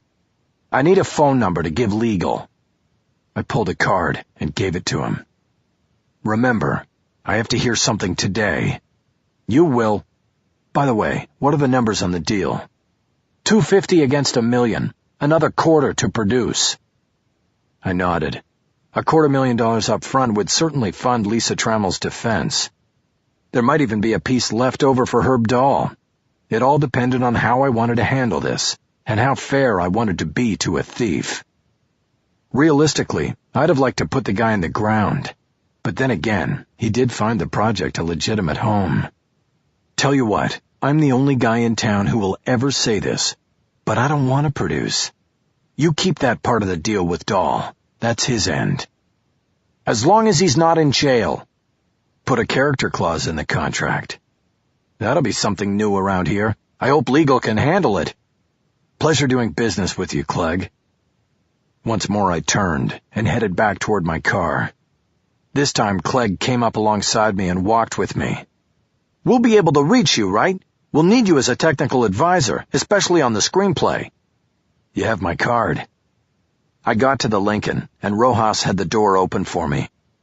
Once again I carefully slipped in, nice and easy on the cojones, and then looked back at McReynolds. "One more thing," the producer said. "I was thinking of going to Matthew McConaughey with this. He'd be excellent. But who do you think could play you?" I smiled at him and reached for the door handle. "You're looking at him, Clegg." I pulled the door closed, and through the smoked glass watched the confusion spread on his face. I told Rojas to head toward Van Nuys. Chapter 14. Rojas told me that my phone had been ringing repeatedly while I was talking to McReynolds. I checked it and found no messages. I then opened the call record and saw that a total of 4 calls from a line with an unavailable ID had come in during the 10 minutes I was out of the car. The time intervals were too disparate for it to have been an errant fax call on a repeat dialer. Someone had been trying to reach me, but apparently it wasn't urgent enough to warrant leaving a message. I called Lorna and told her I was on the way in. I filled her in about the deal I had made with McReynolds and said to expect a call from the Archway Legal Department before the end of the day. She was excited about the prospect of money coming in on the case instead of going out. What else? Andrea Freeman's called twice. I thought about the 4 calls on my cell. You give her my cell? I did. I think I just missed her, but she didn't leave a message. Something must be up. Lorna gave me the number Andrea had left with her. Maybe you can reach her if you call right back. I'll let you go. Okay, but where's everybody at right now, in or out? Jennifer's here in her office, and I just heard from Cisco. He's heading back from some field work. What field work? He didn't say. Okay, then I'll see everybody when I get there. I disconnected and called the number for Freeman. I had not heard from her since I'd been attacked by the black-gloved boys.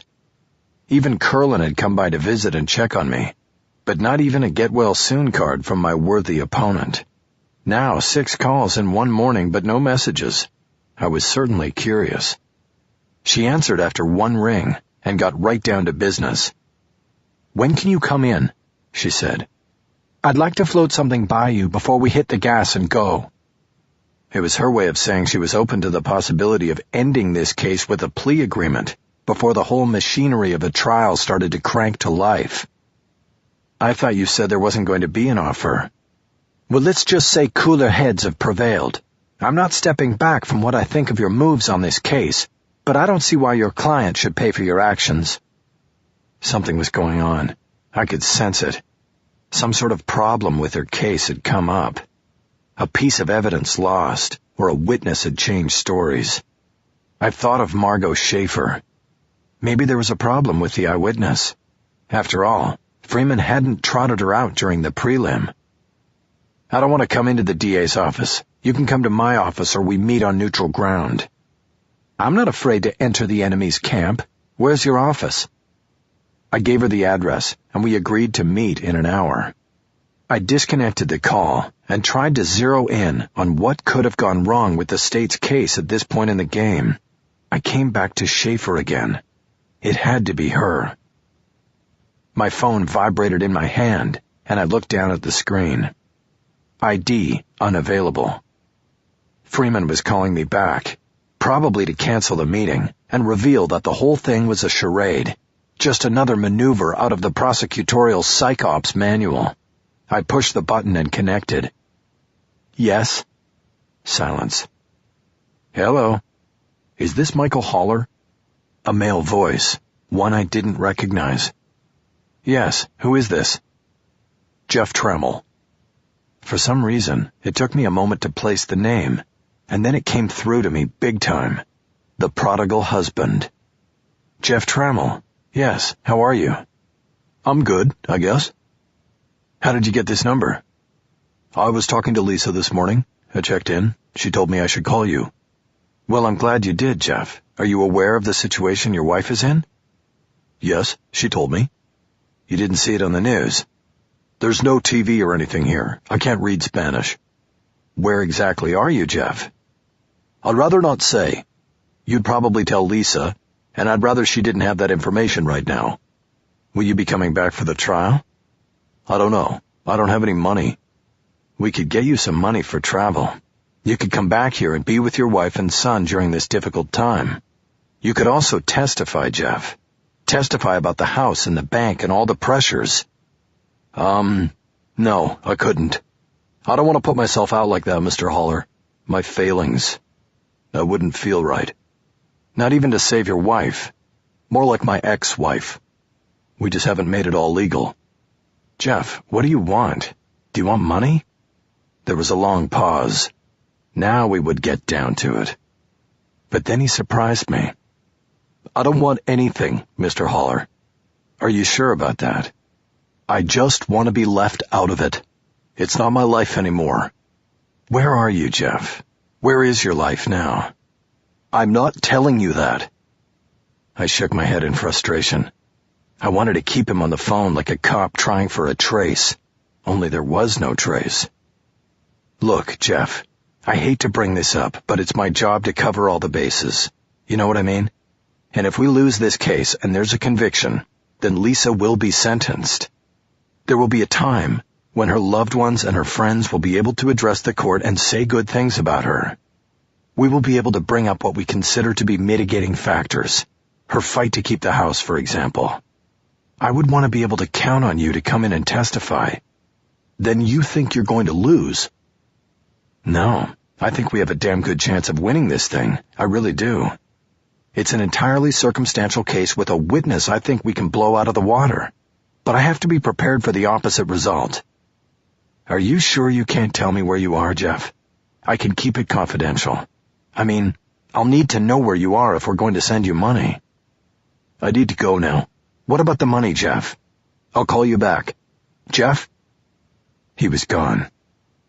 I almost had him, Rojas. Sorry, boss. I put the phone down on the armrest for a moment and looked out to see where we were. The 101 through the Cahuenga Pass. I was still another 20 minutes out. Jeff Trammell hadn't said no to the money the last time I mentioned it. My next call was to my client. When she answered, I heard TV noise in the background. Lisa, it's Mickey. We need to talk. Okay. Can you turn that TV off?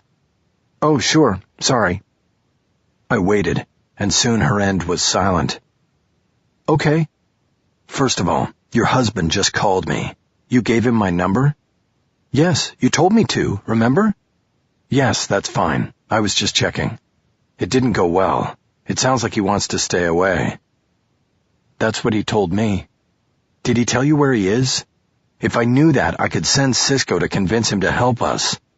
He wouldn't tell me. I think he might still be in Mexico. He said he had no money. He said the same to me. He wants me to send him some of the movie money. You told him about that? There's going to be a movie, Mickey. He should know. Or maybe she meant that he should have his nose rubbed in it. Where were you going to send the money? He said I could just deposit it in Western Union, and he could access it from any of their offices. I knew there were Western Union offices all over Tijuana and points south. I'd sent money to clients before. We could send the money and then narrow things down by seeing what office Jeff Trammell went into to get the cash. But if he was smart, he wouldn't go to the office closest to where he was living, and we'd be back to square one. Okay, I said. We'll think about Jeff later. I also wanted to tell you that the deal Herb Dahl made with Archway has changed. How so? It's with me now. I just left Archway. Herb can still produce if they ever make a movie, and he gets to stay out of jail. So he comes out ahead. You come out ahead because your defense team will now be paid for their work, and you'll get the rest, which, by the way, will be much more than you were ever going to see from Herb. Mickey, you can't do that. He made that deal. I just unmade it, Lisa. Clegg McReynolds wasn't interested in being entangled in the legal net I was about to throw over Herb's head. You can tell Herb, or you can have him call me if he wants. She was silent. There's one more thing, and this is important. You listening? Yes, I'm here. I'm going to the office where I'm going to meet with the prosecutor. She called the meeting. I think something's up. Something's gone wrong for their side. She wants to talk about a deal, and she would have never agreed to come to my office if she didn't have to. I just wanted you to know. I'll call you after the meeting. No deals, Mickey, unless she's offering to stand on the steps of the courthouse and announce to CNN and Fox and all the others that I'm innocent. I felt the car swerve from course and looked out the window. Rojas was bailing off the freeway early because of traffic. Well, I don't think that's what she's coming over to offer, but it is my duty to keep you informed of your choices. I don't want you to become some sort of martyr for this cause of yours. You should listen to all offers, Lisa. I'm not pleading guilty. Period. Is there anything else you want to talk about? I'm good for now. I will call you later. I put the phone down on the armrest. Enough talk for now. I closed my eyes to rest for a few minutes. I tried to wiggle my fingers in the plaster, and the effort hurt, but was successful. The doctor who studied the x-rays said he believed the damage had occurred when someone stomped on my hand after I was on the ground and already unconscious. Lucky for me, I guess. He predicted full recovery for the fingers. In the dark world behind my eyelids, I saw the men in black gloves moving toward me. It played in a repetitive loop. I saw the dispassionate look in their eyes as they approached me. It was just a piece of business for them. Nothing else on the line. For me, it was 4 decades of confidence and self-esteem, shattered like small bones on the pavement. After a while, I heard Rojas from the front seat. "Hey, boss, we're here." Chapter 15. As I entered the reception area, Lorna waved a hand in warning from behind the desk. She then pointed toward the door to my office. She was telling me that Andrea Freeman was already in there waiting. I made a quick detour to the other office, knocked once, and opened the door. Cisco and Bullocks were behind their desks. I went to Cisco's and put my phone down in front of him. Lisa's husband called. In fact, he called several times. Unavailable ID. Can you see what you can do? He rubbed a finger across his mouth as he considered the request. Our carrier has a threat trace service. I give the exact time of the calls, and they'll see what they can find. Takes a few days, but all they'll be able to do is identify the number, not the location. You need law enforcement if you're going to try to triangulate this guy's location. I just want the number. Next time I want to call him instead of the other way around. You got it. As I turned to leave, I looked at Aronson. Bullocks, you want to come in and see what the district attorney's office has to say? Love to. We moved through the suite to my office. Freeman was sitting in a chair in front of my desk, reading email on her phone. She was in non-court clothes, blue jeans and a pullover sweater. It must have been all inside work today. I closed the door, and she looked up. Andrea, can I get you something to drink? No, I'm fine. And you know Jennifer from the prelim? Silent Jennifer, of course. Didn't make a peep at the prelim. As I came around my desk, I checked Aronson and saw her face and neck start to color with embarrassment. I tried to throw her a line. Oh, she wanted to make a peep or two, but she had orders from me. Strategy, you know. Jennifer, pull that chair over. Aronson dragged a side chair toward the desk and sat down. So, here we are, I said. What brings the DA's office to my humble place of work? Well, we're getting close, and I thought, I figured you worked the whole county and might not be as familiar with Judge Perry as I am. That's an understatement. I've never even been in front of him. Well, he likes to keep a clean docket. He doesn't care about headlines and hoopla. He'll just want to know that there was a vigorous effort to end this matter through disposition. So I thought maybe we could have one more discussion about it before we get down to a full-blown trial. One more? I don't remember the first discussion. Do you want to talk about it or not? I leaned back and swiveled in my chair, as if mulling the question over. This was all a little dance, and we both knew it. Freeman wasn't acting out of some desire to please Judge Perry. there was something else unseen in the room. Something had gone wrong, and there was an opportunity for the defense. I wiggled my fingers in the cast, trying to relieve an itch on my palm. "Well," I said, "I'm not sure what you're thinking. Every time I bring up a plea with my client, she tells me to pound sand. She wants a trial. Of course, I've seen this before. The old no deal, no deal, no deal, yes deal scenario." "Right. But my hands are sort of tied here, Andrea. My client has twice forbidden me from approaching your office with a tender. She won't allow me to initiate.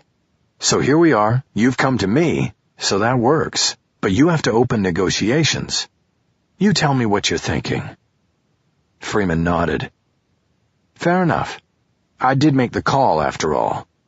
Are we in agreement that this is off the record? Nothing leaves this room if no agreement is eventually struck." "Sure." Aronson nodded along with me. "Okay then, this is what we are thinking. And this already has approval from on high. We drop down to man and recommend the mid-level." I nodded, projecting my lower lip in a manner that suggested that it was an offer with merit. But I knew that if she opened with manslaughter with a mid-range sentence recommendation, it could only get better for my client. I also knew that my instincts were right. There was no way the DA would float an offer like this unless something was seriously wrong. By my estimation, the case was weak from the moment they put the cuffs on my client. But now, something had fallen out of place. Something big, and I had to find out what that was. "That's a good offer," I said. "You're damn right. We're coming down off premeditated and lying in wait. I'm assuming we're talking voluntary manslaughter. It would be hard even for you to make a case for involuntary. It's not like she just happened to be in that garage.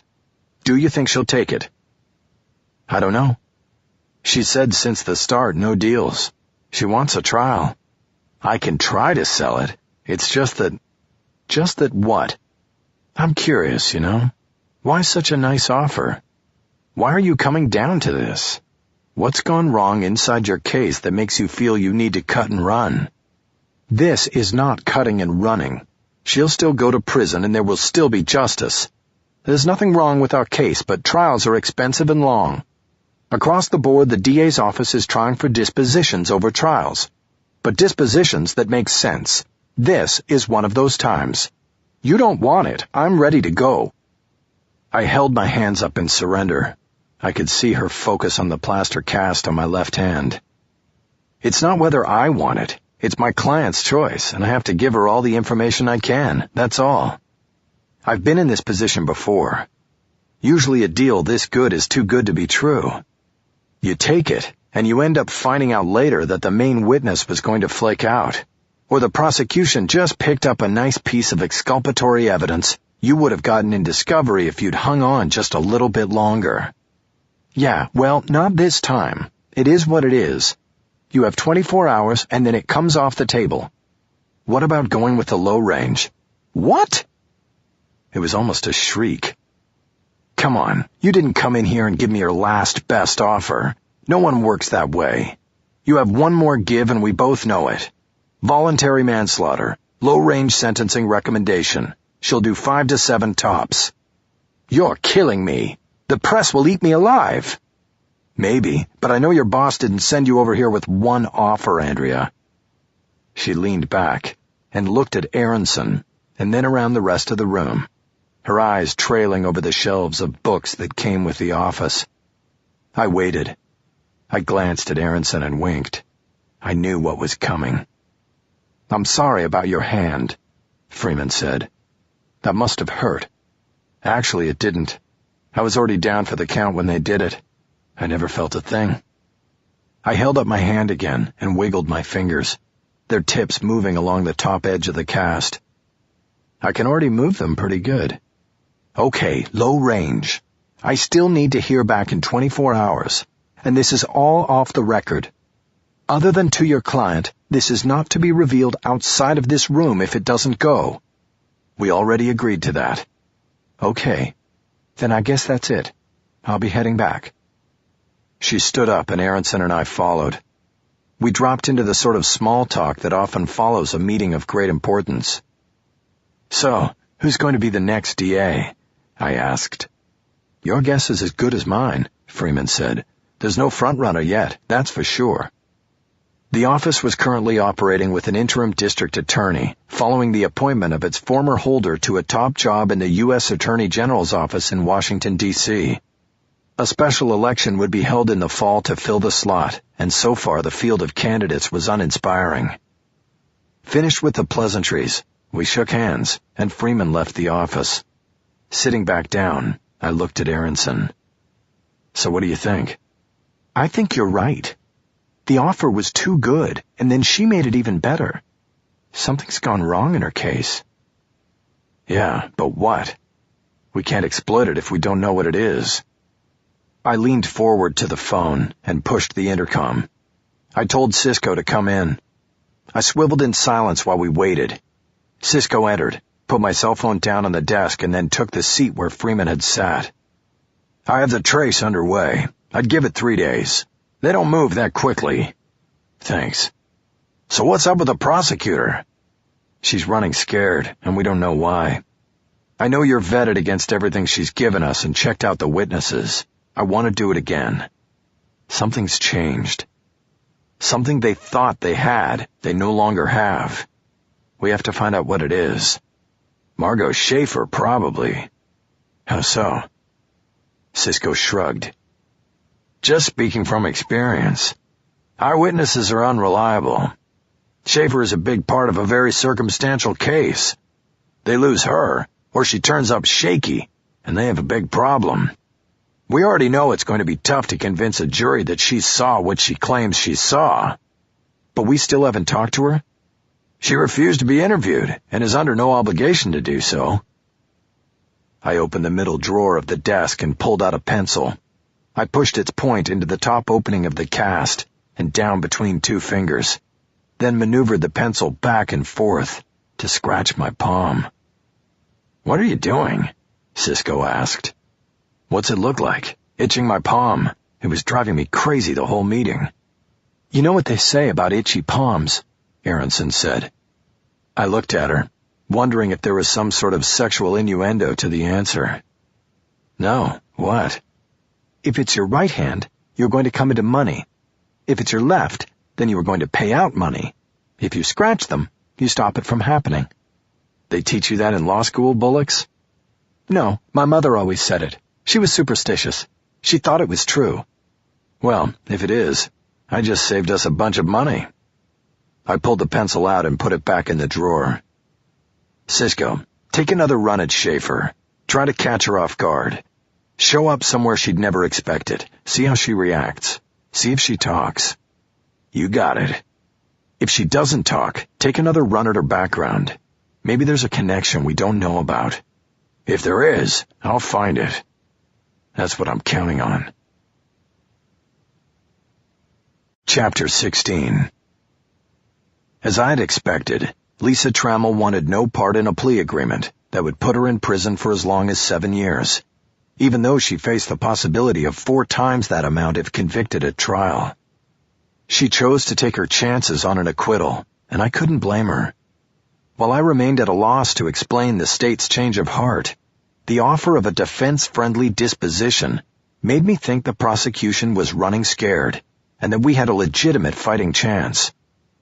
If my client was willing to roll the dice, then so was I. It wasn't my freedom at stake. I was cruising home at the end of work the next day when I called Andrea Freeman to give her the news. She had left several messages early in the day, and I had strategically not returned them, hoping to make her sweat. It turned out she was anything but feeling the heat. When I told her my client was passing on the offer, she simply laughed. Holler, you might want to start returning your messages a little sooner. I tried several times this morning to get to you. That offer was permanently taken off the table at 10 o'clock. She should have accepted it last night, and it probably would have saved her about 20 years in prison." "Who pulled the offer? Your boss?" "I did. I changed my mind, and that's that." I couldn't think of what could have caused such a dramatic change in less than 24 hours. The only activity on the case that morning that I knew of was Louis Aparisio's attorney filing a motion to quash the subpoena we had served on him. But I didn't see the connection to Freeman's abrupt change in direction on the plea. When I didn't respond, Freeman moved to end the call. "So, counselor, I guess I'll see you in court." "Yeah, and just so you know, I'm going to find it, Andrea." "Find what?" "Whatever it is you're hiding. The thing that went wrong yesterday, that made you bring me that offer. Doesn't matter if you think it's all fixed now. I'm going to find it, and when we get to trial, I'll have it in my back pocket." She laughed into the phone, in a way that immediately undercut the confidence I'd had in my statement. "Like I said, I'll see you in court," she said. "Yeah, I'll be there," I said. I put the phone down on the armrest and tried to intuit what was going on. Then it struck me, I might already be carrying Freeman's secret in my back pocket. The letter from Bondurant to Aparicio had been hidden in the haystack of documents Freeman had turned over. Maybe she had found it only recently herself and realized what I could do with it, how I could build a defense case around it. It happens sometimes. A prosecutor gets a case with what seems like overwhelming evidence, and hubris sets in. You go with what you've got, and other potential evidence goes undiscovered until late, sometimes too late. I became convinced. It had to be the letter. A day ago she was running scared because of the letter. Now she was confident. Why? The only difference between yesterday and today was the motion to quash the Aparicio subpoena. All at once I understood her strategy. The prosecution would support the dismissal of the subpoena. If Aparicio didn't testify, I might not be able to get the letter before the jury. If I had it right, then there could be a severe setback for the defense at the hearing on the motion. I now knew I had to be prepared to fight as though my case depended on it, because it did. I decided to put the phone in my pocket. No more calls. It was Friday evening. I would put the case aside and take it all up again in the morning. Everything could wait until then. "Rojas, put on some music. It's the weekend, man." Rojas hit the button on the dash to play the CD. I had forgotten what I had in there, but soon identified the song as Ry Cooder singing Teardrops Will Fall, a cover of the 1960s classic on his anthology disc. It sounded good, and it sounded right. A song about lost love and being left alone. The trial would start in less than 3 weeks. Whether or not we figured out what Freeman was hiding, the defense team was locked and loaded and ready to go. We still had some outstanding subpoenas to serve, but otherwise we were fit for battle, and I was growing more confident every day. The following Monday, I would hole up in my office and start choreographing the defense case. The hypothesis of innocence would be carefully revealed piece by piece and witness by witness, until it all came together in a crushing wave of reasonable doubt. But I still had a weekend to fill before that, and I wanted to put as much distance as I could between me and Lisa Trammell and everything else. Cooder was now on to Poor Man's Shangri-La, the one about the UFOs and space vatos in Chavez Ravine, before they took it away from the people and put up Dodger Stadium. I told Rojas to turn it up. I lowered the back windows and let the wind and music blow through my hair and ears. I closed my eyes as we cruised. Chapter 17. Rojas dropped me at the steps of my home, and I slowly made my way up while he put the Lincoln in the garage. His own car was parked on the street.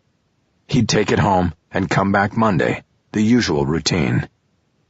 Before opening the door, I stepped to the far end of the deck and looked out at the city. The sun still had a couple of hours of work ahead, then would set on another week. From up here, the city had a certain sound that was as identifiable as a train whistle, the low hiss of a million dreams in competition. "You all right?" I turned around. It was Rojas at the top of the steps. "Yeah, fine. What's the matter?" "I don't know. I saw you standing up here and thought maybe something was wrong, like you were locked out or something." No, I was just checking out the city. I came over to the door, pulling out my house key. Have a good weekend, Rojas. You too, boss. You know, you should probably stop calling me boss. Okay, boss. Whatever. I turned the lock and pushed the door open.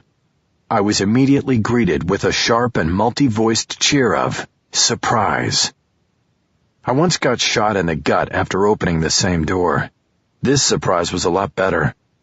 My daughter rushed forward and hugged me, and I hugged her back. I looked around the room and saw everybody. Cisco, Lorna, Bullocks, my half-brother Harry Bosch and his daughter Maddie. And Maggie was there too. She came up next to Haley and kissed me on the cheek. I said, I've got some bad news. Today is not my birthday. I'm afraid you've all been led astray by someone with some sort of devious plan to get cake. Maggie punched me on the shoulder. Your birthday's Monday, not a good day for a surprise party. Yeah, exactly as I planned it. Come on, get out of the door and let Rojas in. Nobody's staying that long. We just wanted to say happy birthday. I leaned forward and kissed her cheek and whispered in her ear. What about you? You're not staying long either? We'll see about that. She escorted me in through a gauntlet of handshakes, kisses, and back pats. It was nice and totally unexpected. I was placed in the seat of honor and handed a lemonade. The party lasted another hour, and I got time to visit with all my guests. I hadn't seen Harry Bosch in a few months. I had heard he'd come by the hospital, but I wasn't awake for the visit. We had worked on a case the year before with me as a special prosecutor. It had been nice being on the same side, and I had thought the experience would keep us close. But it hadn't really worked out that way. Bosch remained as distant as ever, and I remained as saddened about it as ever. When I saw the opportunity, I moved toward him, and we stood side by side in front of the window that gave the best view of the city. From this angle, it's hard not to love it, isn't it? He asked. I turned from the view to him, and then back. He was drinking a lemonade, too. He had told me he'd stopped drinking when his teenage daughter had come to live with him. I know what you mean, I said. He drained his glass and thanked me for the party. I told him he could leave Maddie with us if she wanted to visit Haley longer, but he said that he already had plans to take her to a shooting range in the morning. A shooting range? You're taking your daughter to a shooting range? I've got guns in the house. She should know how to use them. I shrugged. I guessed there was a logic in it. Bosch and his daughter were the first to leave, and soon afterward, the party ended. Everybody left except for Maggie and Haley. They had decided to stay the night. Exhausted by the day and the week and the month, I took a long shower and then got into bed early. Soon, Maggie came in, after talking Haley to sleep in her room. She closed the door, and that was when I knew my real birthday present was coming. She hadn't brought any nightclothes with her. Lying on my back, I watched her get undressed and then slip under the covers with me. You know, you're a piece of work, Holler, she whispered. What did I do this time? You just trespassed all over the place. She moved in close and then over on top of me. She bent down, tinting my face with her hair. She kissed me and started slowly moving her hips, and then put her lips against my ear. So, she said, normal function and activity. That's what the doctor told you, right? That's what he said. We'll see.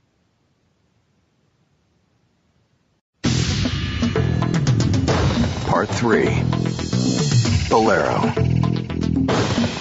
Chapter 18. Louis Aparicio was a man who did not want to be served. As an attorney, he knew that the only way he could be dragged into the Lisa Trammell trial was to be served with a subpoena to testify. Avoiding service meant avoiding testimony. Whether he had been tipped to the defense strategy or simply was smart enough to understand it on his own, he seemingly disappeared just at the time we began looking for him. His whereabouts became unknown, and all the routine tricks of the trade to track him and draw him out had failed. We did not know if Aparicio was in the country, let alone in Los Angeles.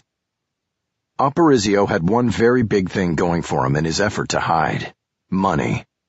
With enough money, you can hide from anybody in this world, and Aparicio knew it. He owned numerous homes in numerous states, multiple vehicles, and even a private jet to help him connect quickly to all his dots. When he moved, whether it was from state to state or from Beverly Hills home to Beverly Hills office, he traveled behind a phalanx of security men. He also had one thing going against him: money. The vast wealth he had accumulated by carrying out the bidding of banks and other lenders had also given him an Achilles heel. He had acquired the tastes and desires of the super rich. And that was how we eventually got him. In the course of his efforts to locate Aparicio, Cisco Wojciechowski amassed a tremendous amount of information about his quarry's profile. From this data, a trap was carefully planned and executed to perfection. A glossy presentation package announcing the closed bid auction of an Aldo Tinto painting was sent to Aparicio's office in Beverly Hills. The package said the painting would be on view for interested bidders for only 2 hours, beginning at 7 p.m. 2 nights hence, in Studio Z at Bergamot Station in Santa Monica. Bids would then be accepted until midnight. The presentation looked professional and legitimate. The depiction of the painting had been lifted from an online art catalog that displayed private collections. We knew from a 2-year-old profile of Aparicio in a bar journal that he had become a collector of second-tier painters, and that the late Italian master Tinto was his obsession. When a man called the phone number on the portfolio, identified himself as a representative of Louis Aparicio, and booked a private viewing of the painting, we had him. The Aparicio entourage entered the old red car trolley station, which had been turned into an upscale gallery complex, at precisely the appointed time. While 3 sunglassed security men fanned out across the grounds, 2 more swept Gallery Z before giving the all-clear signal. Only then did Aparicio emerge from the stretch Mercedes. Inside the gallery, Aparicio was met by 2 women who disarmed him with their smiles and excitement about the arts and the painting he was about to see. One woman handed him a glass flute of cristal to celebrate the moment. The other gave him a thick folded packet of documents on the painting's pedigree and exhibition history. Because he held the champagne in one hand, he could not open the documents. He was told he could read it all later because he must see the painting now before the next appointment. He was led into the viewing room, where the piece sat on an ornate easel covered with a satin drape. A lone spotlight lit the center of the room. The women told him he could remove the drape himself, and one of them took his glass of champagne. She wore long gloves. Aparicio stepped forward, his hand raised in anticipation. He carefully pulled the satin off the frame, and there, pinned to the board, was the subpoena. Confused, he leaned forward to look, perhaps thinking this was still the Italian master's work. "You've been served, Mr. Aparicio," Jennifer Aronson said. "You have the original in your hand." "I don't understand," he said, but he did. "And the whole thing from the moment you drove in is on videotape," said Lorna. She stepped to the wall and hit the switch, bathing the entire room in light. She pointed to the 2 overhead cameras. Jennifer lifted the champagne flute as if giving a toast. "We have your prints, too, if needed." She turned and raised a toast to one of the cameras. "No," Aparicio said. "Yes," Lorna said. "We'll see you in court," Jennifer said. The women headed to the side door of the gallery, where a Lincoln driven by Cisco was waiting. Their job was done. That was then. This was now. I sat in the Honorable Coleman Perry's courtroom, preparing to defend the service and validity of the Aparicio subpoena and the very heart of the defense's case.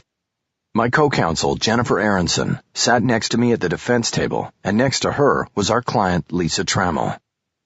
At the opposing table sat Louis Aparicio and his 2 attorneys, Martin Zimmer and Landon Cross. Andrea Freeman was in a seat located back against the rail.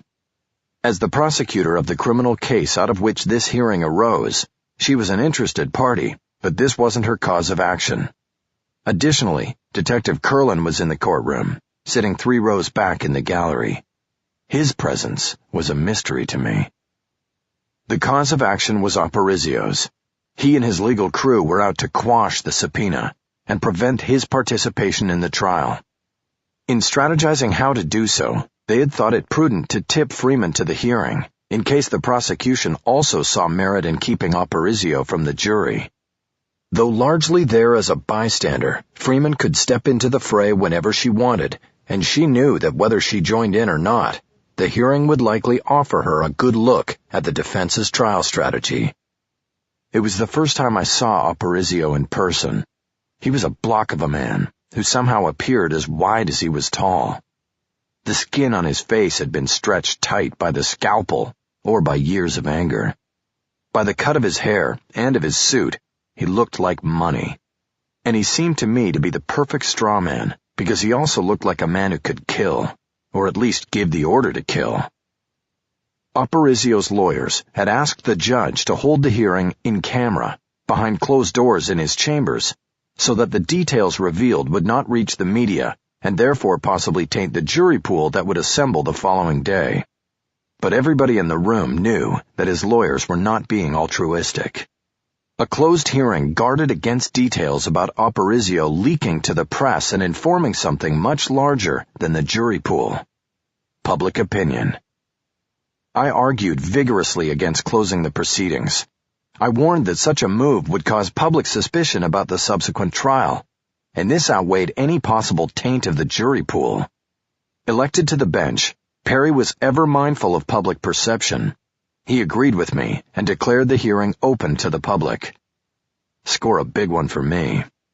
My prevailing on that one argument probably saved the entire case for the defense. Not a lot of the media was there, but there was enough for what I needed. Reporters from the Los Angeles Business Journal and the LA Times were in the front row. A freelance video man who sold footage to all the networks was in the empty jury box with his camera. I had tipped him to the hearing and told him to be there. I figured that between the print media and the lone TV camera, there would be enough pressure on Aparizio to force the outcome I was looking for. After dispensing with the request to hide behind closed doors, the judge got down to business. Mr. Zimmer, you have filed a motion to quash the subpoena of Louis Aparizio in the matter of California versus Trammell. Why don't you state your case, sir? Zimmer looked like a lawyer who had been around the block a few times, and usually got to carry his enemies home in his briefcase. He stood to respond to the judge. We would love to address the court on this matter, Your Honor. I'm going to speak first to the facts of the service of the subpoena itself, and then my colleague, Mr. Cross, will discuss the other issue for which we seek relief. Zimmer then proceeded to claim that my office had engaged in mail fraud in laying the trap that resulted in Aparizio being served a subpoena. He said that the glossy brochure that had baited his client was an instrument of fraud, and its placement in the U.S. mail constituted a felony that invalidated any action that followed, such as service of the subpoena. He further asked that the defense be penalized by being disallowed from any subsequent effort to subpoena Aparizio to testify. I didn't even have to stand up for this one, which was a good thing, because the simple acts of standing and sitting still set off flares of pain across my chest. The judge raised his hand in my direction to hold me in check, and then tersely dismissed Zimmer's argument, calling it novel, but ridiculous and without merit. Come on, Mr. Zimmer. This is the big league, Perry said. You have anything with some meat on the bone? Properly cowed, Zimmer deferred to his colleague and sat down. Landon Cross stood up next to face the judge. Your Honor, he said, Louis Aparizio is a man of means and standing in this community. He has had nothing to do with this crime or this trial and objects to his name and reputation being sullied by his inclusion in it. Let me emphatically repeat, he had nothing to do with this crime. He is not a suspect and has no knowledge of it. He has no probative or exculpatory information to provide. He objects to defense counsel's putting him on the witness stand to conduct a fishing expedition, and he objects to counsel's using him as a deflection from the case at hand. Let Mr. Haller fish for red herrings in a different pond. Cross turned and gestured to Andrea Freeman. I might add, Your Honor, that the prosecution joins me in this motion to quash for the same reasons mentioned. The judge swiveled on his seat and looked at me. Mr. Haller, you want to respond to all of that? I stood up, slowly. I was holding the foam gavel from my desk, working it with my fingers, which were newly freed from plaster, but still stiff. Yes, Your Honor. I would first like to say that Mr. Cross makes a good point about the fishing expedition. Mr. Aparisio's testimony at trial, if allowed to proceed, would include a fair amount of fishing. Not all of it, mind you, but I would like to drop a line in the water. But this is only, Your Honor, because Mr. Aparicio and his defensive front have made it darn near impossible for the defense to conduct a thorough investigation of the murder of Mitchell Bondurant. Mr. Aparicio and his henchmen have thwarted all— Zimmer was up on his feet, objecting loudly. Your Honor, I mean really, henchmen? Counsel is clearly engaged in playing to the media in the courtroom at Mr. Aparicio's expense. I once again urge you to move these proceedings to chambers before we continue. We're staying put, Perry said. But, Mr. Haller, I'm not going to allow you to call this witness just to let you grandstand for the jury. What's his connection? What's he got? I nodded like I was ready with an obvious answer. Mr. Aparicio founded and operates a company that acts as a middleman in the foreclosure process. When the victim in this case decided to foreclose on the home of the defendant, he went to Mr. Aparicio to get it done. That, to me, Your Honor, puts Mr. Aparicio on the front line of this case, and I would like to ask him about this, because the prosecution has stated to the media that the foreclosure is the motive for the murder. Zimmer jumped in before the judge could respond. That is a ridiculous assertion. Mr. Aparicio's company has 185 employees. It is housed in a 3-level office building. Foreclosing on people's homes is big business, I interjected. Counsel, the judge warned. Mr. Aparicio had nothing whatsoever to do with the defendant's foreclosure other than the fact that it was handled by his company, along with about 100,000 other such cases this year, Zimmer said. 100,000 cases, Mr. Zimmer? The judge asked. That's right, Judge. On average, the company has been handling 2,000 foreclosures a week for more than 2 years. This would include the defendant's foreclosure case. Mr. Aparicio has no specific knowledge of her case. It was one of many and was never on his radar. The judge dropped deep into thought and looked like he had heard enough.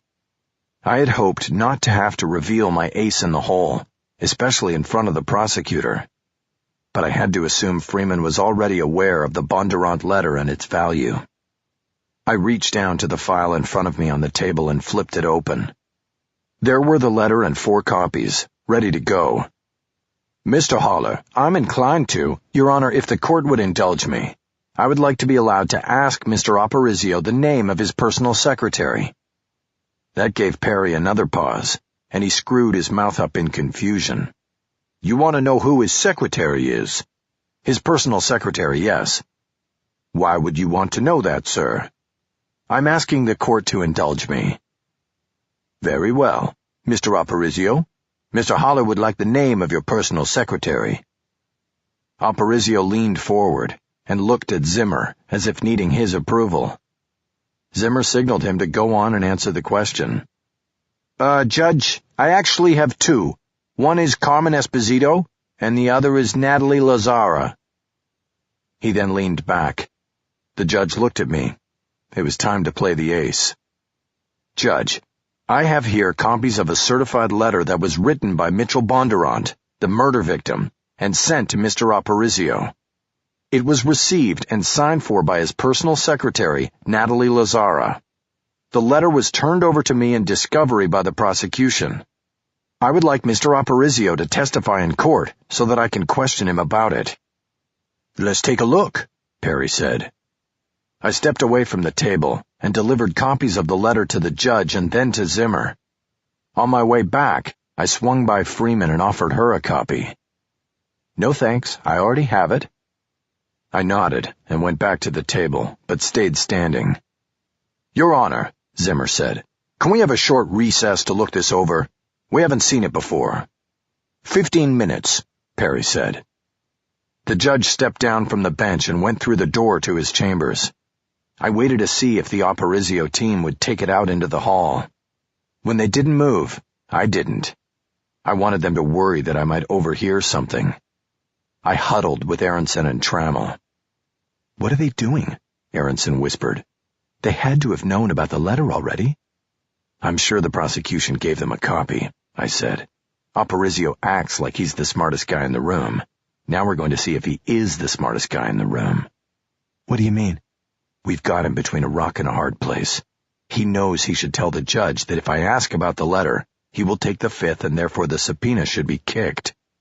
But he knows if he takes the Fifth in front of the media here, he's in trouble. That puts blood in the water." "So what do you think he'll do?" Trammell asked. "Act like the smartest guy." I pushed back from the table and stood up. I nonchalantly started to pace behind the tables.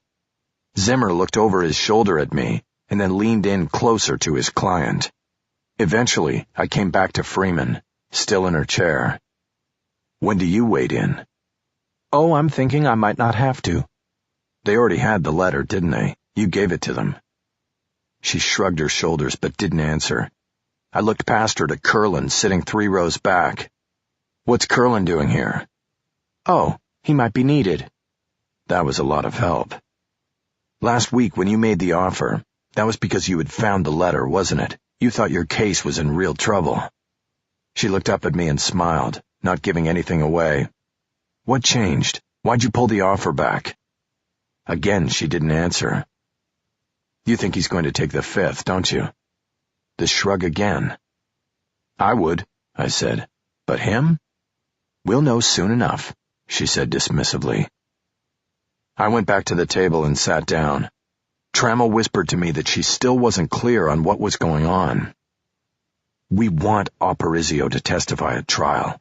He doesn't want to, but the only way the judge will let him out of the subpoena is if he says he'll invoke his Fifth Amendment protection against self-incrimination. If he does that, we're dead. He's our straw man.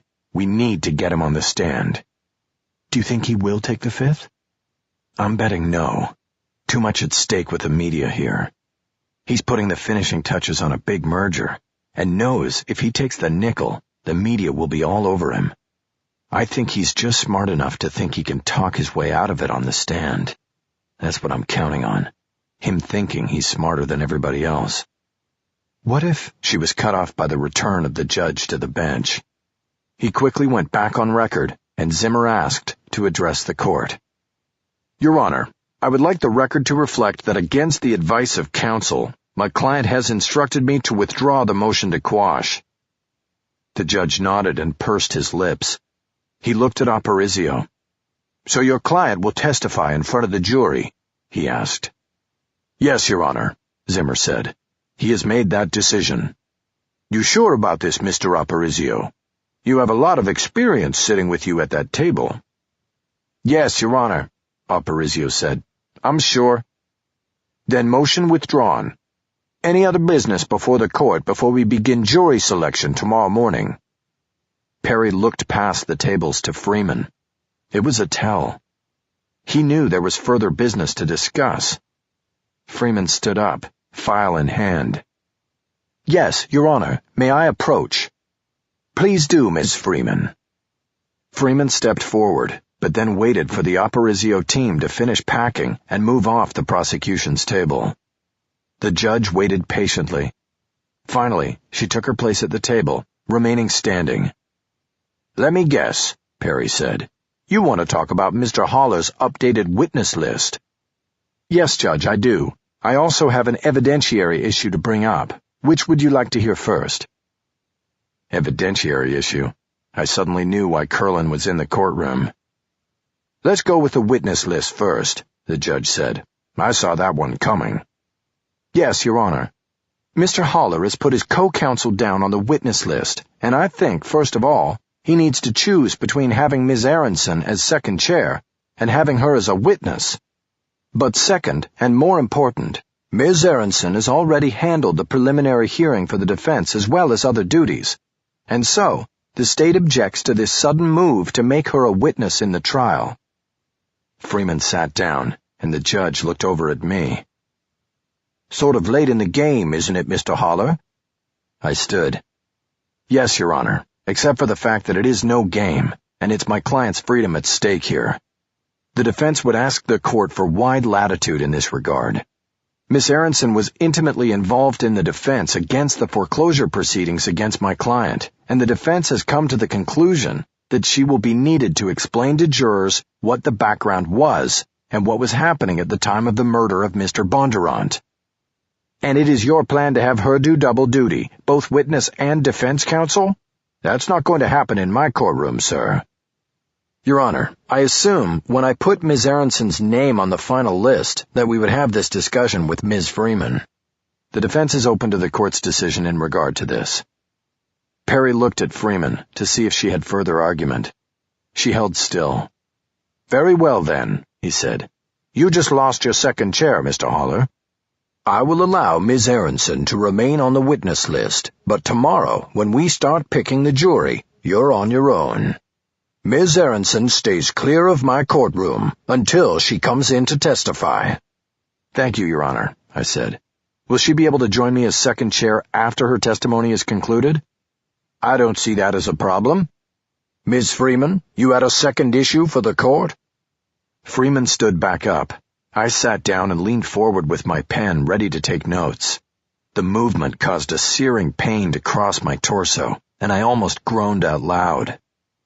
Your Honor, the state wants to head off an objection and protest I am sure will come from counsel. Late yesterday, we received a return on DNA analysis of a very small blood trace found on a shoe belonging to the defendant and seized during the search of her house and garage on the day of the murder. I felt an invisible punch in my stomach that made my rib pain disappear quickly. I instinctively knew this was going to be a game changer. The analysis matches the blood from the shoe to the victim, Mitchell Bondurant. Before counsel protests, I must inform the court that analysis of the blood was delayed because of the backup in the lab and because the sample being worked with was rather minute.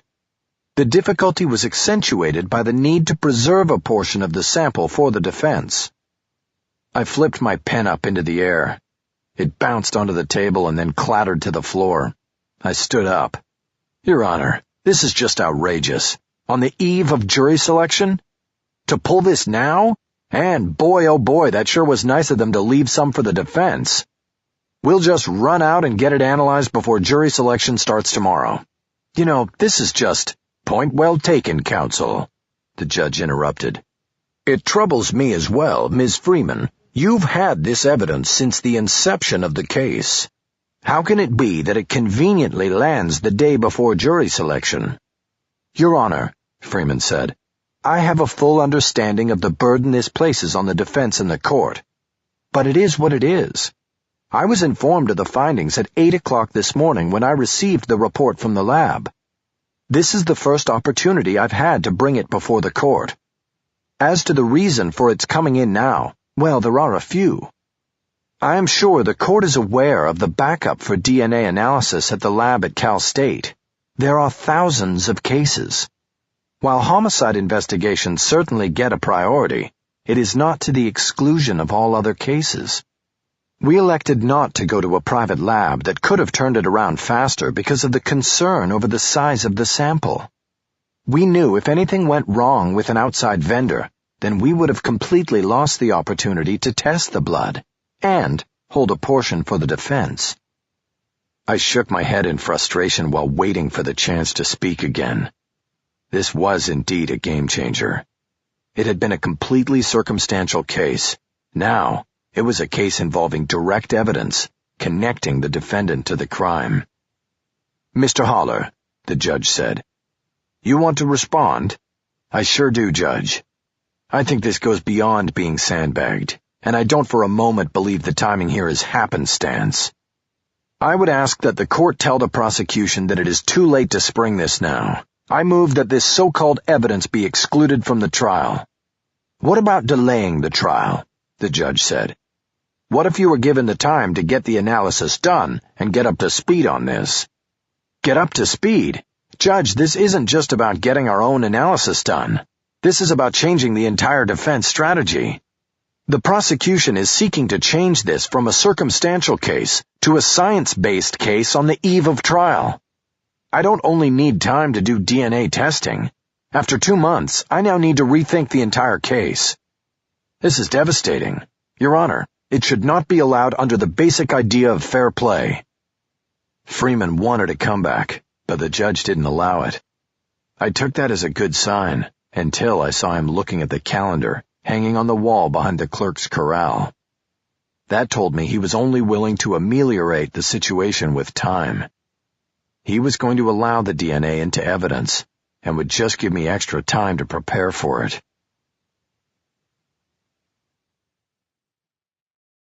I sat back down in defeat.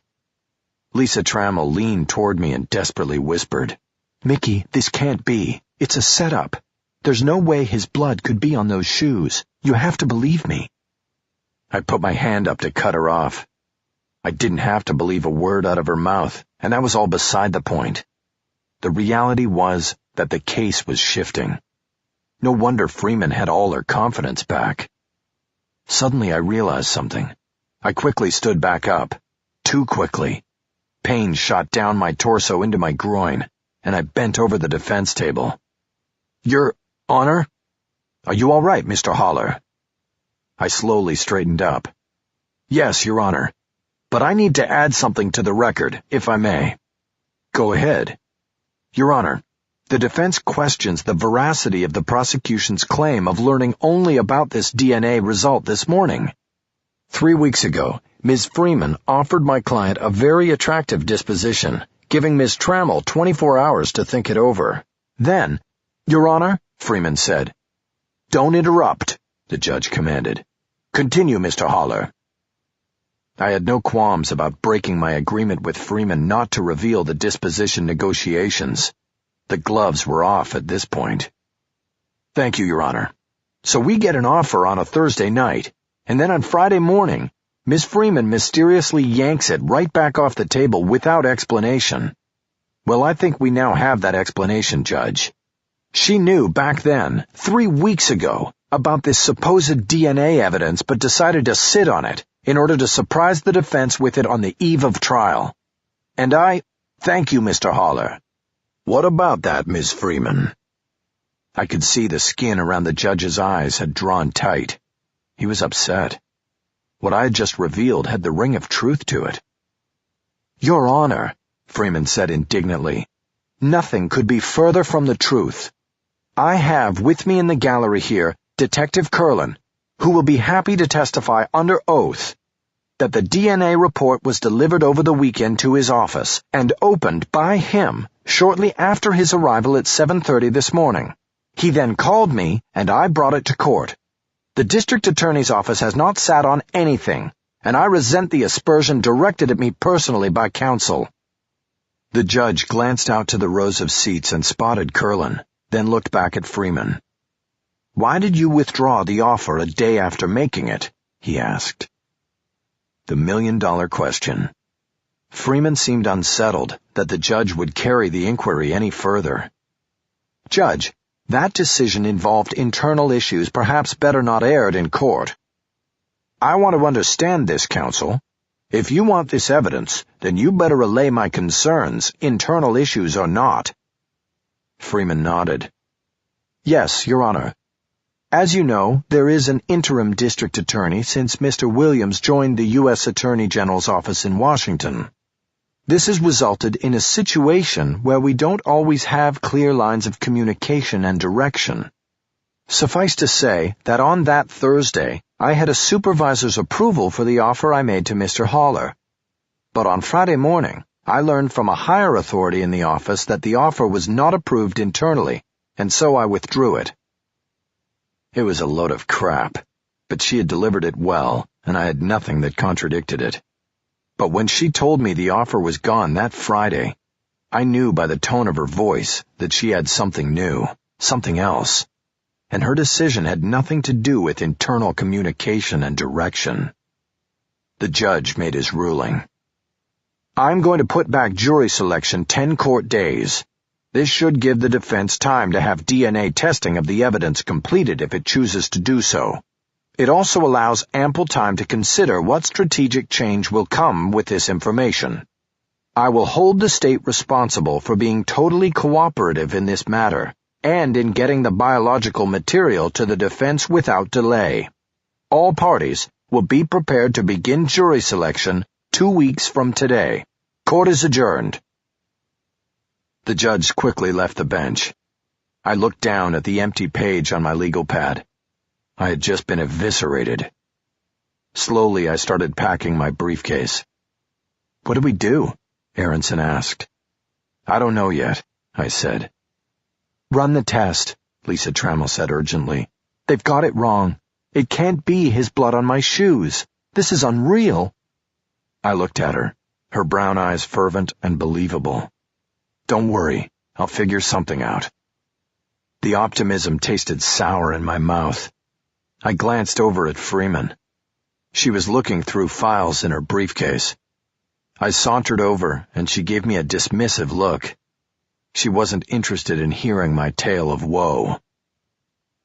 "You look like things just went exactly the way you wanted them to go," I said.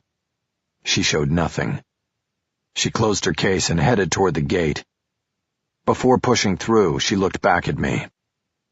"You want to play hardball, Holler?" she said. "Then you have to be ready to catch." Chapter 19. The next 2 weeks went by quickly, but not without progress. The defense rethought and retooled. I had an independent lab confirm the state's DNA findings at a rush cost of $4,000, and then assimilated the devastating evidence into a view of the case that allowed for the science to be correct, as well as my client's innocence to be possible, if not probable. The classic set-up defense. It would be an additional and natural dimension to the straw man gambit. I began to believe it could work, and my confidence began to rebuild. By the time delayed jury selection finally started, I had some momentum going and rolled it into the effort, actively looking for the jurors who might lend themselves to believing the new story I was going to spin for them. It wasn't until the 4th day of jury selection that yet one more Freeman fastball came whistling at my head. We were nearing completion of the panel, and it was one of those rare times when both prosecution and defense were happy with the jury's makeup, but for different reasons. The panel was well stocked with working-class men and women, homeowners who came from 2-income households. Few had college diplomas, and none had advanced degrees. Real salt-of-the-earth people, and this was a perfect composition for me. I was going for people who lived close to the edge in the tough economy, who felt the threat of foreclosure at all times, and would have a hard time looking at a banker as a sympathetic victim.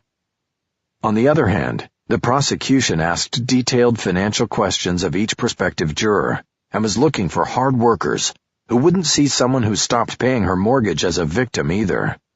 The result, until the morning of the 4th day, was a panel full of jurors neither side objected to, and who we each thought we could mold into our own soldiers of justice. The fastball came when Judge Perry called for the mid-morning break. Freeman immediately stood up and asked the judge if counsel could meet in chambers during the break to discuss an evidentiary issue that had just come up. She asked if Detective Curlin could join the meeting. Perry granted the request and doubled the break time to a half hour. I then followed Freeman, who followed the court reporter and the judge into chambers. Curlin came in last, and I noticed he was carrying a large manila envelope with red evidence tape on it. It was bulky and appeared to have something heavy inside. The paper envelope was the real giveaway, though. Biological evidence was always wrapped in paper. Plastic evidence bags trapped air and humidity and could damage biologicals. So I knew going in, Freeman was about to drop another DNA bomb on me. "Here we go again," I said under my breath as I entered the chambers. The judge moved behind his desk and sat down, his back to a window that looked south toward the hills over Sherman Oaks. Freeman and I took side-by-side seats opposite the desk. Curlin pulled a chair over from a nearby table, and the court reporter sat on a stool to the judge's right. Her steno machine was on a tripod in front of her. "We're on the record here," the judge said. "Miss Freeman." "Judge, I wanted to meet with you and counsel for the defense as soon as possible, because I am anticipating that once again Mr. Haller will howl at the moon when he hears what I have to say, and what I have to show. Then let's get on with it, Perry said. Freeman nodded to Curlin, and he started peeling back the tape on the evidence envelope. I said nothing. I noticed that he had a rubber glove on his right hand. The prosecution has come into possession of the murder weapon, Freeman stated matter-of-factly, and plans to introduce it as evidence as well as make it available to the defense for examination.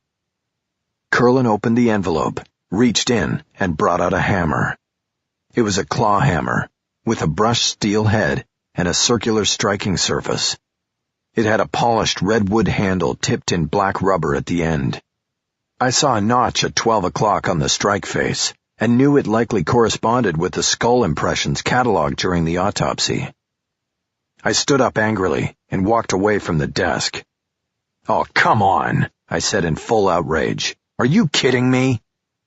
I looked at the wall of shelved code books Perry had at the far side of the room, put my hands on my hips in indignation, and then turned back to the desk. "Judge, excuse my language, but this is bullshit. She can't do this again. To spring this, 4 days into jury selection and a day before opening statements? We have most of the box already picked. We are possibly going to start tomorrow, and she's suddenly laying the supposed murder weapon on me?" The judge leaned back in his seat, as if distancing himself from the hammer Curlin was holding. "You better have a good and convincing story, Ms. Freeman," he said. "I do, Judge. I could not bring this forward until this morning, and I am more than willing to explain why if—" "You allowed this," I said, interrupting and pointing a finger at the judge. "Excuse me, Mr. Haller, but don't you dare point your finger at me," he said with restraint. "I'm sorry, Judge, but this is your fault. You let her get away with the bullshit DNA story, and after that there's no reason for her not to—" "Excuse me, sir, but you had better proceed cautiously. You are about 5 seconds away from seeing the inside of my holding cell. You do not point your finger or address a superior court judge as you have. Do you understand me?" I turned back to the code books and took a deep breath. I knew I had to get something out of this. I had to come out of this room with the judge owing me something. "I understand," I finally said. "Good," Perry said. "Now come back over here and take a seat. Let's hear what Miss Freeman and Detective Curlin have to say, and it better be good." Reluctantly, I returned like a chastised child and dropped into my seat. "Miss Freeman, let's hear it." "Yes, Your Honor. The weapon was turned in to us late Monday afternoon. "Great," I said. "I knew it. So you wait until 4 days into jury selection before you decide to—" "Mr. Haller," the judge barked, "I have lost all patience with you. Do not interrupt again. Continue, Ms. Freeman, please." "Of course, Your Honor. As I said, we received this at the LAPD's Van Nuys division late Monday afternoon. I think it would be best if Detective Curlin runs you through the chain of custody." Perry gestured to the detective to begin. "What happened was that a landscaper working in a yard on Dickens Street near Kester Avenue found it that morning, lodged in a hedge near the front of his client's house. This is in the street that runs behind Westland National. The house is approximately 2 blocks from the rear of the bank. The landscaper who found the hammer is from Gardenia and had no idea about the murder. But thinking the tool belonged to his client, he left it on the porch for him. The homeowner, a man named Donald Myers, didn't see it until he came home from work about 5 o'clock that afternoon. He was confused because he knew it was not his hammer. However, he then remembered reading articles about the Bondurant murder, at least one of which indicated the murder weapon might be a hammer and that it had not been found yet. He called his landscaper and got his story, then he called the police. "Well, you've told us how you got it," Perry said. "You haven't explained why we're hearing about it 3 days later." Freeman nodded. She was ready for this and took over the narrative. "Judge, we obviously had to confirm what we had and the chain of custody. We immediately turned it over to the Scientific Investigation Division for processing, and only received the lab reports yesterday evening after court. And what do those reports conclude? The only fingerprints on the weapon belong to— Wait a minute, I said, risking the judge's ire again. Can we just refer to it as the hammer? Calling it the weapon on the record is a bit presumptuous at this point. Fine, Freeman said before the judge could respond. The hammer. The only fingerprints on the hammer belong to Mr. Myers and his landscaper Antonio Ladera. However, two things tie it solidly into the case. A small spot of blood found on the neck of the hammer has been conclusively matched through DNA testing to Mitchell Bondurant. We rushed this test with an outside vendor because of the protest counsel made over the precautions taken with the other test. The hammer was also turned over to the medical examiner's office for comparison to the wound patterns on the victim. Again, we have a match. Mr. Haller, you can refer to it as the hammer or the tool or whatever you want, but I'm calling it the murder weapon. And I have copies of the lab reports to turn over to you at this time. She reached into the manila envelope, removed 2 paper-clipped documents and handed them to me with a satisfied smile on her face. Well, that's nice of you, I said in full sarcasm. Thank you very much. Oh, and there's also this. She reached into the envelope again and withdrew 2 8x10 photos, giving one to the judge and one to me. It was a photo of a workbench with tools hung on a pegboard on the wall behind it. I knew it was the workbench from Lisa Trammell's garage. I had been there.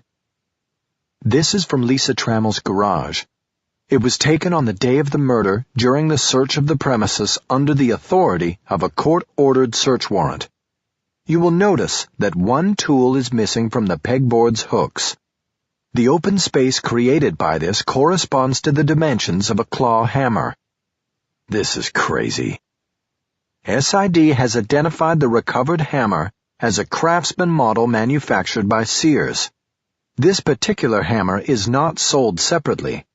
It comes only in the 239-piece carpenter's tool package. From this photograph, we have identified more than 100 other tools from that package, but no hammer. It's not there because Lisa Trammell threw it into the bushes after leaving the scene of the crime. My mind was racing. Even with a defense based on the theory that the defendant was set up, there was a law of diminishing returns. Explaining away the blood drop on the shoe is one thing. Explaining away your client's ownership of and connection to the murder weapon was not just a second thing. There was an exponential increase in the odds against setup as each piece of evidence is revealed. For the second time in 3 weeks, the defense had been handed a devastating blow, and I was almost left speechless. The judge turned to me. It was time for me to respond, but I had no comeback that was worthy. "This is very compelling evidence, Mr. Haller," he prompted. "You have anything to say?" I had nothing, but I picked myself up off the mat before he reached the 10 count. "Your Honor, this so-called evidence that just sort of conveniently dropped from heaven should have been announced to the court and the defense the moment it was brought forward. Not 3 days later, not even a day later. If only to allow the defense to properly inspect the evidence, conduct its own tests, and observe those of the prosecution.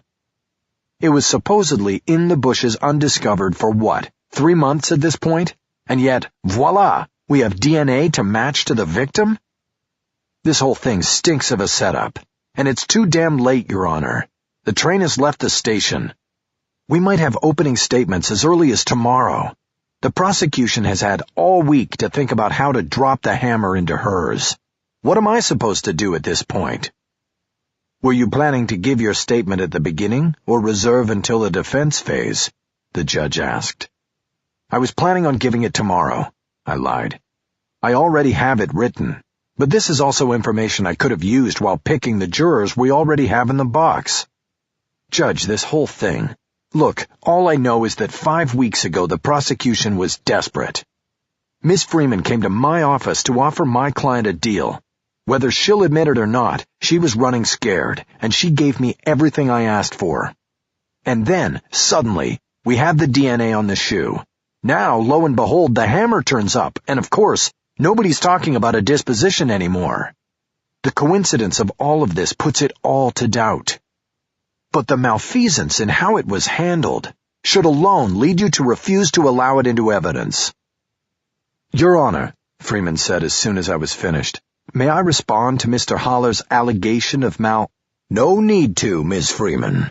As I already said, this is compelling evidence. It comes in at an inopportune time, but it is clearly evidence the jury should consider. I will allow it, but I will also once again allow the defense extra time to prepare for it. We're going to go back out there now and finish picking a jury. Then I'm going to give them a long weekend and bring them back Monday for opening statements and the start of the trial. That gives you 3 extra days to prepare your opener, Mr. Holler. That should be enough time. Meanwhile, your staff, including that young go-getter you hired out of my alma mater, can work on assembling whatever experts and testing you'll need on the hammer. I shook my head. It wasn't good enough. I was going down fast here. Your Honor, I move that the trial be stayed while I take this matter up on appeal. You can take it up on appeal, Mr. Holler. That's your right. But it's not going to stop the trial. We go on Monday. He gave me a little nod that I took as a threat. I'd take him up on appeal, and he won't forget it during trial. Do we have anything else to discuss? Perry asked. I'm good, Freeman said. Mr. Holler. I shook my head as my voice deserted me. Then let's go out there and finish picking a jury. Lisa Trammell was pensively waiting for me at the defense table. What happened? She asked in an urgent whisper.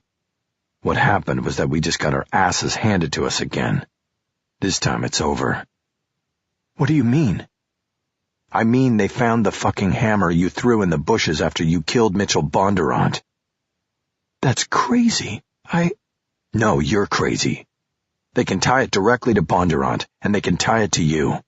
It's right off your fucking workbench. I don't know how you could have been so stupid, but that's beside the point. It actually makes keeping the bloody shoes seem like a smart choice in comparison. Now I have to figure out a way to get a deal out of Freeman when she has absolutely no need to make a deal. She's got a slam-bang case, so why cut a deal? Lisa reached over with one hand and grabbed the left side of my jacket collar. She pulled me closer. Now she whispered through clenched teeth. You listen to yourself. How could I have been so stupid? That's the question, and the answer is I wasn't. You know, if anything, I'm not stupid. I've told you from day one, this is a setup. They wanted to get rid of me, and this is what they did. But I didn't do this. You've had it right all along. Louis Aparicio. He needed to get rid of Mitchell Bondurant, and he used me as the fall guy. Bondurant sent him your letter. That started everything. I didn't. She faltered as the tears started to flood her eyes. I put my hand over hers as if to calm her, and detached it from my collar. I was aware that the jury was filing into the box, and didn't want them to see any attorney-client discord. I didn't do this, she said. You hear me? I don't want any deal. I won't say I did something I didn't do. If that's your best shot, then I want a new attorney. I looked away from her to the bench. Judge Perry was watching us. Ready to proceed, Mr. Holler? I looked at my client, and then back at the judge. Yes, Your Honor. Ready to proceed. Chapter 20. It was like being in the losing locker room, but we had yet to play the game. It was Sunday afternoon, 18 hours before opening statements to the jury, and I huddled with my crew, already conceding defeat. It was the bitter end before the trial had even begun. I don't understand, Aronson said into the void of silence that had enveloped my office. You said we needed a hypothesis of innocence, an alternate theory. We have that with Aparicio. We have it in spades. Where's the problem? I looked over at Cisco Wojciechowski. It was just the 3 of us. I was in shorts and a t-shirt. Cisco was in his riding clothes, an army green tank top over black jeans. And Aronson was dressed for a day in court. She hadn't gotten the memo about it being Sunday. The problem is, we're not going to get Aparicio into the trial, I said. He withdrew the motion to quash, Aronson protested. That doesn't matter. The trial is about the state's evidence against Trammell. It's not about who else might have committed the crime. Might-haves don't count. I can put Aparicio on the stand as the expert on Trammell's foreclosure and the foreclosure epidemic. But I'm not going to get near him as an alternate suspect. The judge won't let me unless I can prove relevance. So we've come all this way, and we still don't have relevancy. We still don't have that one thing that pulls Aparicio all the way in. Aronson was determined not to give up. The 14th Amendment guarantees Trammell a meaningful opportunity to present a complete defense. An alternate theory is part of a complete defense. So she could quote the Constitution. She was book smart, but experience poor. California versus Hall, 1986. Look it up. I pointed to her laptop, which was open on the corner of my desk. She leaned over and started typing. Do you know the citation? Try 41. She typed it in, got the ruling on her screen, and started scanning. I looked over at Cisco, who had no idea what I was doing. Read it out loud, I said, the pertinent parts. Evidence that another person had motive or opportunity to commit the charged crime, or had some remote connection to the victim or crime scene, is insufficient to raise the requisite reasonable doubt. Evidence of alternate party culpability is relevant and admissible only if it links the alternate party to the actual perpetration of the crime. Okay, we're screwed. I nodded. If we can't put Aparicio or one of his goons in that parking garage, then we are indeed screwed. The letter doesn't do it? Cisco asked. Nope, I said. There's no way. Freeman will kick my ass if I say the letter opens the door. It gives Aparicio a motive, yes, but it doesn't link him directly to the crime. Shit. That's about right. Right now we don't have it, so we don't have a defense. And the DNA and the hammer, well, that nails it all down nicely for the state. No pun intended. Our lab reports say there is no biological connection to Lisa, Aronson said. I also have a craftsman expert who will testify it is impossible to say that the hammer in evidence came from her specific set of tools. Plus, we know the garage door was unlocked. Even if it is her hammer, anyone could have taken it. And anyone could have planted the blood on the shoes. Yeah, I know all of that. It's not enough to say what could have happened. We're going to have to say this is what happened, and we're going to have to back it up.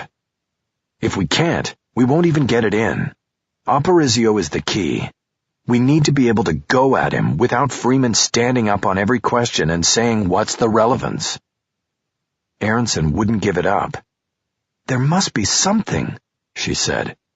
There's always something. We just haven't found it yet. I swiveled on my chair until I was looking directly at Cisco. He frowned and nodded. He knew what was coming.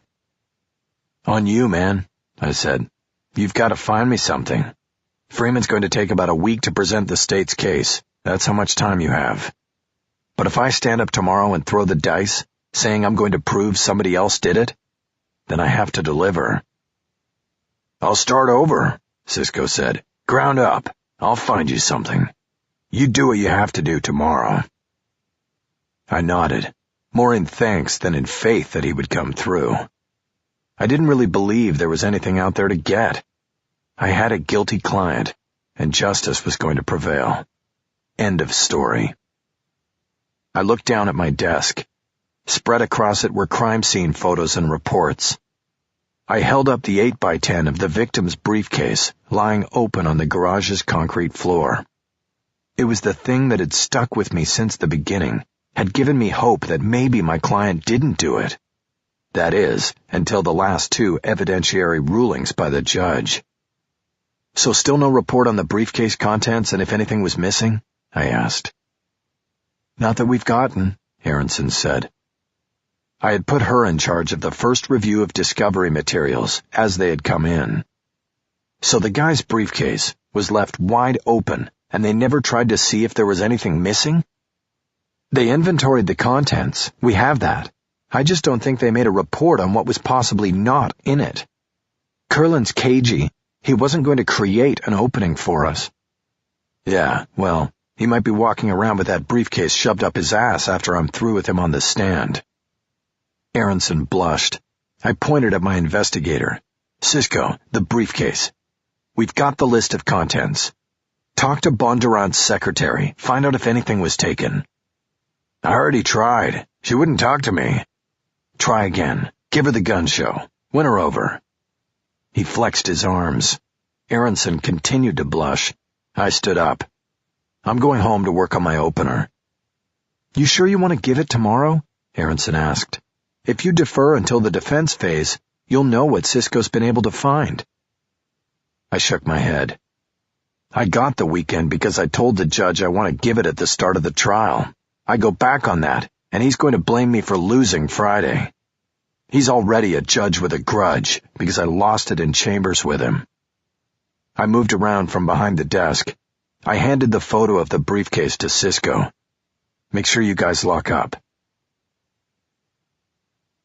No Rojas on Sundays. I drove the Lincoln home alone. There was light traffic, and I got back quickly, even stopping to pick up a pizza at the little Italian joint under the market at the bottom of Laurel Canyon. When I got to the house, I didn't bother edging the big Lincoln into the garage next to its fleet twin. I parked at the bottom of the steps, locked it, and went on up to the front door. It wasn't until I got up to the deck that I saw I had someone waiting for me. Unfortunately, it wasn't Maggie McPherce. Rather, a man I had never seen before sat in one of the director's chairs at the far end of the deck. He was slightly built and disheveled, a week's worth of beard on his cheeks. His eyes were closed, and his head tilted back. He was asleep. I wasn't concerned for my safety. He was alone, and he wasn't wearing black gloves. Still, I quietly put the key into the door lock and opened the door without a sound. I stepped in, closed the door silently, and put the pizza down on the kitchen counter. I then moved back to my bedroom and into the walk-in closet. Off the upper shelf, too high for my daughter to get to, I took down the wooden box that held the Colt Woodsman I'd inherited from my father. It had a tragic history, and I hoped not to add to it now. I loaded a full magazine of ammunition into it, then headed back to the front door. I took the other director's chair and moved it over until it faced the sleeping man. Only after I sat down, holding the gun casually in my lap, did I reach out with my foot and tap him on the knee. He startled awake, his eyes wide and darting about until they finally landed on my face, then dropped to the gun. Whoa, wait a minute, man. No, you wait a minute. Who are you, and what do you want? I didn't point the gun. I kept things casual. He raised his hands, palms out in surrender. Mr. Haller, right? I'm Jeff, man. Jeff Trammell. We talked on the phone, remember? I stared at him for a moment and realized I had not recognized him because I'd never seen a photograph of him. During the times I'd been in Lisa Trammell's home, there were no framed photos of him. She had excised his presence from the house after he had chosen to hightail it. Now here he was, haunted eyes and hangdog look. I thought I knew just what he was looking for. How did you know where I live? Who told you to come here? Nobody told me. I just came. I looked your name up on the California Bar website. There was no office listed, but this was the correspondence address. I came and saw it was a house and figured you live here. I didn't mean nothing by it. I need to talk to you. You could have called. That phone ran out of juice. I gotta buy another one. I decided to run a little test on Jeff Trammell. That time you called me, where were you? He shrugged like it was no big deal to give up the information now. Down in Rosarito. I've been staying down there. That was a lie. Cisco had gotten the traceback on his call. I had the number of the phone and the originating cell tower. The call had come from Venice Beach, about 200 miles from Rosarito Beach in Mexico. What did you want to talk to me about, Jeff? I can help you, man. Help me? How? I was talking to Lisa. She told me about the hammer they found. It's not hers. I mean, ours. I can tell you where ours is. Lead you right to it. Okay, then where is it? He nodded and looked off to the right and at the city down below. The never-ending hiss of traffic filtered up to us. That's the thing, Mr. Haller. I need some money. I want to go back to Mexico. You don't need a lot down there, but you need a start, if you know what I mean. So how much of a start do you want? He turned and looked directly at me now because I was speaking his language. Just 10 grand, man. You got all that movie money coming in, and 10 won't hurt you too bad. You give me that, and I give you the hammer. And that's it. Yeah, man, I'll be out of your hair. What about testifying on Lisa's behalf at the trial? Remember, we talked about that. He shook his head. No, I can't do that. I'm not the testifying type. But I can help you on the outside like this. You know, lead you to the hammer, stuff like that. Herb said the hammer is their biggest evidence, and it's bullshit because I know where the real one is. So you're talking to Herb Dahl too. I could tell by the grimace that he'd made a slip. He was supposed to keep Herb Dahl out of the conversation. No, it was what Lisa said he said. I don't even know him. Let me ask you something, Jeff. How am I going to know this is the real hammer and not some replacement you've cooked up with Lisa and Herb? Because I'm telling you. I know. I was the one who left it where it is. Me. But you're not going to testify, so all I'm left with is a hammer and no story. Do you know what fungible means, Jeff? No. It means mutually interchangeable. An item is fungible in the law if it can be replaced by an identical item. And that's what we have here, Jeff. Your hammer is useless to me without the story attached. If it is your story, then you have to testify to it. If you won't testify, then it doesn't matter. Huh. He seemed crestfallen. Where's the hammer, Jeff? I'm not telling you. It's all I have. I'm not paying you a cent for it, Jeff. Even if I believed there was a hammer, the real hammer, I wouldn't pay you a cent. That's not how it works. So you think things over and you let me know, okay? Okay. Now get off my porch. I carried the gun down at my side and stepped back into the house, locking the door behind me. I grabbed the car keys off the pizza box and hurried through the house to the back door. I went through and then slipped along the side of the house to a wooden gate that opened onto the street. I opened it a crack and looked for Jeff Trammell. I didn't see him, but I heard a car engine roar to life. I waited, and soon a car moved by. I went through the door and tried to get a look at the plate, but I was too late. The car coasted down the hill. It was a blue sedan, but I was too consumed with the plate to identify the make and model. As soon as it took the first curve, I hurried up the street to my own car. If I was to follow him, I would have to get down the hill in time to see if he turned left or right on Laurel Canyon Boulevard. Otherwise, it was a 50-50 chance of losing him. But I was too late. By the time the Lincoln negotiated the sharp turns, and the intersection of Laurel Canyon came into sight, the blue sedan was gone. I pulled up to the stop sign and didn't hesitate. I turned right, heading north toward the valley. Cisco had traced Jeff Trammell's call to Venice, but everything else about the case was in the valley. I headed that way. It was a single lane on the northbound ascent of the roadway that cut over the Hollywood Hills. It then opened to 2 lanes on the downslope into the valley, but I never caught up to Trammell, and soon realized I had chosen the wrong way. Venice. I should have turned south. Not being a fan of cold or reheated pizza, I pulled off to eat at the Daily Grill at Laurel and Ventura. I parked in the underground garage and was halfway to the escalator when I realized I had the Woodsman tucked into the back of my pants. Not good. I returned to the car and put it under the seat, then double-checked to make sure the car was locked. It was early but nonetheless crowded in the restaurant. I sat at the bar rather than wait for a table and ordered an iced tea and a chicken pot pie. I then opened my phone and called my client. She answered right away. "Lisa, it's your attorney. Did you send your husband over to speak to me?" "Well, I told him he should see you, yes." "And was that your idea or Herb Dahl's?" "No, mine. I mean, Herb was here, but it was my idea. Did you talk to him?" "I did." "Did he lead you to the hammer?" "No, he didn't. He wanted $10,000 to do that." There was a pause, but I waited. "Mickey, it doesn't seem like a lot to ask for something that will destroy the state's evidence." "You don't pay for evidence, Lisa. If you do, you lose. Where is your husband staying these days?" "He wouldn't tell me." "Did you talk to him in person?" "Yes, he came here. He looked like something the cat dragged in." "I need to find him so I can subpoena him. Do you have any—" "He won't testify.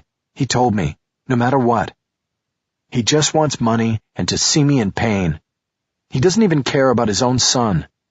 He didn't even ask to see him when he came by." My meal was placed down in front of me, and the bartender topped off my tea. I sliced into the top crust with my fork, just to let some of the steam out. It would be a good 10 minutes before the dish would be cool enough to eat. "Lisa, listen to me. This is important. Do you have any idea where he could be living or staying?" "No, he said he came up from Mexico." "That's a lie. He's been here all the time." She seemed taken aback. "How do you know that?" "Phone records. Look, it doesn't matter. If he calls you or comes by, find out where he is staying. Promise him there's money coming or whatever you need to do, but get me a location. If we can get him into court, he'll have to tell us about the hammer." "I'll try." "Don't try, Lisa. Do it. This is your life we're talking about here." Okay. Now, did he drop any hint about the hammer at all when he spoke to you?" "Not really. He just said, 'Remember how I used to keep the hammer in my car when I was on repo duty?'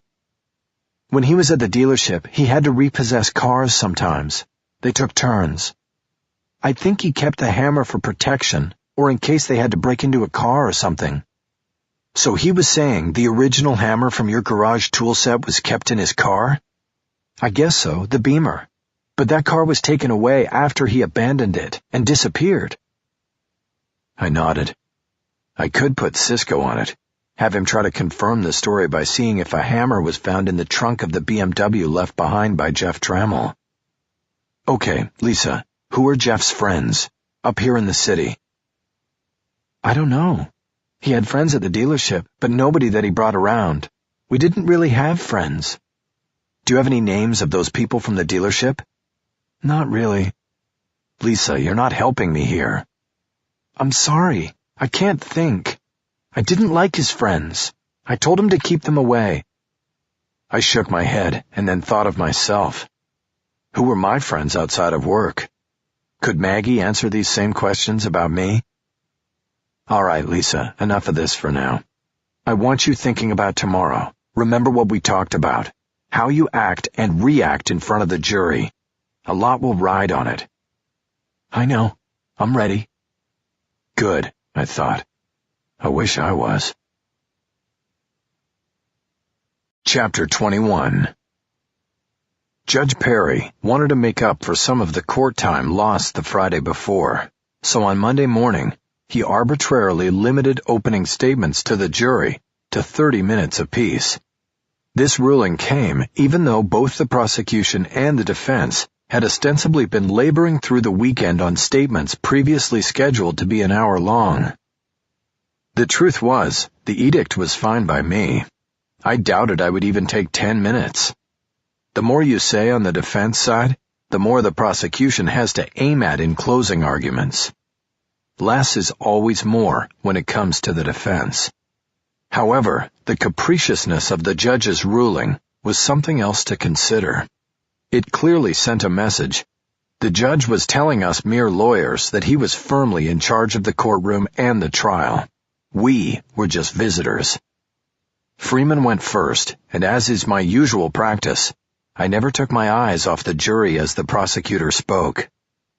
I listened closely, ready to object on a moment's notice, but I never once looked at her. I wanted to see how the jurors' eyes took Freeman in. I wanted to see if my hunches about them were going to pay off. Freeman spoke clearly and eloquently. No histrionics, no flash. It was straightforward, eyes on the prize stuff. "We're here today about one thing," she said, standing firmly in the center of the well, the open space directly in front of the jury box. "We are here because of one person's anger. One person's need to lash out in frustration over her own failures and betrayals." Of course, she spent most of her time warning the jurors off what she called the defense's smoke and mirrors. Confident in her own case, she sought to tear down mine. "The defense is going to try to sell you a bill of goods. Big conspiracies and high drama. This murder is big, but the story is simple. Don't be led astray. Watch closely. Listen closely. Make sure that whatever is said here today is backed during the trial with evidence. Real evidence. This was a well-planned crime. The killer knew Mitchell Bondurant's routines. The killer stalked Mitchell Bondurant. The killer was lying in wait for Mitchell Bondurant and then attacked swiftly and with the ultimate malice. That killer is Lisa Trammell, and during this trial, she will be brought to justice." Freeman pointed the accusatory finger at my client. Lisa, as previously instructed by me, stared back at her without blinking. I zeroed in on juror number 3, who sat in the middle of the front row of the box. Leander Lee Furlong, Jr. was my ace in the hole. He was my hanger, the one juror I was counting on to vote my way, all the way, even if it hung the jury. About a half hour before the jury selection process had begun, the court clerk gave me the list of 80 names composing the first jury pool. I turned the list over to my investigator, who stepped out into the hallway, opened his laptop, and went to work. The internet provides many avenues for researching the backgrounds of potential jurors, particularly when the trial will revolve around a financial transaction such as a foreclosure. Every person in the jury pool filled out a questionnaire, answering basic questions. Have you or anyone in your immediate family been involved in a foreclosure? Have you ever had a car repossessed? Have you ever filed for bankruptcy? These were weed-out questions. Anyone who answered yes to these questions would be dismissed by either the judge or the prosecutor.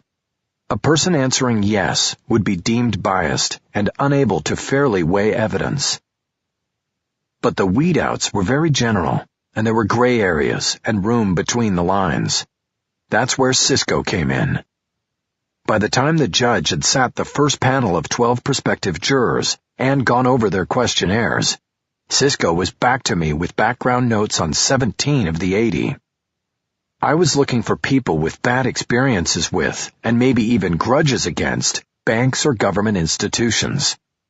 The 17 ran the gamut, from people who had outright lied on their questionnaires about bankruptcies or repossessions, to plaintiffs in civil claims against banks, to Leander Furlong. Leander Lee Furlong, Jr. was a 29-year-old assistant manager at the Ralph's supermarket in Chatsworth. He had answered no to the question about foreclosure. In Cisco's digital background search, he went the extra mile and searched some national data sites.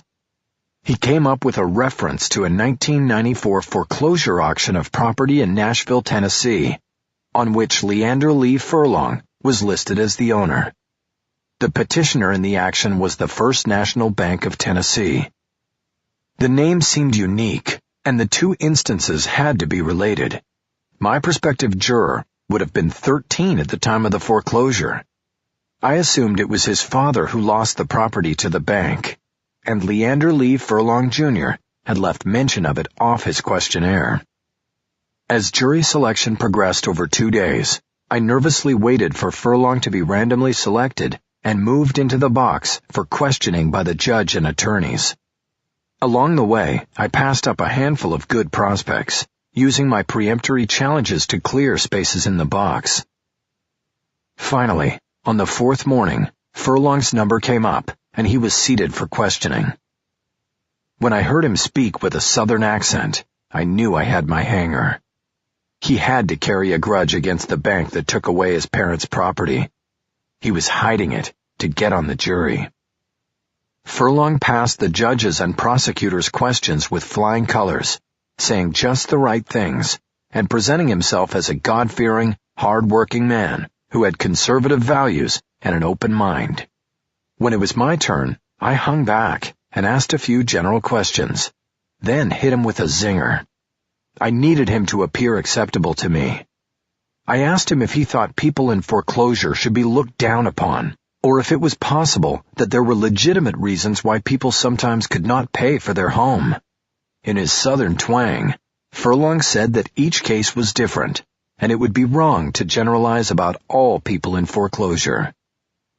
A few minutes and a few more questions later, Freeman punched his ticket, and I concurred.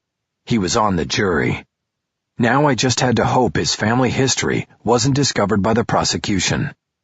If so, he would be removed from the jury faster than a crip from a Bloods holding cell. Was I being unethical or breaking the rules by not reporting Furlong's secret to the court? It depends on your definition of immediate, as in immediate family. The meaning of who and what constitutes your immediate family changes as you move through life. Furlong's sheet said he was married and had a young son. His wife and child were his immediate family now. For all I knew, his father might not even be alive. The question asked was, have you or anyone in your immediate family been involved in a foreclosure? The word ever was not in that sentence. So it was a gray area, and I felt I was under no obligation to help the prosecution by pointing out what was omitted from the question. Freeman had the same list of names, and the power of the district attorney's office and the LAPD at her immediate disposal. There had to be someone in those two bureaucracies as smart as my investigator. Let them look and find for themselves. If not, it was their loss. I watched Furlong as Freeman started listing the building blocks of her case. The murder weapon, the eyewitness, the blood on the defendant's shoe, and her history of targeting the bank with her anger. He sat with both elbows on the armrests of his chair, his fingers steepled in front of his mouth. It was like he was hiding his face, peeking over his hands at her. It was a posture that told me I had read him right. He was my hanger, all right. Freeman began to lose steam as she hurried through a truncated recitation of how all the evidence fit together as guilt beyond a reasonable doubt. This was where she had obviously chopped content out of her opener, in deference to the judge's arbitrary time constraint. She knew she could tie it all up in closing arguments, so she skipped a lot of it here and got to her conclusion. "Ladies and gentlemen, blood will tell," she said. "Follow the evidence, and it will lead you, without a doubt, to Lisa Trammell. She took Mitchell Bondurant's life. She took everything he had. And now, it's time to bring her to justice." She thanked the jurors and returned to her seat. It was my turn now. I put my hand down below the table to check my zipper. You have to stand before a jury only once with your fly open, and it will never happen again. I got up and took the same spot in the well where Freeman had stood. I once again tried to show no sign of my still healing injuries, and I began. Ladies and gentlemen, I want to start with a couple of introductions. My name is Michael Haller. I am counsel for the defense. It is my job to defend Lisa Trammell against these very serious charges. Our Constitution ensures that anyone accused of a crime in this country is entitled to a full and vigorous defense. And that is exactly what I intend to provide during the course of this trial. If I rub some of you the wrong way as I do this, then let me apologize up front. But please remember, my actions should not reflect on Lisa. I turned to the defense table and raised my hand, as if welcoming Trammell to the trial. "Lisa, would you please stand for a moment?" Trammell stood up and turned slightly to the jury, her eyes slowly scanning the 12 faces. She looked resolute, unbroken, just the way I told her to be. "And this is Lisa Trammell. The defendant, Ms. Freeman, wants you to believe committed this crime. She is 5'3" in height, weighs 109 pounds soaking wet, and is a school teacher." "Thank you, Lisa. You can sit down now." Trammell took her seat, and I turned back to the jury, keeping my eyes moving from face to face as I spoke. "We agree with Ms. Freeman that this crime was brutal and violent and cold-blooded. No one should have taken Mitchell Bondurant's life, and whoever did it should be brought to justice. But there should never be a rush to judgment. And that's what the evidence will prove happened here. The investigators on this case saw the little picture and the easy fit. They missed the big picture. They missed the real murderer." From behind me, I heard Freeman's voice. "Your Honor, can we please approach for a sidebar?" Perry frowned, but then signaled us up. I followed Freeman to the side of the bench, already formulating my response to what I knew she was going to object to. The judge flipped on a sound distortion fan so the jurors wouldn't hear anything they shouldn't, and we huddled at the side of the bench. "Judge," Freeman began, "I hate interrupting an opening statement, but this doesn't sound like an opening statement. Is defense counsel going to hit us with the facts his defense case will prove and the evidence he has, or is he just going to talk in generalities about some mysterious killer that everybody else missed?" The judge looked at me for a response. I looked at my watch. "Judge, I object to the objection. I am less than 5 minutes into a 30-minute allotment, and she's already objecting because I haven't put anything on the board? Come on, Judge. She's trying to show me up in front of the jury, and I request that you take a continuing objection from her and not allow her to interrupt again." "I think he's right, Ms. Freeman," the judge said. "Way too early to object. I'll carry it now as a running objection and will step in myself if I need to. You go back to the prosecution table and sit tight." He flipped the fan off and rolled his chair back to the center of the bench. Freeman and I returned to our positions. As I was saying before being interrupted, there is a big picture to this case, and the defense is going to show it to you. The prosecution would like you to believe that this is a simple case of vengeance. But murder is never simple, and if you look for shortcuts in an investigation or a prosecution, then you are going to miss things, including a killer. Lisa Trammell did not even know Mitchell Bondurant, had never met him before. She had no motive to kill him because the motive the prosecution will tell you about was false. They'll say she killed Mitchell Bondurant because he was going to take away her house. The truth was, he wasn't going to get the house, and we will prove that. A motive is like a rudder on a boat. You take it away, and the boat moves at the whim of the wind. And that's what the prosecution's case is, a lot of wind. I put my hands in my pockets and looked down at my feet.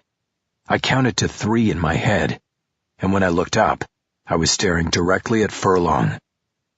What this case is really about is money. It's about the epidemic of foreclosure that has swept across our country. This was not a simple act of vengeance. This was the cold and calculated murder of a man who is threatening to expose the corruption of our banks and their agents of foreclosure.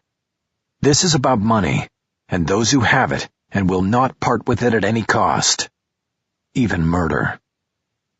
I paused again, shuffling my stance and moving my eyes across the whole panel. They came to a female juror named Esther Marks and held. I knew she was a single mother who worked as an office manager in the garment district. She probably made less than the men doing the same job, and I had her pegged as someone who would be sympathetic to my client.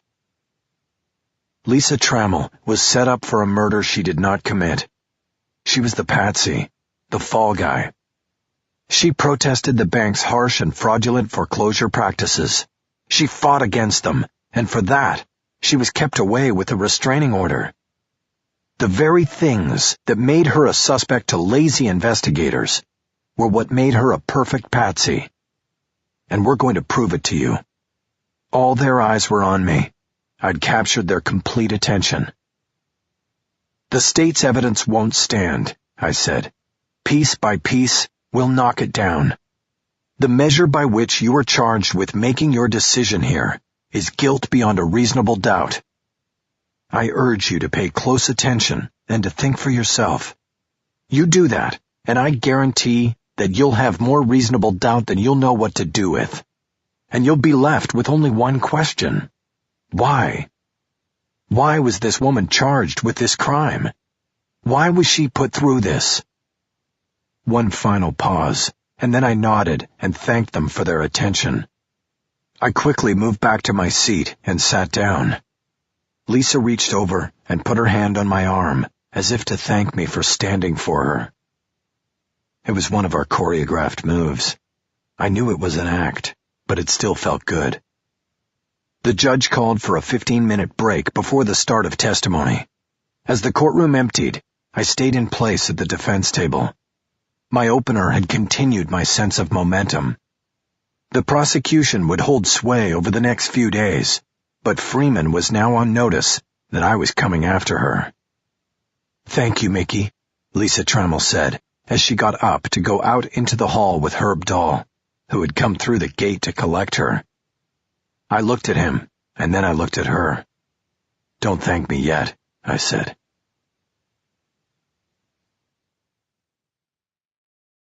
Chapter 22. After the break, Andrea Freeman came out of the gate with what I called the prosecution's scene-setter witnesses. Their testimony was often dramatic, but did not get to the guilt or innocence of the defendant. They were merely called as part of the architecture of the state's case, to set the stage for the evidence that would come later. The trial's first witness was a bank receptionist named Ricky Sanchez. She was the woman who found the victim's body in the parking garage. Her value was in helping to set a time of death and in bringing the shock of murder to the everyday people on the jury. Sanchez commuted to work from the Santa Clarita Valley and therefore had a morning routine that she strictly adhered to. She testified that she regularly pulled into the bank garage at 8:45 a.m., which gave her 10 minutes to park, get to the employee entrance, and be at her desk by 8:55 to prepare for the bank's doors to open to the public at 9. She testified that on the day of the murder, she had followed her routine and found an unassigned parking slot approximately 10 spaces from Mitchell Bondurant's assigned space. After leaving and locking her car, she walked toward the bridge that connected the garage to the bank building. It was then that she discovered the body. She first saw the spilled coffee, then the open briefcase on the ground, and finally Mitchell Bondurant, lying face down and bloodied. Sanchez knelt next to the body and checked for signs of life, then pulled her cell phone out of her purse and called 911. It's rare to score defense points off a scene-setter witness. Their testimony is usually very prescribed and rarely contributes to the question of guilt or innocence. Still, you never know. On cross-examination, I stood and threw a few questions at Sanchez, just to see what might pop loose. "Now, Miss Sanchez, you described your very precise morning routine here, but there really is no routine once you drive into the bank's garage, correct?" "I'm not sure what you mean." "I mean that you do not have an assigned parking space, so there is no routine when it comes to that. You get into the garage and have to start hunting for a space, right?" "Well, sort of. The bank isn't open yet, so there are always plenty of spaces. I usually go up to the second floor and park in the area where I did that day." "All right. In the past, had you walked into work with Mr. Bondurant?" "No. He was usually in earlier than me." "Now, on the day that you found Mr. Bondurant's body, where was it that you saw the defendant, Lisa Trammell, in the garage?" She paused, as if it was a trick question. It was. I didn't see her." "Thank you, Miss Sanchez." Next up on the stand was the 911 operator who took the 8:52 a.m. emergency call from Sanchez. Her name was LaShonda Gaines, and her testimony was used primarily to introduce the tape of the call from Sanchez. Playing the tape was an overly dramatic and unneeded maneuver, but the judge had allowed it over a pre-trial objection from me. Freeman played 40 seconds of the tape after handing out transcripts to the jurors as well as to the judge and the defense. 911, what is your emergency? There's a man here. I think he's dead. He's all bloody and he won't move. What is your name, ma'am? Ricky Sanchez. I'm in the parking garage at Westland National in Sherman Oaks. Is that the Ventura Boulevard location? Yes. Are you sending someone? Police and paramedics have been dispatched. I think he's already dead. There's a lot of blood. Do you know who he is? I think it's Mr. Bondurant, but I'm not sure. Do you want me to turn him over? No, just wait for the police. Are you in any danger, Miss Sanchez? I don't think so. I don't see anybody around. Okay, wait for the police and keep this line open.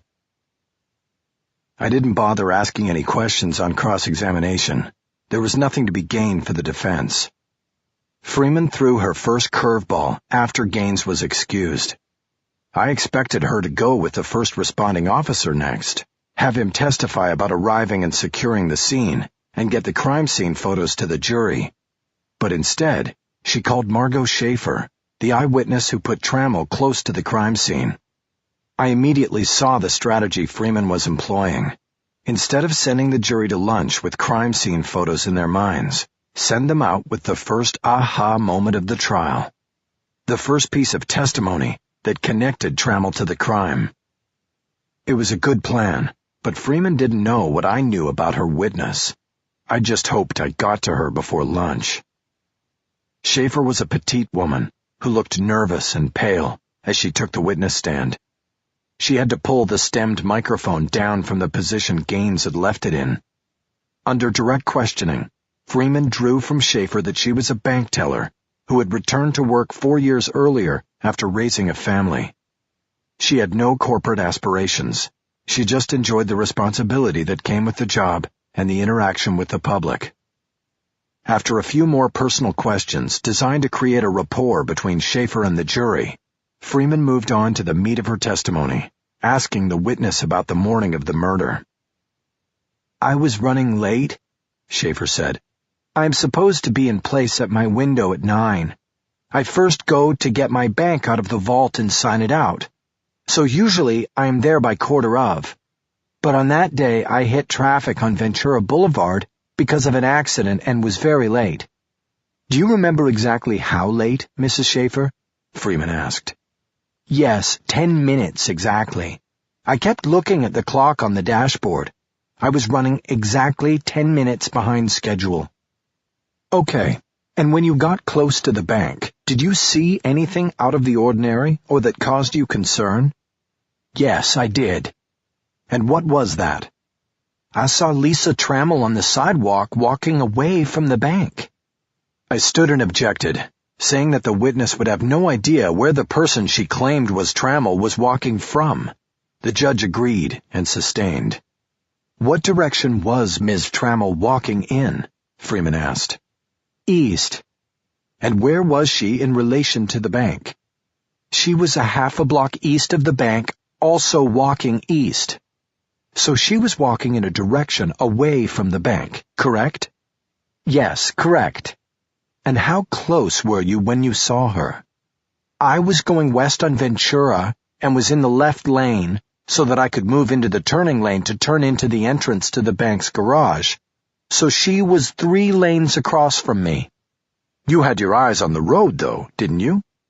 No, I was stopped at a traffic light when I first saw her. So was she at a right angle to you when you saw her? Yes, directly across the street from me. And how was it that you knew this woman to be the defendant, Lisa Trammell? Because her photo is posted in the employee lounge and in the vault. Plus her photo was shown to bank employees about 3 months before. Why was that done? Because the bank had been granted a restraining order, prohibiting her from coming within 100 feet of the bank. We were shown her photo and told to immediately report to our supervisors any sighting of her on bank property. Can you tell the jury what time it was when you saw Lisa Trammell walking east on the sidewalk? Yes, I know exactly what time it was because I was running late. It was 8:55. So at 8:55, Lisa Trammell was walking east in a direction that was moving away from the bank, correct? Yes, correct.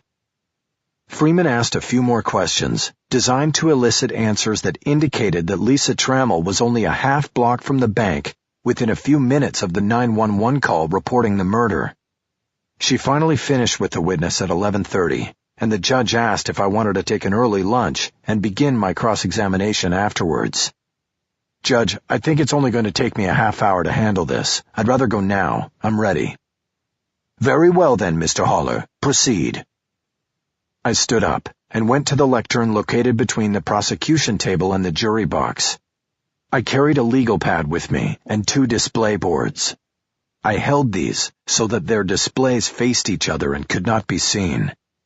I leaned them against the side of the lectern. Good morning, Miss Schaefer. Good morning.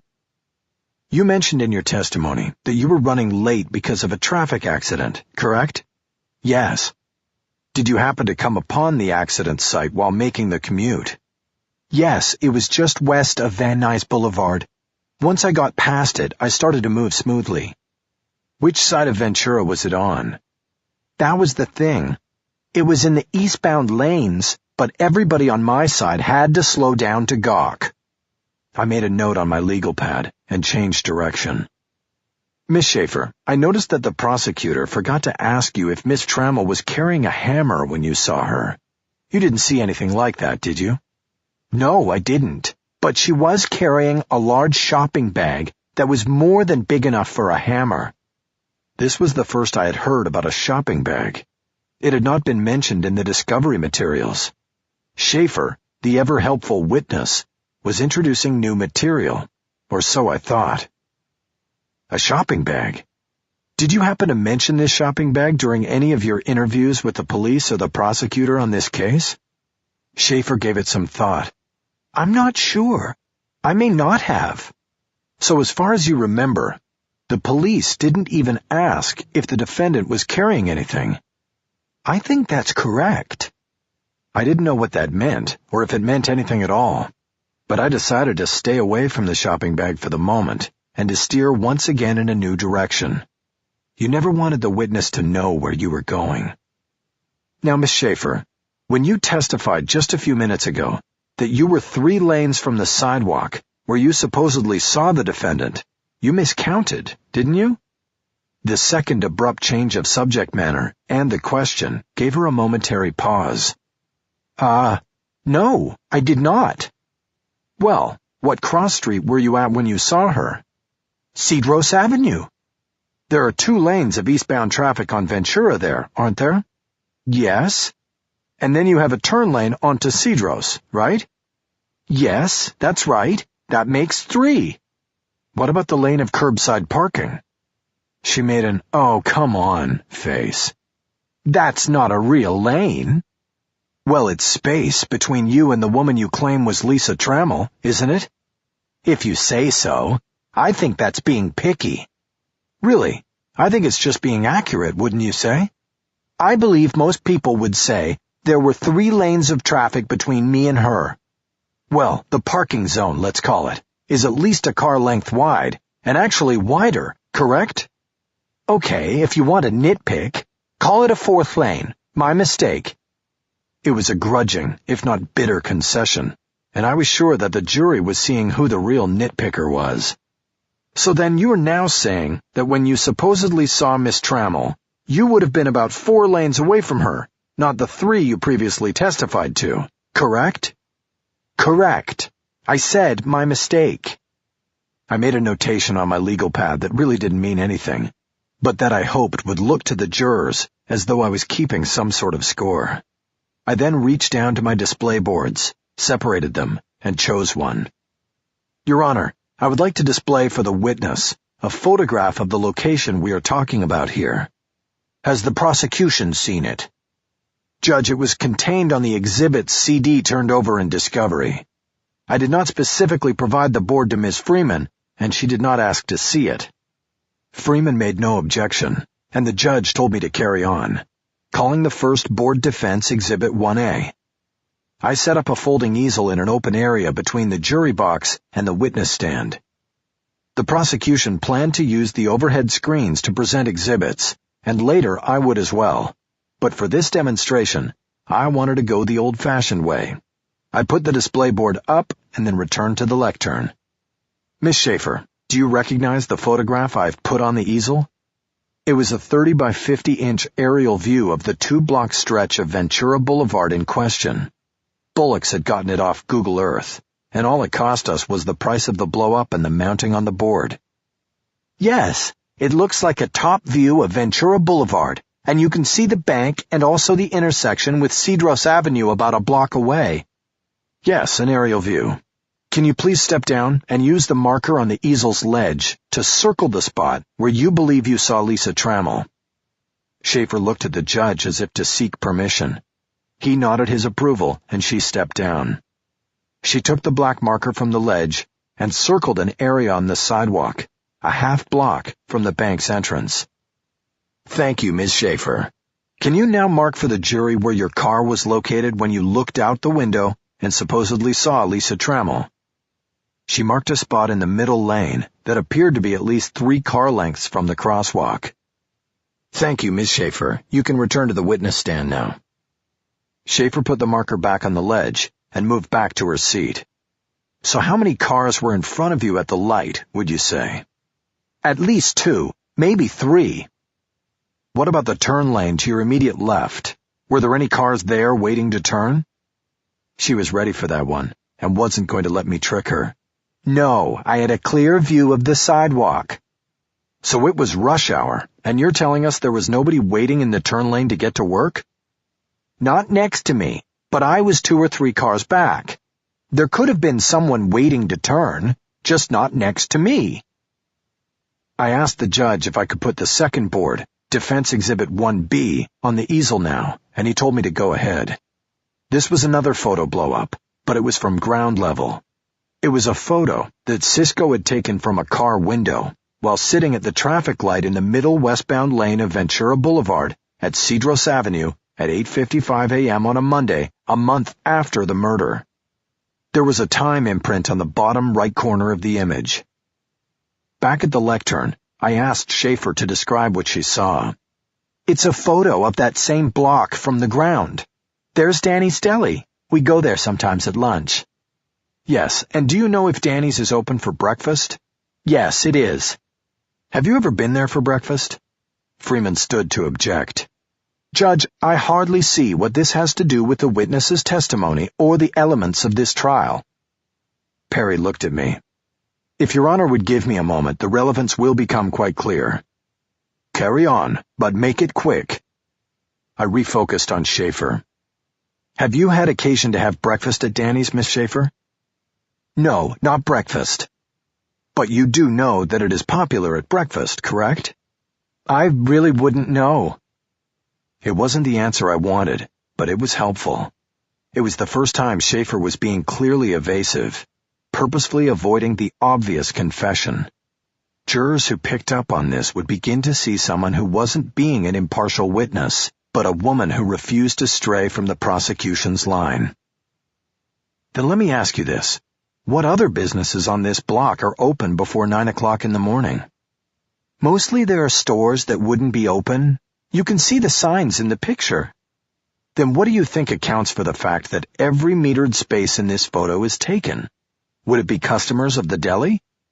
Freeman objected again, saying the witness was hardly qualified to answer the question. The judge agreed and sustained the objection, telling me to move on. On the Monday morning at 8:55, you claim you saw Ms. Trammell from 4 lanes away. Do you recall how many cars were parked in front of the deli and along the curb?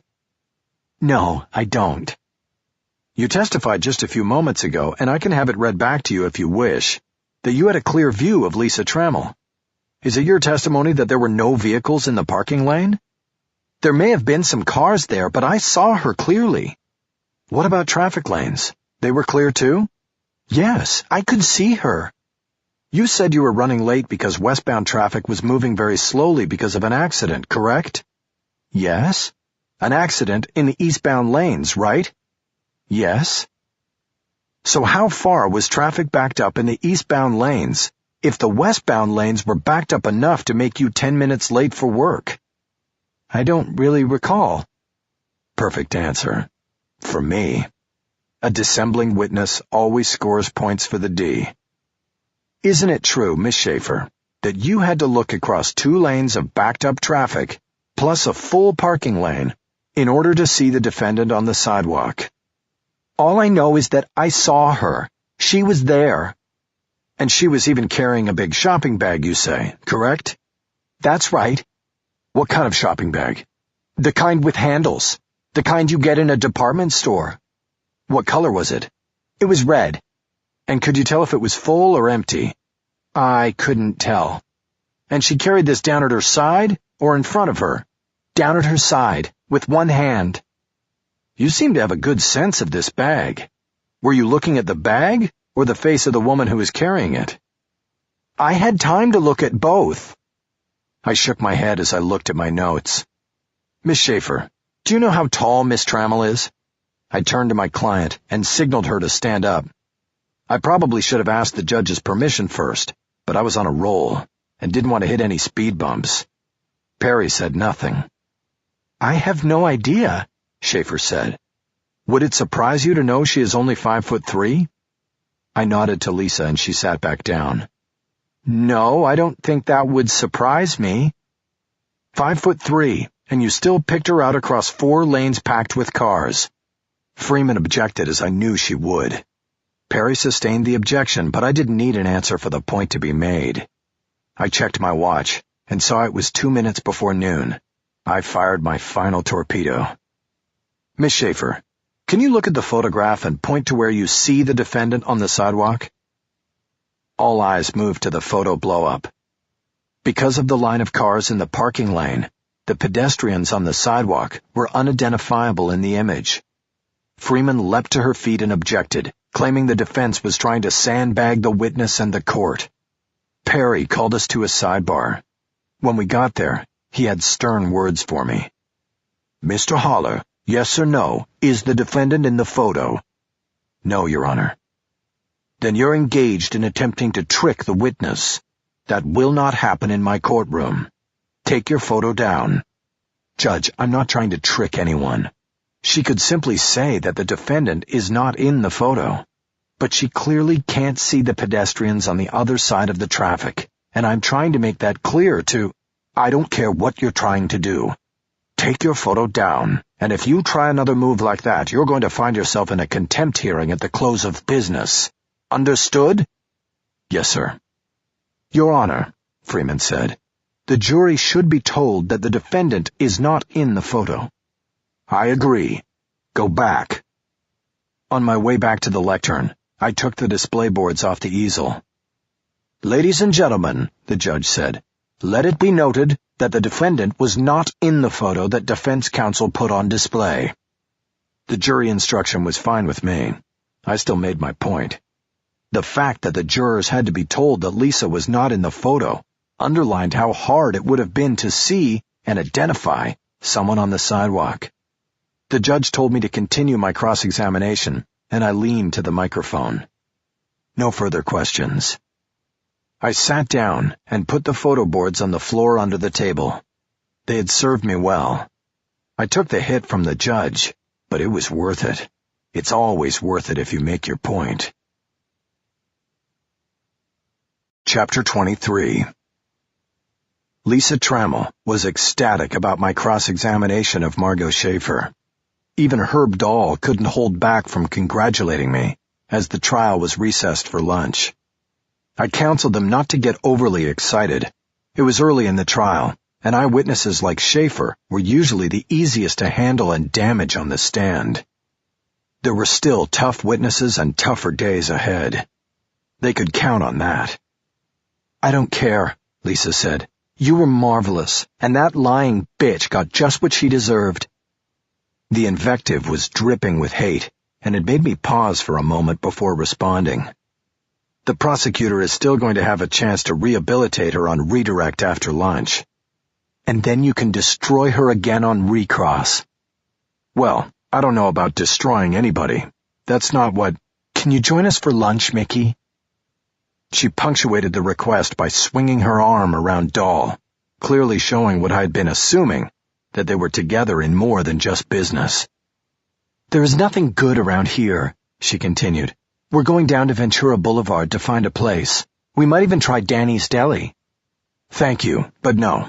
I need to get back to the office and meet with my crew. They're not here because they can't be. They're working, and I need to check in.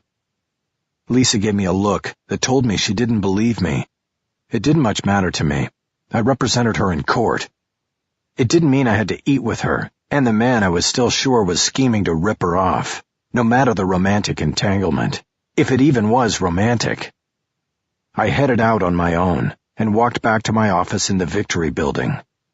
Lorna had already gone to the competing and far better Jerry's Famous Deli in Studio City and picked up turkey and coleslaw sandwiches. I ate at my desk while telling Cisco and Bullocks what had happened that morning in court. Despite my reserve with my client, I felt pretty good about my cross with Schaefer. I thanked Bullocks for the display board, which I believed had impressed the jury.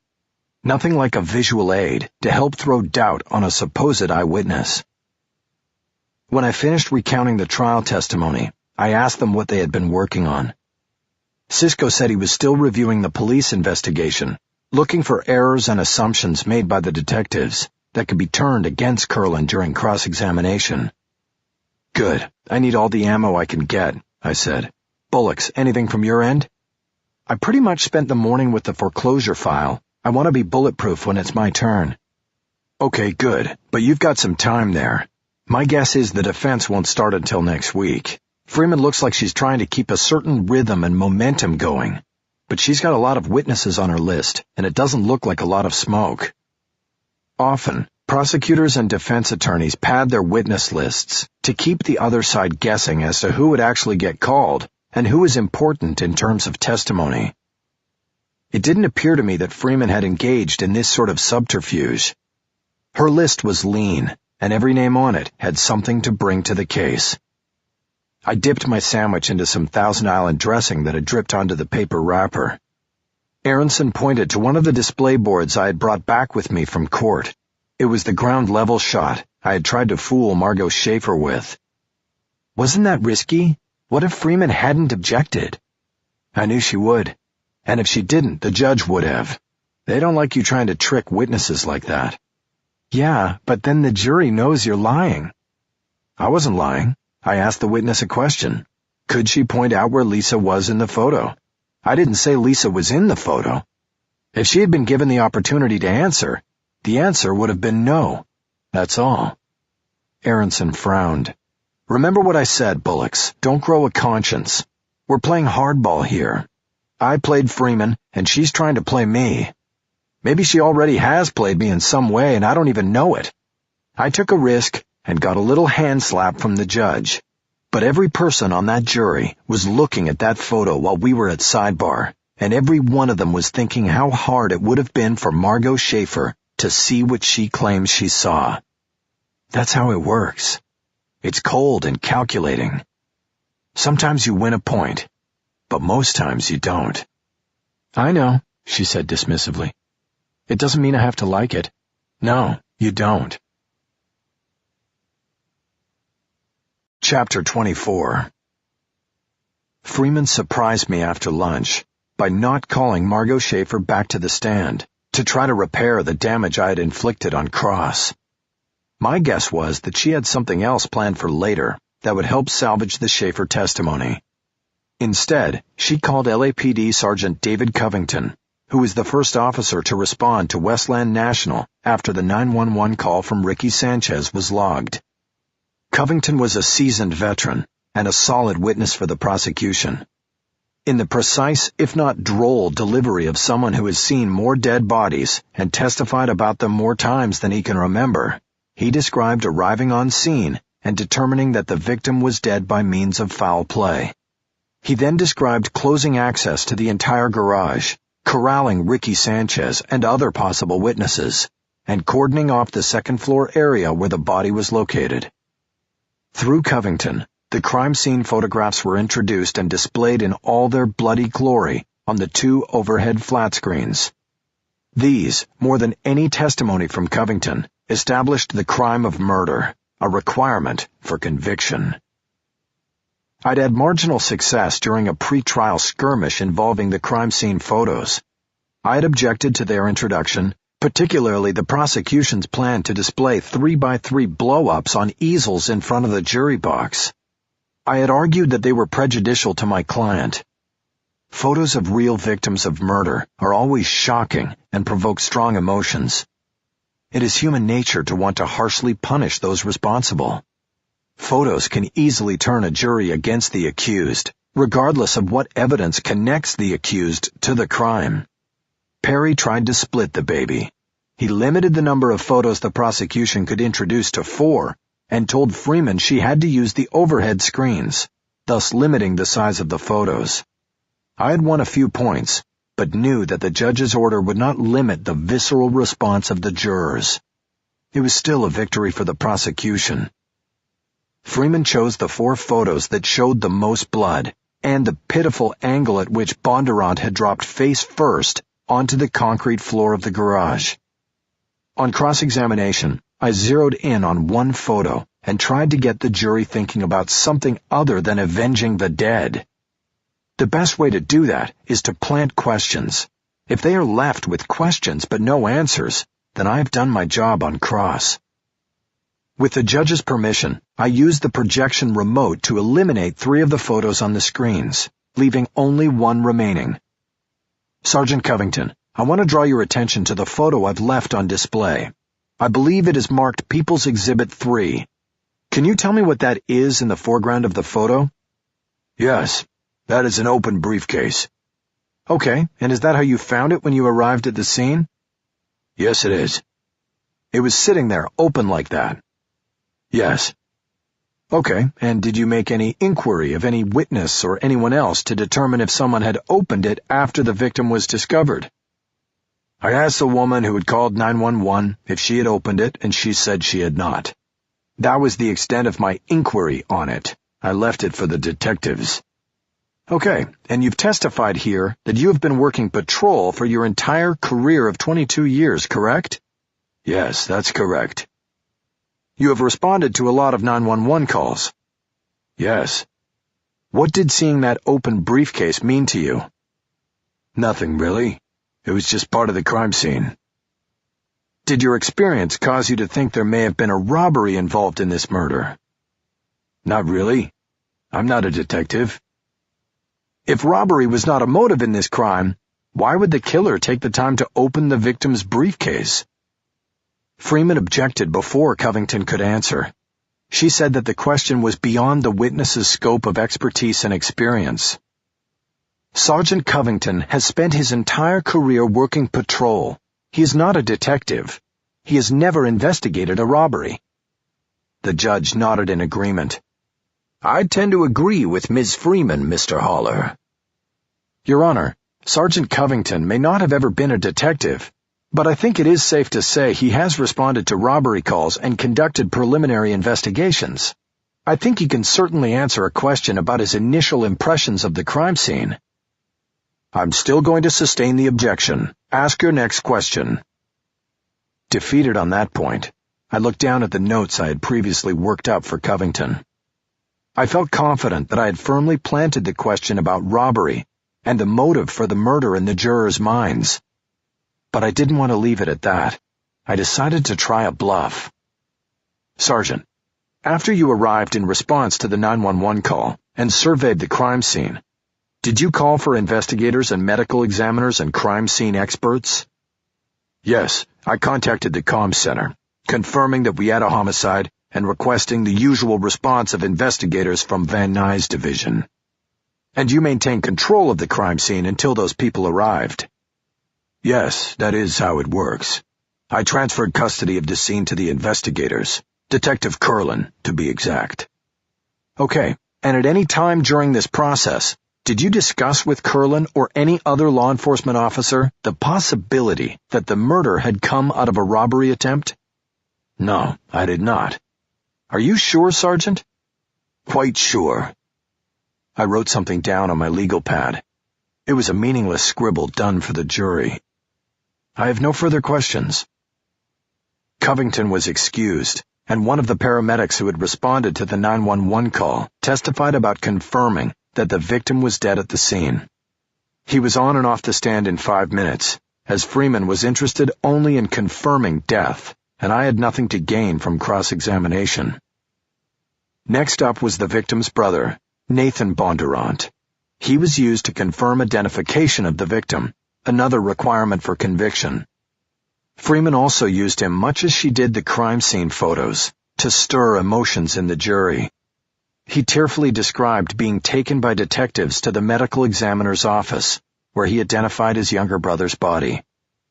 Freeman asked him when he had last seen his brother alive, and his answer brought another torrent of tears, as he described attending a Lakers basketball game together just a week before the murder. It's a rule of thumb to leave a crying man alone. There usually isn't anything to be gained from cross-examining a victim's loved one, but Freeman had opened a door, and I decided to step through it.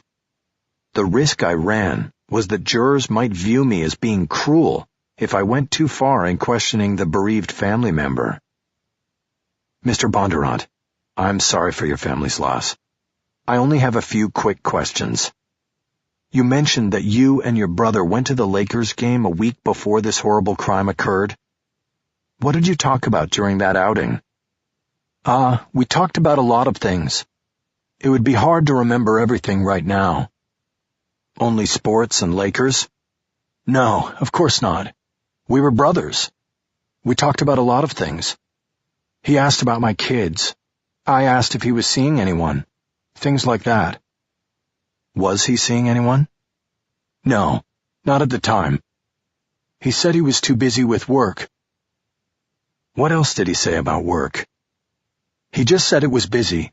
He was in charge of home loans and it was a bad time.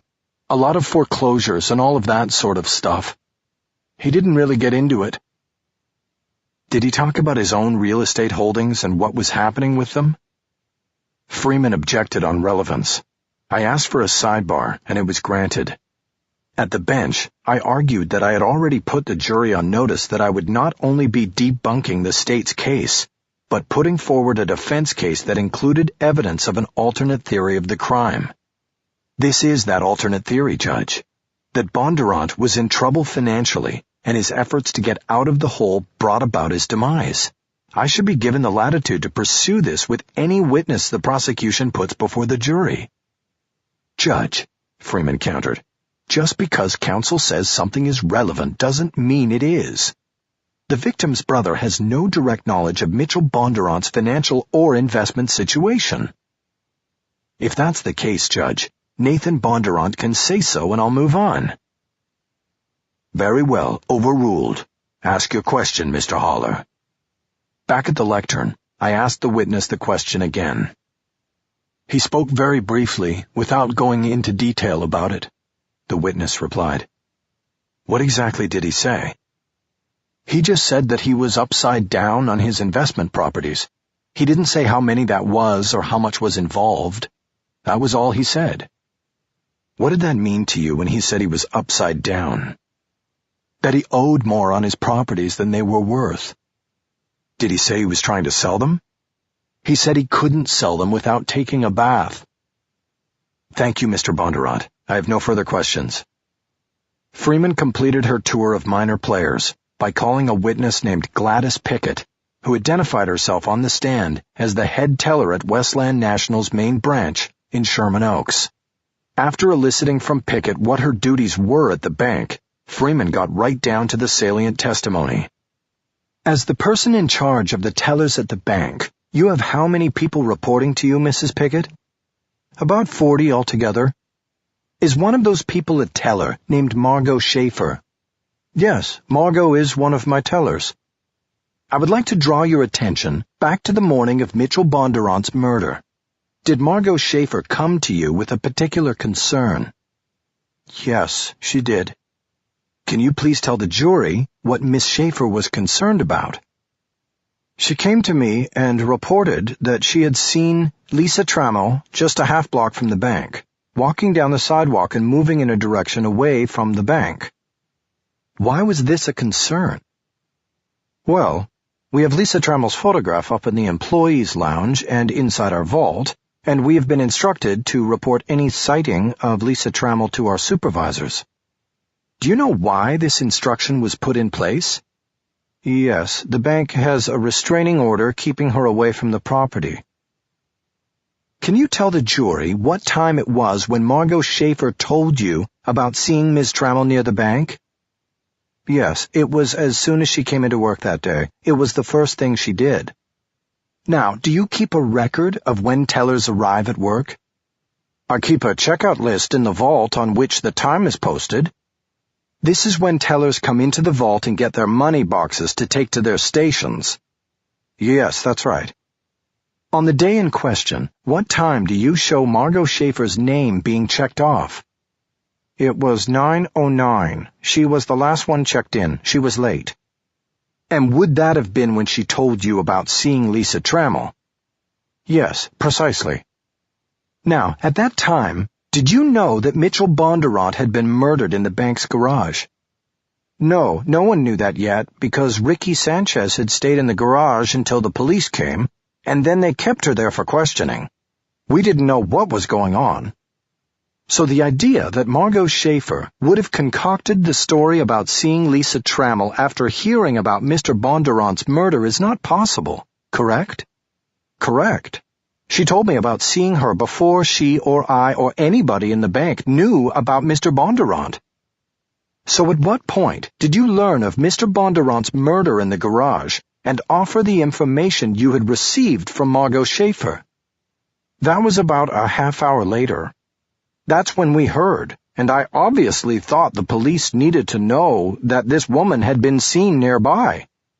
Thank you, Mrs. Pickett. I have no further questions. It was Freeman's biggest hit so far. Pickett had successfully undone much of what I had been able to accomplish with Schaefer on the stand. Now I had to decide whether to leave it alone or risk making things worse. I decided to cut my losses and move on. They say never ask a question you don't already know the answer to. The rule applied here. Pickett had refused to talk to my investigator. Freeman could be setting a trap, leaving her up there with one more piece of information I might stumble into with an ill-advised question. I have no questions for this witness, I said from my place at the defense table. Judge Perry excused Pickett and called for the afternoon break of 15 minutes. As people stood to leave the courtroom, my client leaned into me at the table. Why didn't you go after her? She whispered. Who, Pickett? I didn't want to make it worse by asking the wrong thing. Are you kidding me? You needed to destroy her, like you did Schaefer. The difference was I had something to work with on Schaefer. I didn't have it on Pickett, and going after somebody with nothing to go after her with is potential disaster. I left it alone. I could see anger darkening her eyes. Well, you should have gotten something on her. It came out as a hiss through what I believed were clenched teeth. Look, Lisa, I am your attorney, and I decide, never mind, I have to go. She stood up and hurried through the gate toward the courtroom exit. I glanced over to Freeman to see if she had caught the display of attorney-client disagreement. She gave me a knowing smile, indicating she had. I decided to go out into the hall to see why my client had so abruptly needed to leave. I stepped out and was immediately drawn by the cameras to one of the benches that ran along the hallway between courtroom doors. The focus was on Lisa, who was sitting on the bench hugging her son, Tyler. The boy looked extremely uncomfortable in the camera lights. Jesus Christ, I whispered. I saw Lisa's sister standing on the periphery of the group and walked over. What is this, Jody? She knows the judge ruled she can't have the kid in court. I know. He's not going into the courtroom. He had a half day at school and she wanted me to bring him by. She thought if the media saw her with Ty that it might help things, I guess. Yeah, well, the media's got nothing to do with this. Don't bring him back. I don't care what she says. Don't bring him back. I looked around for Herb Dahl. This had to be his move, and I wanted to deliver the same message to him. But there was no sign of the erstwhile Hollywood player. He had probably been smart enough to stay clear of me. I headed back into the courtroom. I still had 10 minutes of the break left, and planned to use it brooding about working for a client I didn't like, and was beginning to despise. Chapter 25. After the break, Freeman moved on to what I call the hunter-gatherer stage of the prosecution's case. The crime scene technicians. Their testimony would be the platform on which she would present Detective Howard Curlin, the lead investigator. The first hunter-gatherer was a coroner's investigator named William Abbott, who had responded to the crime scene and was charged with the body's documentation and transport to the medical examiner's office, where the autopsy would be conducted. His testimony covered his observations of the crime scene, the head wounds sustained by the victim, and the personal property found on the body. This included Bondurant's wallet, watch, loose change, and a money clip containing $183 in currency. There was also the receipt from the Joe's Joe franchise that had helped investigators set the time of death. Abbott, like Covington before him, was very matter-of-fact in his testimony. Being at the scene of a violent crime was routine for him. When it was my turn to ask the questions, I zeroed in on this. Mr. Abbott, how long have you been a coroner's investigator? I'm going on 29 years now. All with LA County? That's right. How many murder scenes do you estimate you have been to in that time? Oh, gee, probably a couple thousand, a lot. I bet, and I assume many were scenes where great violence was involved. That's the nature of the beast. What about this scene? You examined and photographed the wounds on the victim, correct? Yes, I did. That is part of the protocol we follow before transporting the body. You have a crime scene report in front of you that was admitted into evidence by pretrial agreement. Could you read the second paragraph of the summary to the jury? Abbott turned the page on his report and found the paragraph. There are 3 distinct impact wounds on the crown of the head, noted for their violence and damage. Positioning of the body indicates immediate loss of consciousness before impact on the ground. Then in parentheses I have the word overkill. Yes, I'm curious about that. What did you mean by putting overkill in the summary? Just that it looked to me like any one of these impacts would have done the job. The victim was unconscious and possibly even dead before he hit the ground. The first blow did that. This would indicate that 2 of the impacts came after he was face down on the ground. It was overkill. Somebody was very angry at him is the way I was looking at it. Abbott probably thought he was smartly giving me the answer I most didn't want to hear. Freeman too, but they were wrong. So you were indicating in your summary that you detected there was some sort of emotional involvement in this murder, correct? Yes, that is what I was thinking. What kind of training do you have in terms of homicide investigation? Well, I trained for 6 months before starting the job way back 30 years ago.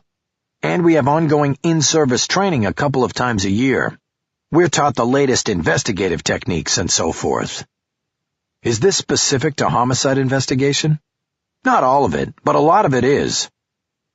Isn't it a basic tenet of homicide that a crime of overkill usually indicates that the victim knew his or her killer? That there was a personal relationship? Freeman finally got it. She stood and objected, saying that Abbott was not a homicide investigator, and the question called for expertise he did not have. I didn't have to argue. The judge held his hand up to stop me from speaking and told Freeman that I had just walked Abbott down the path without objection from the state. The investigator had testified to his experience and training in the area of homicide without a peep from Freeman. You gambled, Ms. Freeman. You thought it was going to cut your way. You can't back out now. The witness will answer the question. Go ahead, Mr. Abbott, I said. Abbott stalled by asking for the question to be read to him by the court stenographer. He then had to be prompted again by the judge. "There is that consideration," he finally said. "Consideration?" I asked. "What does that mean?" "When you have a crime of high violence, it should be considered that the victim personally knew his attacker, his killer. When you say crime of high violence, do you mean overkill?" "That could be part of it, yes." "Thank you, Mr. Abbott. Now, what about other observations you made at the crime scene? Did you form any opinion in regard to the kind of power it took to make these 3 brutal strikes on the top of Mr. Bondurant's head?" Freeman objected again, stating that Abbott was not a medical examiner and did not have the expertise to answer the question. This time, Perry sustained the objection, giving her a small victory. I decided to take what I had gotten and be happy with it. "No further questions," I said. Next up was Paul Roberts, who is the senior criminalist in the 3-member LAPD crime scene unit that processed the scene. His testimony was less eventful than Abbott's, because Freeman kept him on a short leash. He spoke only of procedures and what he collected at the scene and processed later in the SID lab. On cross, I was able to use the paucity of physical evidence to my client's advantage. "Can you tell the jury the locations of the fingerprints you collected from the scene that were later matched to the defendant?" "There were none that we found." "Can you tell the jury what samples of blood collected at the scene came from the defendant?" "There was none that we found." "Well then, what about hair and fiber evidence? Surely you connected the defendant to the crime scene through hair and fiber evidence, correct?" "We did not." I took a few steps away from the lectern, as if walking off my frustration, and then came back. "Mr. Haller," the judge said, "let's skip the play acting." "Thank you, Your Honor," Freeman said. "I wasn't addressing you, Miss Freeman." I looked at the jury for a long moment before asking my next and final question. "In summary, sir, did you and your team gather a single shred of evidence in that garage that connects Lisa Trammell to the crime scene?" "In the garage? No, we didn't." "Thank you. Then I have nothing further." I knew that Freeman could hit back hard on redirect by asking Roberts about the hammer with Bondurant's blood on it and the shoe with the same blood on it found in my client's garage. He was part of the crime scene crews that handled both places. But I was guessing she wouldn't do it. She had choreographed the delivery of her case to the last piece of evidence, and to change things now would be to knock the case out of rhythm, threatening her momentum and the ultimate impact when all things came together. She was too good to risk that. She would take her lumps now, knowing that she would eventually deliver the knockout punch later in the trial. "Ms. Freeman, redirect?" the judge asked, once I had returned to my seat. "No, Your Honor, no redirect." "The witness may step down." I had Freeman's witness list stapled to the inside flap of a case file on the table in front of me. I drew a line through the names Abbott and Roberts and scanned the names that were left. The first day of trial wasn't even quite over, and she had already put a sizable dent into the list. I scanned the remaining names and determined that Detective Curlin was most likely the next witness up. But this presented a bit of a problem for the prosecutor. I checked my watch. It was 4:25, and court was scheduled to end at 5. If Freeman put Curlin on the stand, she would just be getting started when the judge recessed for the day. It was possible she could lead him toward a revelation that would be nice to have the jury considering overnight, but this might entail shuffling the delivery of his testimony, and again, I didn't think Freeman would consider it a worthy trade. I scanned the list again to see if she had a floater, a witness who could be dropped in anywhere in the prosecution's case. I didn't see one, and looked across the aisle at the prosecutor, unsure what move she would make. "Ms. Freeman," the judge prompted, "call your next witness, please." Freeman rose from her seat and addressed Perry. "Your Honor, it is expected that the witness I plan to call next will be providing lengthy testimony on both direct and cross-examination. I would like to ask for the court's indulgence and allow me to call the witness first thing in the morning so that the jury will not feel a disruption in testimony." The judge looked over Freeman's head at the clock on the rear wall of the courtroom. He slowly shook his head. "No," he said. "No, we're not going to do that. We have more than a half hour of court time left, and we are going to use it. Call your next witness, Miss Freeman." "Yes, Your Honor," Freeman said. "The people call Gilbert Modesto." I had been wrong about the floater. Modesto was head of corporate security at Westland National, and Freeman must have believed his testimony could be dropped into the trial at any point and not be detrimental to momentum and flow. After being sworn in and taking his seat on the stand, Modesto proceeded to outline his experience in law enforcement and his current duties at Westland National. Freeman then brought the questioning around to his actions on the morning of Mitchell Bondurant's slaying. "When I heard it was Mitch, the first thing I did was pull the threat file to give to the police," he said. "What is the threat file?" Freeman asked. "It's a file we keep that contains every mailed or emailed threat to the bank or bank personnel. It also contains notes on any other kind of threat that comes in through phone or third party or the police. We have a protocol for weighing the severity of the threat, and we have names that we flag and so forth." "How familiar are you personally with the threat file?" "Very familiar. I study it. It's my job." "How many names were in that file on the morning of Mitchell Bondurant's murder?" "I didn't count, but I would say a couple dozen." "And these were all considered legitimate threats to the bank and its employees?" "No. Our rule is that if we get a threat, it goes into the file. Doesn't matter how legitimate it is. It goes into the file. So most of them are not considered serious, just somebody blowing off steam or a little frustration." "In the file that morning, what name was on the top of the list in terms of seriousness of the threat?" "The defendant, Lisa Trammell." Freeman paused for effect. I studied the jury. Almost all eyes looked toward my client. "Why is that, Mr. Modesto? Did she make a specific threat against the bank or any bank employee?" "No, she didn't, but she was engaged in a foreclosure fight with the bank and had a history of protesting outside the bank until our lawyers got a temporary restraining order keeping her away. It was her actions that were perceived as a threat, and it looks like we were right about that." I jumped up and objected, asking the judge to strike the end of Modesto's answer as being inflammatory and prejudicial.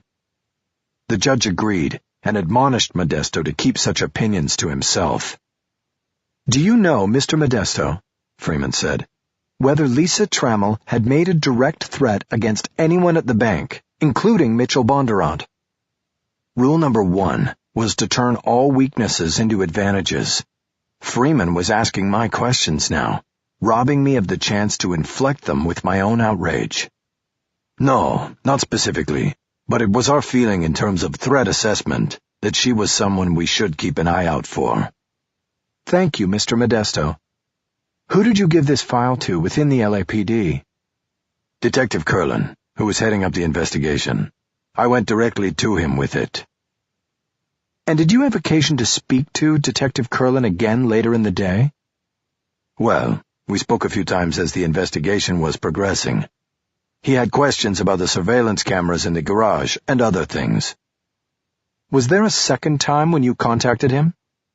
"Yes, when it came to my attention that one of our employees, a teller, had reported to her supervisor that she believed she had seen Lisa Trammell either near or on the bank property that morning. I thought that was information that police needed to have, so I called Detective Curlin and set up an interview for him with the teller." "And was that Margot Schaefer?" "Yes, it was." Freeman ended her direct examination there and turned the witness over to me. I decided it would be best to get in and out, sow a few seeds, and come back to harvest later. "Mr. Modesto, as Chief of Corporate Security at Westland, did you have access to the foreclosure action the bank was taking against Lisa Trammell?" Modesto emphatically shook his head. "No, that was a legal case, and as such I was not privy to it." "So when you gave Detective Curlin that file with Lisa Trammell's name at the top of the list, you wouldn't have known if she was about to lose her house or not, correct?" "That is correct." You wouldn't have known if the bank was in the process of backing off her foreclosure because it had employed a company engaged in fraudulent activities. Am I? Objection, Freeman shrieked. Assumes facts not in evidence. Sustained, Perry said.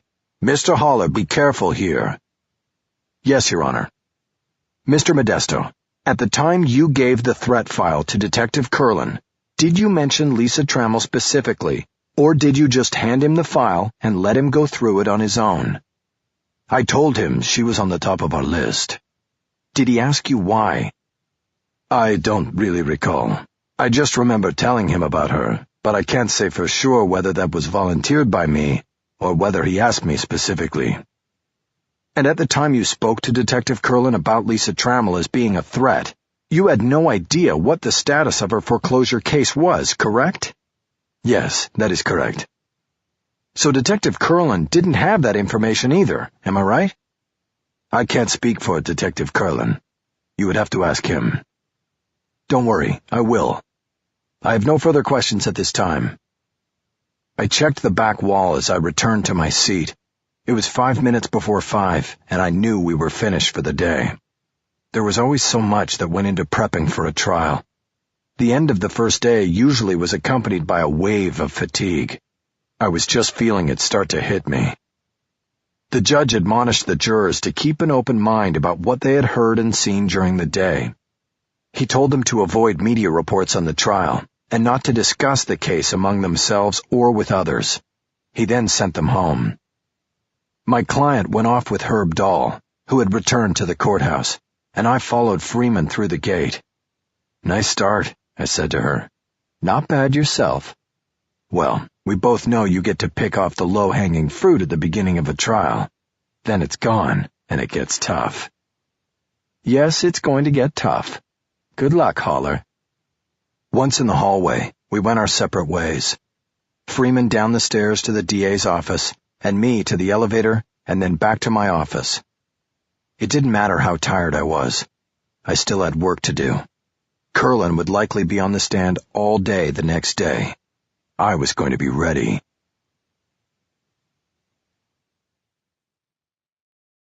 Chapter 26. The people call Detective Howard Curlin. Andrea Freeman turned from the prosecution table where she stood and smiled at the detective as he walked down the aisle, 2 impressively thick blue binders known as murder books under his arm. He came through the gate and headed toward the witness stand. He looked at ease. This was routine for him. He put the murder books down on the shelf in front of the witness chair and raised his hand to take the oath. He shot me a sideways look at that point. Outwardly, Curlin looked cool, calm, and collected, but we had done this dance before, and he had to be wondering what I would be bringing this time. Curlin wore a sharply cut navy blue suit with a bright orange tie. Detectives always put on their best look to testify. Then I realized something else. There was no gray in Curlin's hair. He was closing in on 60 and had no gray. He had dyed it for the TV cameras. Vanity. I wondered if it was something I could use as an edge when it was my turn to ask him questions. After Curlin was sworn in, he took the witness seat and made himself comfortable. He'd probably be there the whole day, and maybe longer. He poured himself a glass of water from the pitcher set up by the judge's clerk, took a sip, and looked at Freeman. He was ready to go. "Good morning, Detective Curlin. I would like to start this morning with you telling the jury a little bit about your experience and history." "I'd be glad to," Curlin said with a warm smile. "I'm 56 years old, and I joined the LAPD 24 years ago, after spending 10 years in the Marines. I've been a homicide detective assigned to the Van Nuys Division for the past 9 years. Before that, I spent 3 years working homicides at the Foothill Division." "How many homicide investigations have you worked?" "This case is my 61st homicide. I was a detective assigned to investigations of other crimes, robbery, burglary, and auto theft, for 6 years before moving to homicide." Freeman was standing at the lectern. She flipped back a page on a legal pad, ready to move on to what mattered. "Detective, Let's begin on the morning of the murder of Mitchell Bondurant. Can you walk us through the initial stages of the case? Smart move saying us and implying that the jury and prosecutor were part of the same team. I had no doubts about Freeman's skills, and she would be at her sharpest with her lead detective on the stand. She knew that if I could damage Curlin, the whole thing might come tumbling down. I was at my desk at about 9:15 when the detective lieutenant came to me and my partner, Detective Cynthia Longstreth, and said a homicide had occurred in the parking garage of the Westland National Headquarters on Ventura Boulevard. Detective Longstreth and I immediately rolled on it. You went to the scene? Yes, immediately. We arrived at 9:30 and took control of the scene. What did that entail? Well, the first priority is to preserve and collect the evidence from the crime scene. The patrol officers had already taped off the area and were keeping people away. Once we were satisfied that everything was covered there, we divvied up responsibilities. I left my partner in charge of overseeing the crime scene investigation, and I would conduct preliminary interviews of the witnesses the patrol officers were holding for questioning. Detective Longstreth is a less experienced detective than you, correct? Yes, she's been working homicide investigations with me for 3 years. Why did you give the junior member of your team the very important job of overseeing the crime scene investigation? I did it that way because I knew that the crime scene people and the coroner's investigator who were on the scene were all veterans with many years on the job, and that Cynthia would be with good, experienced hands. Freeman then led Curlin through a series of questions about his interviews with the gathered witnesses, starting with Ricky Sanchez, who had discovered the body and called 911. Curlin was at ease on the stand, and almost folksy in his delivery. The word that came to mind was charming. I didn't like charming, but I had to bide my time. I knew it might be the end of the day before I got the chance to go after Curlin. In the meantime, I had to hope that by then the jury hadn't fallen completely in love with him. Freeman was smart enough to know you can't keep a jury's attention with charm alone. Eventually, she moved out of the scene-setting preliminaries and started to deliver the case against Lisa Trammell. Detective, was there a time during the investigation when the defendant's name became known to you? Yes, there was. The bank's head of security came to the garage and asked to see me or my partner. I spoke to him briefly and then accompanied him to his office, where we reviewed video from the cameras located at the vehicle entrance and exits to the garage and in the elevators. And did the review of those videos provide you with any investigative leads? Nothing initially. I saw no one carrying a weapon or acting in a suspicious way before or after the approximate time of the murder. Nobody running from the garage. There was nothing suspicious about the vehicles going in and out. Of course, we would run every license plate, but there was nothing on video upon that initial viewing that helped us, and, of course, the actual murder itself was not captured by any camera. That was another detail that the perpetrator of the crime seemed to be aware of. I rose and objected to Curlin's last line, and the judge struck it from the record and told the jury to ignore it. Detective, Freeman prompted, I believe you were going to tell us how Lisa Trammell's name first came up in the investigation. Yes, right. Well, Mr. Modesto, the bank security chief, also provided me with a file, what he called the threat assessment file. He turned that over to me and it contained several names, including the name of the defendant. Then, just a short while later, Mr. Modesto called me and informed me that Lisa Trammell, one of the people listed in the file, happened to be seen that morning in close proximity to the bank. The defendant? And so this was how her name came up in the investigation, correct? Correct. What did you do with this information, Detective? I first returned to the crime scene. I then sent my partner to interview the witness who said she saw Lisa Trammell near the bank. It was important that we confirm that sighting and get the details. I then began to go through the threat assessment file to study all of the names and details of the perceived threats. And did you draw any immediate conclusions? I didn't believe there was any individual listed who would immediately jump to the level of a person of interest based solely on what was reported in the file about them and their disputes with the bank. Obviously, they would all have to be looked at carefully. However, Lisa Trammell did rise to the level of being a person of interest, because I knew from Mr. Modesto that she had allegedly been seen in the vicinity of the bank at the time of the murder. So Lisa Trammell's time and geographic proximity to the murder was a key to your thinking at this point? Yes, because proximity could mean access. It appeared from the crime scene that someone had been waiting for the victim to show up. He had an assigned parking space with his name on the wall. There was a large support column next to the space. Our initial theory was that the killer had hidden behind the column and waited for Mr. Bondurant to pull in and park. It appeared that he was struck the first time from behind, just as he left his car. Thank you, Detective. Freeman led her witness through a few more of the steps taken at the crime scene before bringing the focus back to Lisa Trammell.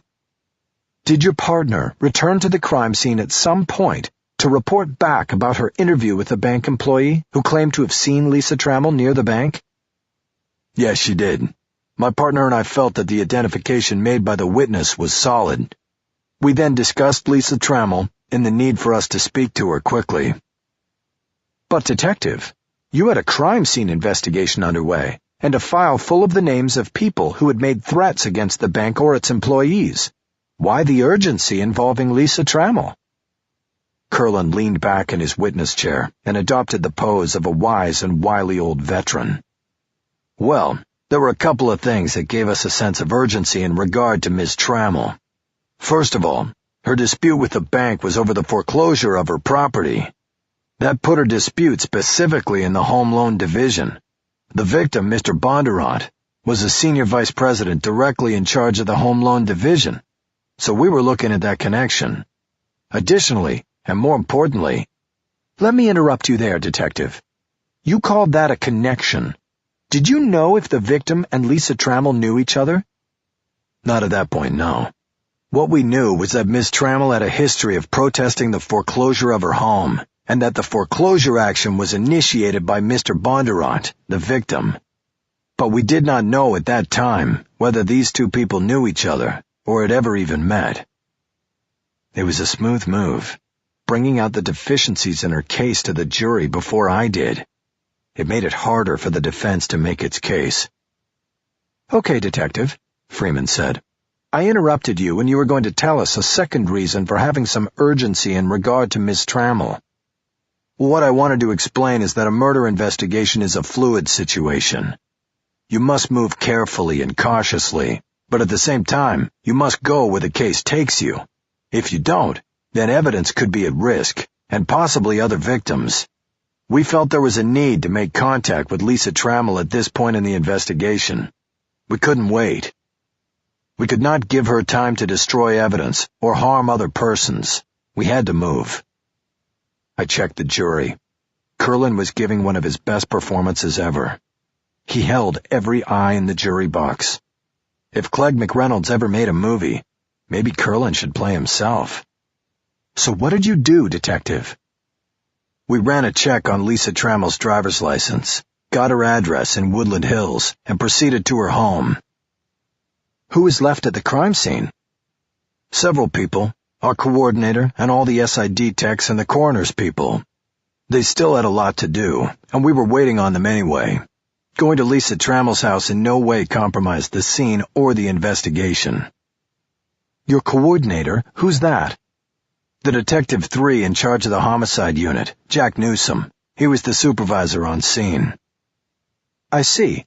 So what happened when you got to Ms. Trammell's home? Was she there? Yes, she was. We knocked, and she answered. Can you take us through what happened next? We identified ourselves and said we were conducting an investigation of a crime. Didn't say what it was, just said it was serious. We asked if we could come inside to ask her a few questions. She said yes, so we entered. I felt a vibration in my pocket and knew I had received a text on my cell phone. I slipped it out of my pocket and held it down below the table so the judge would not see it. The message was from Cisco.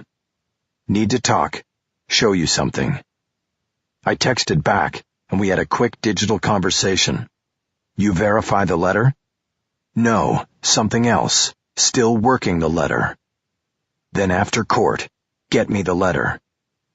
I put the phone away and went back to watching Freeman's direct examination. The letter in question had come in the afternoon before in the mail to my P.O. box. It came anonymously, but if its contents could be confirmed by Cisco, I would have a new weapon. A powerful weapon. What was Ms. Trammell's demeanor when you met her? Freeman asked. She seemed pretty calm to me, Curlin said. She didn't seem particularly curious about why we wanted to talk to her or what the crime was. She was nonchalant about the whole thing. Where did you and your partner speak to her? She walked us into the kitchen where there was a table, and she invited us to sit down. She asked if we wanted water or coffee, and we both said no. And you started asking her questions then? Yes, we started by asking if she had been in the house all morning. She said she had been, except for when she drove her son to school in Sherman Oaks at 8. I asked if she had made any other stops on the way home, and she said no. And what did that mean to you? Well, that somebody was lying. We had the witness who put her near the bank at close to 9, so somebody was wrong, or somebody was lying. What did you do at that point? I asked if she would be willing to come with us to the police station where she would be interviewed and asked to look at some photographs. She said yes, and we took her to Van Nuys. Did you first apprise her of her constitutional rights not to speak to you without an attorney present? Not at that time. She was not a suspect at this point. She was simply a person of interest whose name had come to the surface. I didn't believe that we needed to give her the rights warning until we crossed that threshold. We weren't close to being there yet. We had a discrepancy between what she told us and what a witness had told us. We needed to explore that further before anybody became a suspect. Freeman was at it again, trying to patch holes before I could tear them open. It was frustrating, but there was nothing I could do about it. I was busy writing down questions I would later ask Curlin, ones that Freeman wouldn't anticipate. Skillfully, Freeman led Curlin back to Van Nuys Station and the interview room where he had sat with my client. She used him to introduce the video of the session. It was played for the jury on 2 overhead screens. Aronson had ably argued against showing the interview, but to no avail. Judge Perry had allowed it. We could appeal after conviction, but success there was a long shot. I had to turn things now. I had to find a way to make the jury see it as an unfair process, a trap into which my innocent client had stumbled. The video was shot from an overhead angle, and the defense scored a minor point right off the bat because Howard Curlin was a big man, and Lisa Trammell was small. Sitting across a table from Trammell, Curlin looked like he was crowding her, cornering her, even bullying her. This was good. This was part of a theme I planned to put into my cross-examination. The audio was clear and the sound crisp. Over my objection, the jurors as well as the other players in the trial had been given transcripts with which to read along. I had objected because I didn't want the jurors reading. I wanted them watching. I wanted them to see the big man bullying the little woman. There was sympathy to be gained there, but not in the words on the page. Curlin started casually, announcing the names of those in the room and asking Trammell if she was there voluntarily. My client said that she was, but the starkness and angle of the video belied her words. She looked like she was being held in a prison. "Why don't we start with you telling us about your movements today?" Curlin asked. "Starting when?" Trammell responded. "How about with the moment you woke up?" Trammell outlined her early morning routine of waking and preparing her son for school, then driving him there. The boy attended a private school, and the drive usually ranged from 20 to 40 minutes depending on traffic. She said she stopped after the drop-off to get coffee, and then she went back home. "You told us at your home you didn't make any stops. Now you stop for coffee?" "I guess I forgot." "Where?" "A place called Joe's Joe on Ventura." A veteran interrogator, Curlin abruptly went in a new direction, keeping his quarry off guard.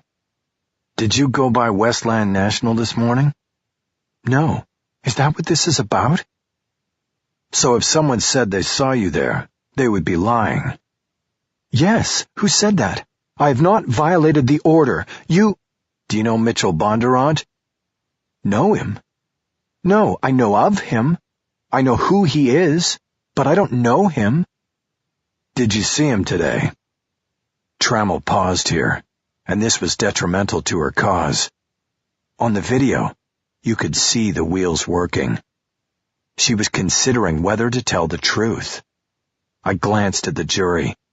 I didn't see one face that wasn't turned up toward the screens.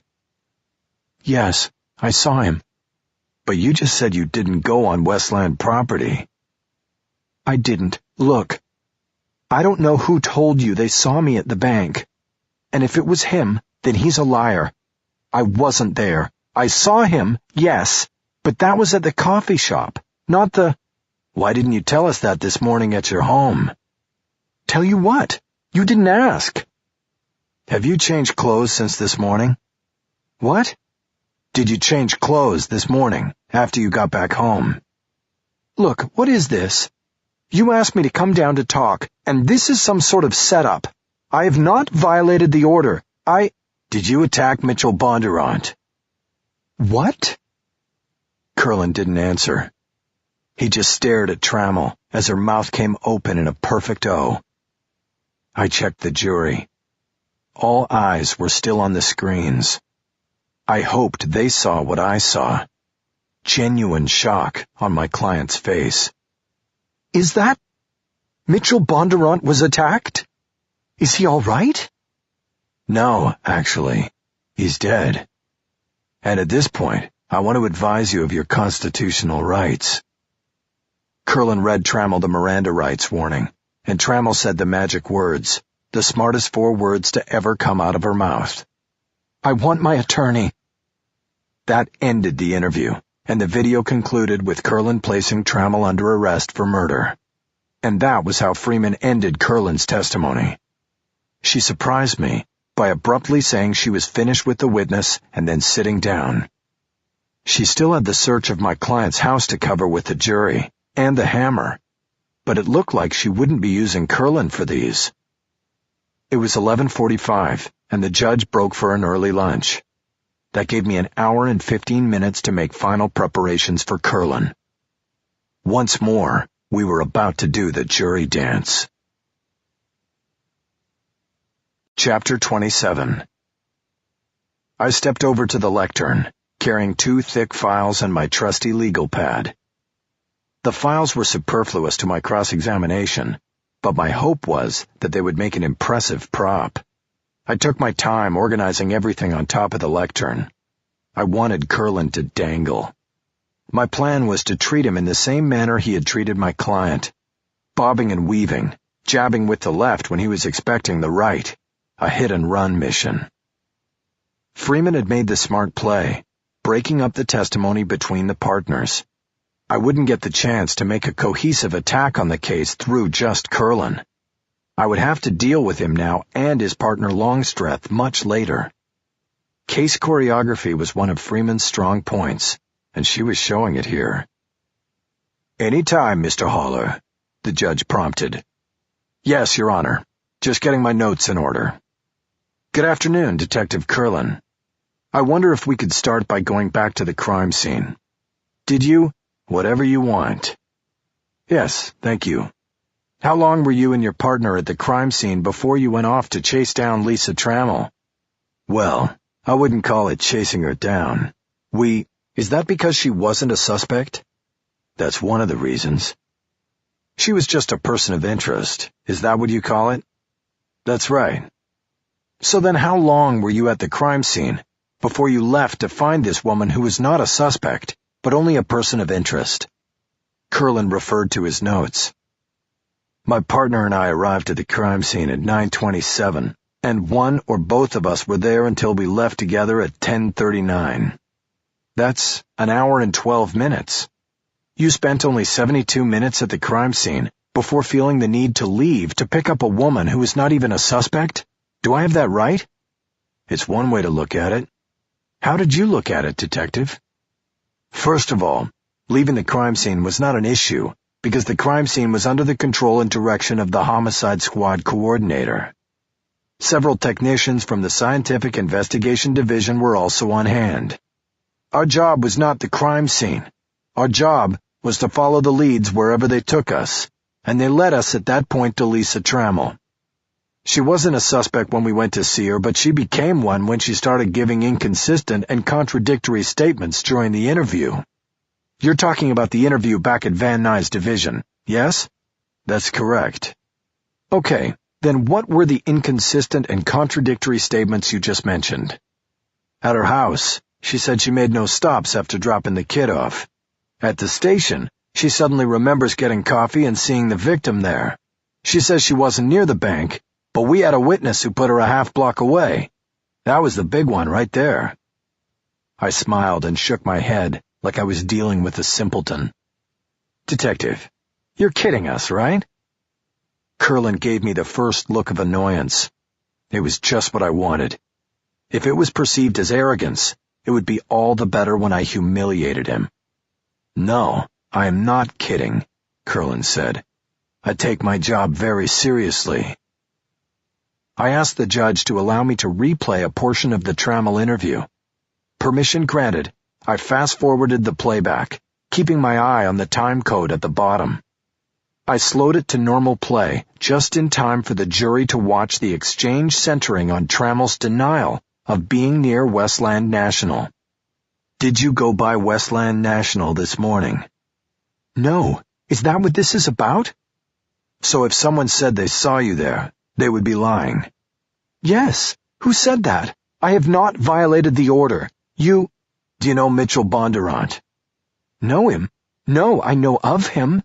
I know who he is, but I don't know him. Did you see him today? Yes, I saw him. But you just said you didn't go on Westland property. I didn't. Look, I don't know who told you they saw me at the bank. And if it was him, then he's a liar. I wasn't there. I saw him, yes, but that was at the coffee shop, not the— Why didn't you tell us that this morning at your home? Tell you what? You didn't ask. I stopped the video and looked at Curlin. Detective, where is it that Lisa Trammell contradicts herself?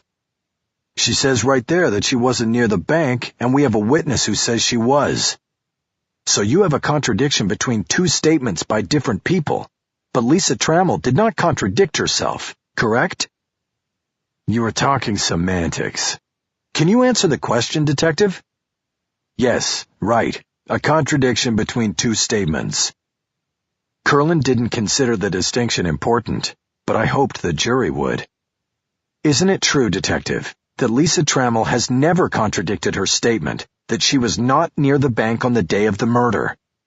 I wouldn't know. I'm not privy to everything she has ever said since then. Now he was just being churlish, which was fine by me. Okay, then as far as you know, Detective, has she ever contradicted that very first statement to you that she was not near the bank? No. Thank you, Detective. I asked the judge if I could replay another segment of the video, and was granted permission. I moved the video back to a time spot early in the interview and froze it. I then asked the judge if I could put one of the prosecution's crime scene photos on one of the overhead screens while leaving the video on the other. The judge gave me the go-ahead. The crime scene photo I put up was a wide-angle shot that took in almost the entire crime scene. The tableau included Bondurant's body, as well as his car, the open briefcase, and the spilled cup of coffee on the ground. Detective, let me draw your attention to the crime scene photo marked People's Exhibit 3. Can you describe what you see in the foreground? You mean the briefcase or the body? What else, Detective? You've got the spilled coffee, and the evidence marker on the left is where they found a tissue fragment, later identified as coming from the victim's scalp. You can't really see that in the photo. I asked the judge to strike the part of the answer concerning the tissue fragment as non-responsive. I had asked Curlin to describe what he could see in the photo, not what he couldn't see. The judge didn't agree and let the whole answer stand. I shook it off and tried again. Detective, can you read what it says on the side of the coffee cup? Yes, it says Joe's Joe. It's a gourmet coffee shop about 4 blocks from the bank. Very good, Detective. Your eyes are better than mine. Maybe because they look for the truth. I looked at the judge and spread my hands like a baseball manager who just saw a fastball down the pipe called a ball. Before I could verbally react, the judge was all over Curlin. Detective, Perry barked. You know better than that. I'm sorry, Your Honor, Curlin said contritely, his eyes holding on mine. Mr. Haller somehow always seems to bring out the worst in me. That's no excuse. Another one like that, and you and I are going to have a serious problem. It won't happen again, Judge, I promise. The jury will disregard the witness's comment. Mr. Haller, proceed and take us away from this. Thank you, Your Honor. I'll do my best. Detective, when you were at the crime scene for 72 minutes before leaving to question Miss Trammell, did you determine whose coffee cup that was? Well, we later found out that... No, I didn't ask you what you later found out, Detective. I asked you about those first 72 minutes when you were at the crime scene. During that time, before you went to Lisa Trammell's house in Woodland Hills, did you know whose coffee that was? No, we had not determined that yet. Okay, so you didn't know who dropped that coffee at the crime scene, correct? Objection asked and answered, Freeman said. It was a useless objection, but she had to do something to try to knock me out of rhythm. I'll allow it, the judge said before I could respond. You can answer the question, Detective. Did you know who dropped that cup of coffee at the crime scene? Not at that time. I went back to the video and played the segment I had cued and ready to go. It was from the early part of the interview, when Trammell was recounting her routine activities during the morning of the murder. After I dropped my son off, I drove down Ventura and stopped to get coffee. After that, I headed home. Where did you stop to get the coffee? A place called Joe's Joe. It's on Van Nuys Boulevard, right by the intersection with Ventura. Do you remember, did you get a large or small cup? Large. I drink a lot of coffee. I stopped the video. Tell me something now, Detective. Why did you ask what size coffee she got at Joe's Joe? You throw out a big net. You go for as many details as you can. Was it not because you believed the coffee cup found at the scene of the murder might have been Lisa Trammell's? That was one possibility at that point. Did you count this as one of those admissions from Lisa Trammell? I thought it was significant at that point in the conversation. I wouldn't call it an admission. But then, under further questioning, she told you she saw the victim at the coffee shop, correct? Correct. So didn't that change your thinking on the coffee cup at the scene? It was just additional information to consider. It was very early in the investigation. We had no independent information that the victim had been in the coffee shop. We had this one person's statement, but it was inconsistent with the statement of a witness we had already spoken to.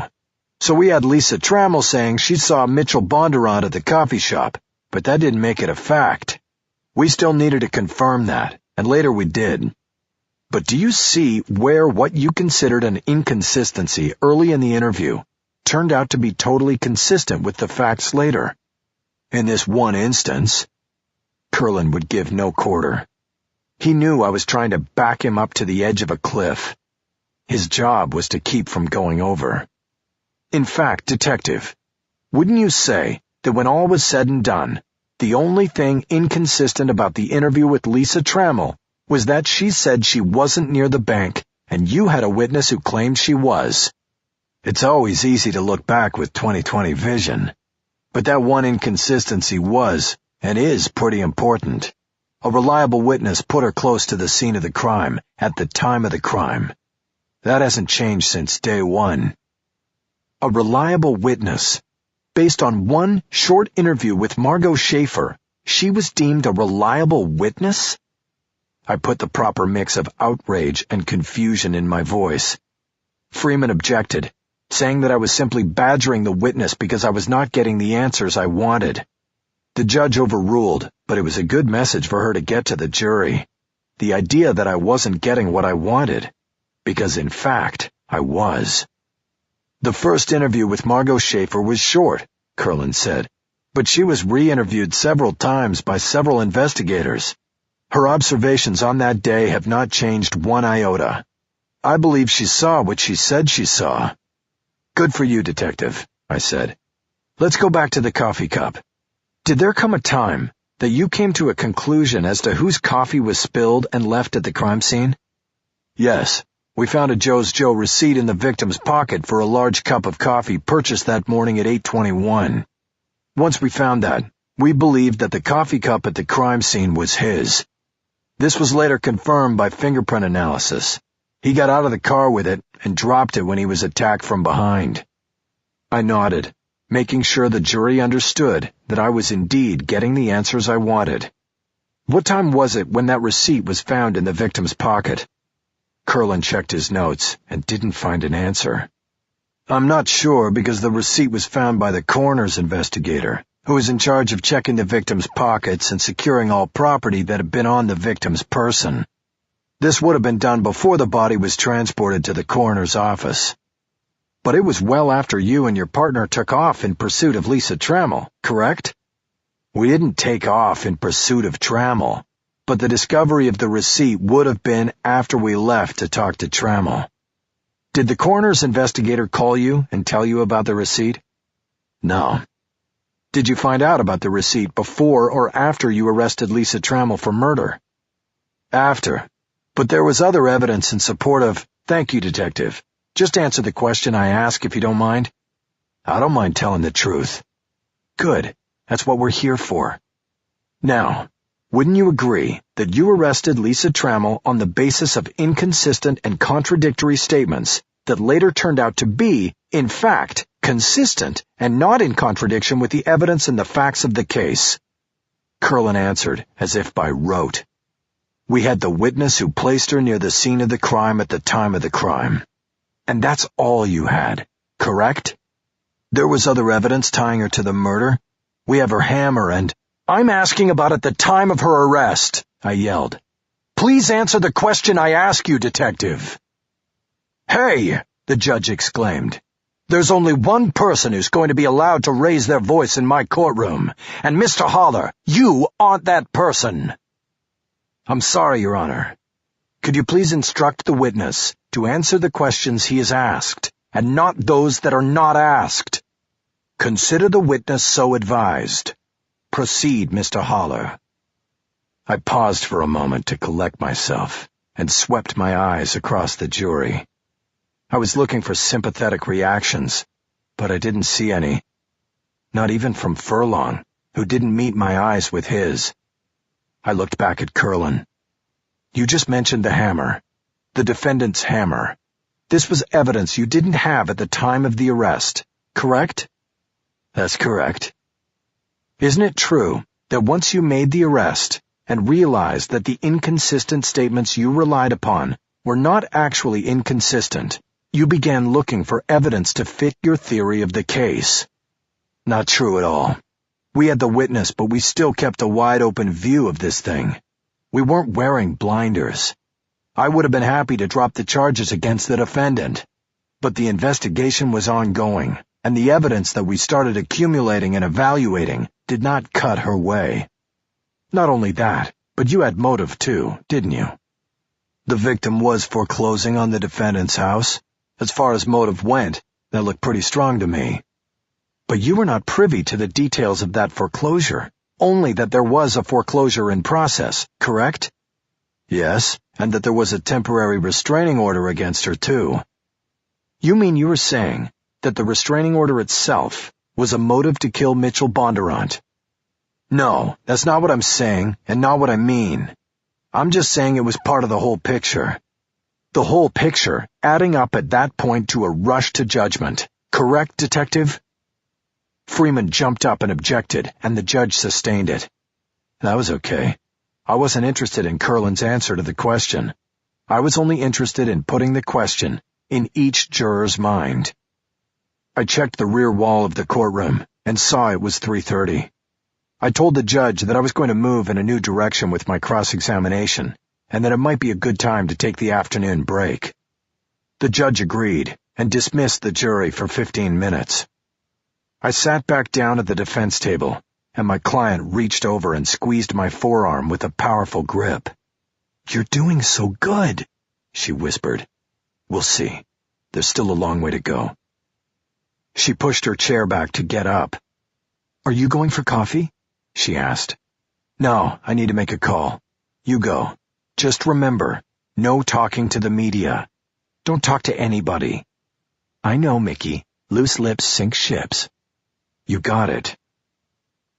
She left the table then, and I watched her head out of the courtroom. I didn't see her constant companion, Herb Dahl, anywhere. I pulled my phone and called Cisco's cell number. He answered right away. "I'm out of time, Cisco. I need the letter." "You got it." "What do you mean? It's confirmed?" "Totally legit." "We're lucky we're talking on the phone." "Why's that, boss?" "Because I might have to kiss you for this." That won't be necessary." Chapter 28. I used the last few minutes of the break to prepare the second part of my cross-examination of Curlin. Cisco's news was going to send a wave through the whole trial. How I handled the new information with Curlin would impact the rest of the trial. Soon everyone was back in the courtroom, and I was at the lectern and ready to go. I had one last item on my list to hit before I got to the letter. "Detective Curlin, let's go back to the crime scene photo you see on the screen. Did you identify the ownership of the briefcase that was found open next to the victim's body?" "Yes, it had the victim's property in it and his initials engraved on the brass locking plate. It was his." "And when you arrived at the crime scene and saw the open briefcase next to the body, what were your initial impressions of it?" "None. I try to keep an open mind about everything, especially when I first come into a case." "Did you think the open briefcase could mean that robbery was a motive for the murder?" "Among many possibilities, yes." "Did you think that here was a banker dead and an open briefcase next to him? I wonder what the killer was after." "I had to think of that as a possible scenario. But as I said, it was—" "Thank you, Detective." Freeman objected, saying I was not giving the witness time to fully answer the question. The judge agreed and let Curlin finish. "I was just saying that the possibility of this being a robbery was just one scenario. Leaving the briefcase open could just as easily have been a move to make it look like a robbery when it wasn't." I pushed on without losing a beat. "Did you determine what was taken from the briefcase?" "As far as we knew then and know now, nothing was taken from it. But there was no inventory as to what should have been in the briefcase. We had Mr. Bondurant's secretary look at his files and work product to see if she could determine if anything was missing, like a file or something. She found nothing missing." "Then do you have any explanation for why it was left open?" "As I said before, it could have been done as misdirection. But we also believe there is a good chance that the case sprung open when it was dropped on the concrete during the attack." I put my incredulous look on. "And how did you come to that determination, sir?" "The briefcase has a faulty locking mechanism. Any sort of jarring of the case could lead to its release. We conducted experiments with the case and found that when it was dropped to a hard surface from a height of 3 feet or more, it sprung open about 1 out of every 3 times. I nodded and acted like I was computing this information for the first time, even though I already had it from one of the investigative reports received in Discovery. "So what you're saying is that there was a 1 in 3 chance that the briefcase came open on its own when Mr. Bondurant dropped it?" "That's correct." "And you called that a good chance, correct?" "A solid chance." "And of course there was a greater chance that that was not how the briefcase came open, right?" "You can look at it that way." "There is a greater chance that someone opened the briefcase, correct?" "Again, you can look at it that way. But we determined that nothing was missing from the briefcase, so there was no apparent reason for it to have been opened except to create a misdirection of some kind. Our working theory was that it sprung open when it was dropped." Do you notice in the crime scene photograph, Detective, that none of the contents of the case have fallen out and onto the pavement? That's correct. Do you have an inventory of the briefcase in your binder there that you can read to us? Curlin took his time finding it and then read it to the jury. The briefcase contains 6 files, 5 pens, an iPad, a calculator, an address book, and 2 blank notebooks.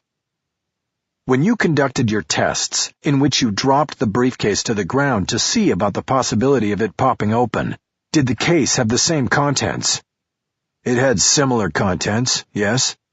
And on the times that the case popped open, how often did all the contents remain inside it? Not every time, but most of the time. It definitely could have happened. Was that the scientific conclusion to your scientific experiment, Detective? It was done in the lab. It wasn't my experiment. With a pen and a noticeable wrist flourish, I made several check marks on my legal pad. I then moved on to the most important avenue of my cross-examination. Detective, I said, you told us earlier today that you received a threat assessment file from Westland National, and that it contained information about the defendant. Did you ever check out any of the other names in the file? We reviewed the file several times and did some limited follow-up, but as evidence came in against the defendant, we saw less and less of a need to. You weren't going to go chasing rainbows when you had your suspect already in hand, is that it? I wouldn't put it that way. Our investigation was thorough and exhaustive. Did this thorough and exhaustive investigation include pursuing any other leads at any time that did not involve Lisa Trammell as a suspect? Of course. That's what the job involves. Did you review Mr. Bondurant's work product and look for any leads unrelated to Lisa Trammell? Yes, we did. You have testified about investigating threats made against the victim in this case. Did you investigate any threats he might have made against others? Where the victim threatened someone else? Not that I recall. I asked the court's permission to approach the witness with Defense Exhibit 2. I handed copies to all parties. Freeman objected, but she was simply going through the motions. The issue regarding Bondurant's letter of complaint to Louis Aparicio had already been decided during pretrial arguments. Perry was allowing it, if only to even the score for allowing the state to enter the hammer in the DNA. He overruled Freeman's objection and told me I could proceed. Detective Curlin, you hold a letter sent by certified mail from Mitchell Bondurant, the victim, to Louis Aparicio, president of Aloft, a contracted vendor to Westland National. Could you please read the letter to the jury? Curlin stared at the page I gave him for a long moment before reading. Dear Louis, attached you will find correspondence from an attorney named Michael Haller, who is representing the homeowner in one of the foreclosure cases you are handling for Westland. Her name is Lisa Trammell, and the loan number is 0409719. The mortgage is jointly held by Jeffrey and Lisa Trammell. In his letter, Mr. Haller makes allegations that the file is replete with fraudulent actions perpetrated in the case. You will note that he gives specific instances, all of which were carried out by Aloft. As you know, and we have discussed, there have been other complaints.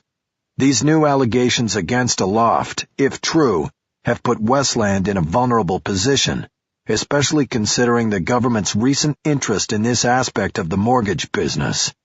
Unless we come to some sort of arrangement and understanding in regard to this, I will be recommending to the board that Westland withdraw from its contract with your company for cause, and any ongoing business be terminated. This action would also require the bank to file an SAR with appropriate authorities. Please contact me at your earliest convenience to further discuss these matters. Curlin held the letter out to me, as if he was finished with it. I ignored the gesture. Thank you, Detective. Now the letter mentions the filing of an SAR. Do you know what that is? A suspicious activity report. All banks are required to file them with the Federal Trade Commission if such activity comes to their attention. Have you ever before seen the letter you hold, Detective? Yes, I have. When?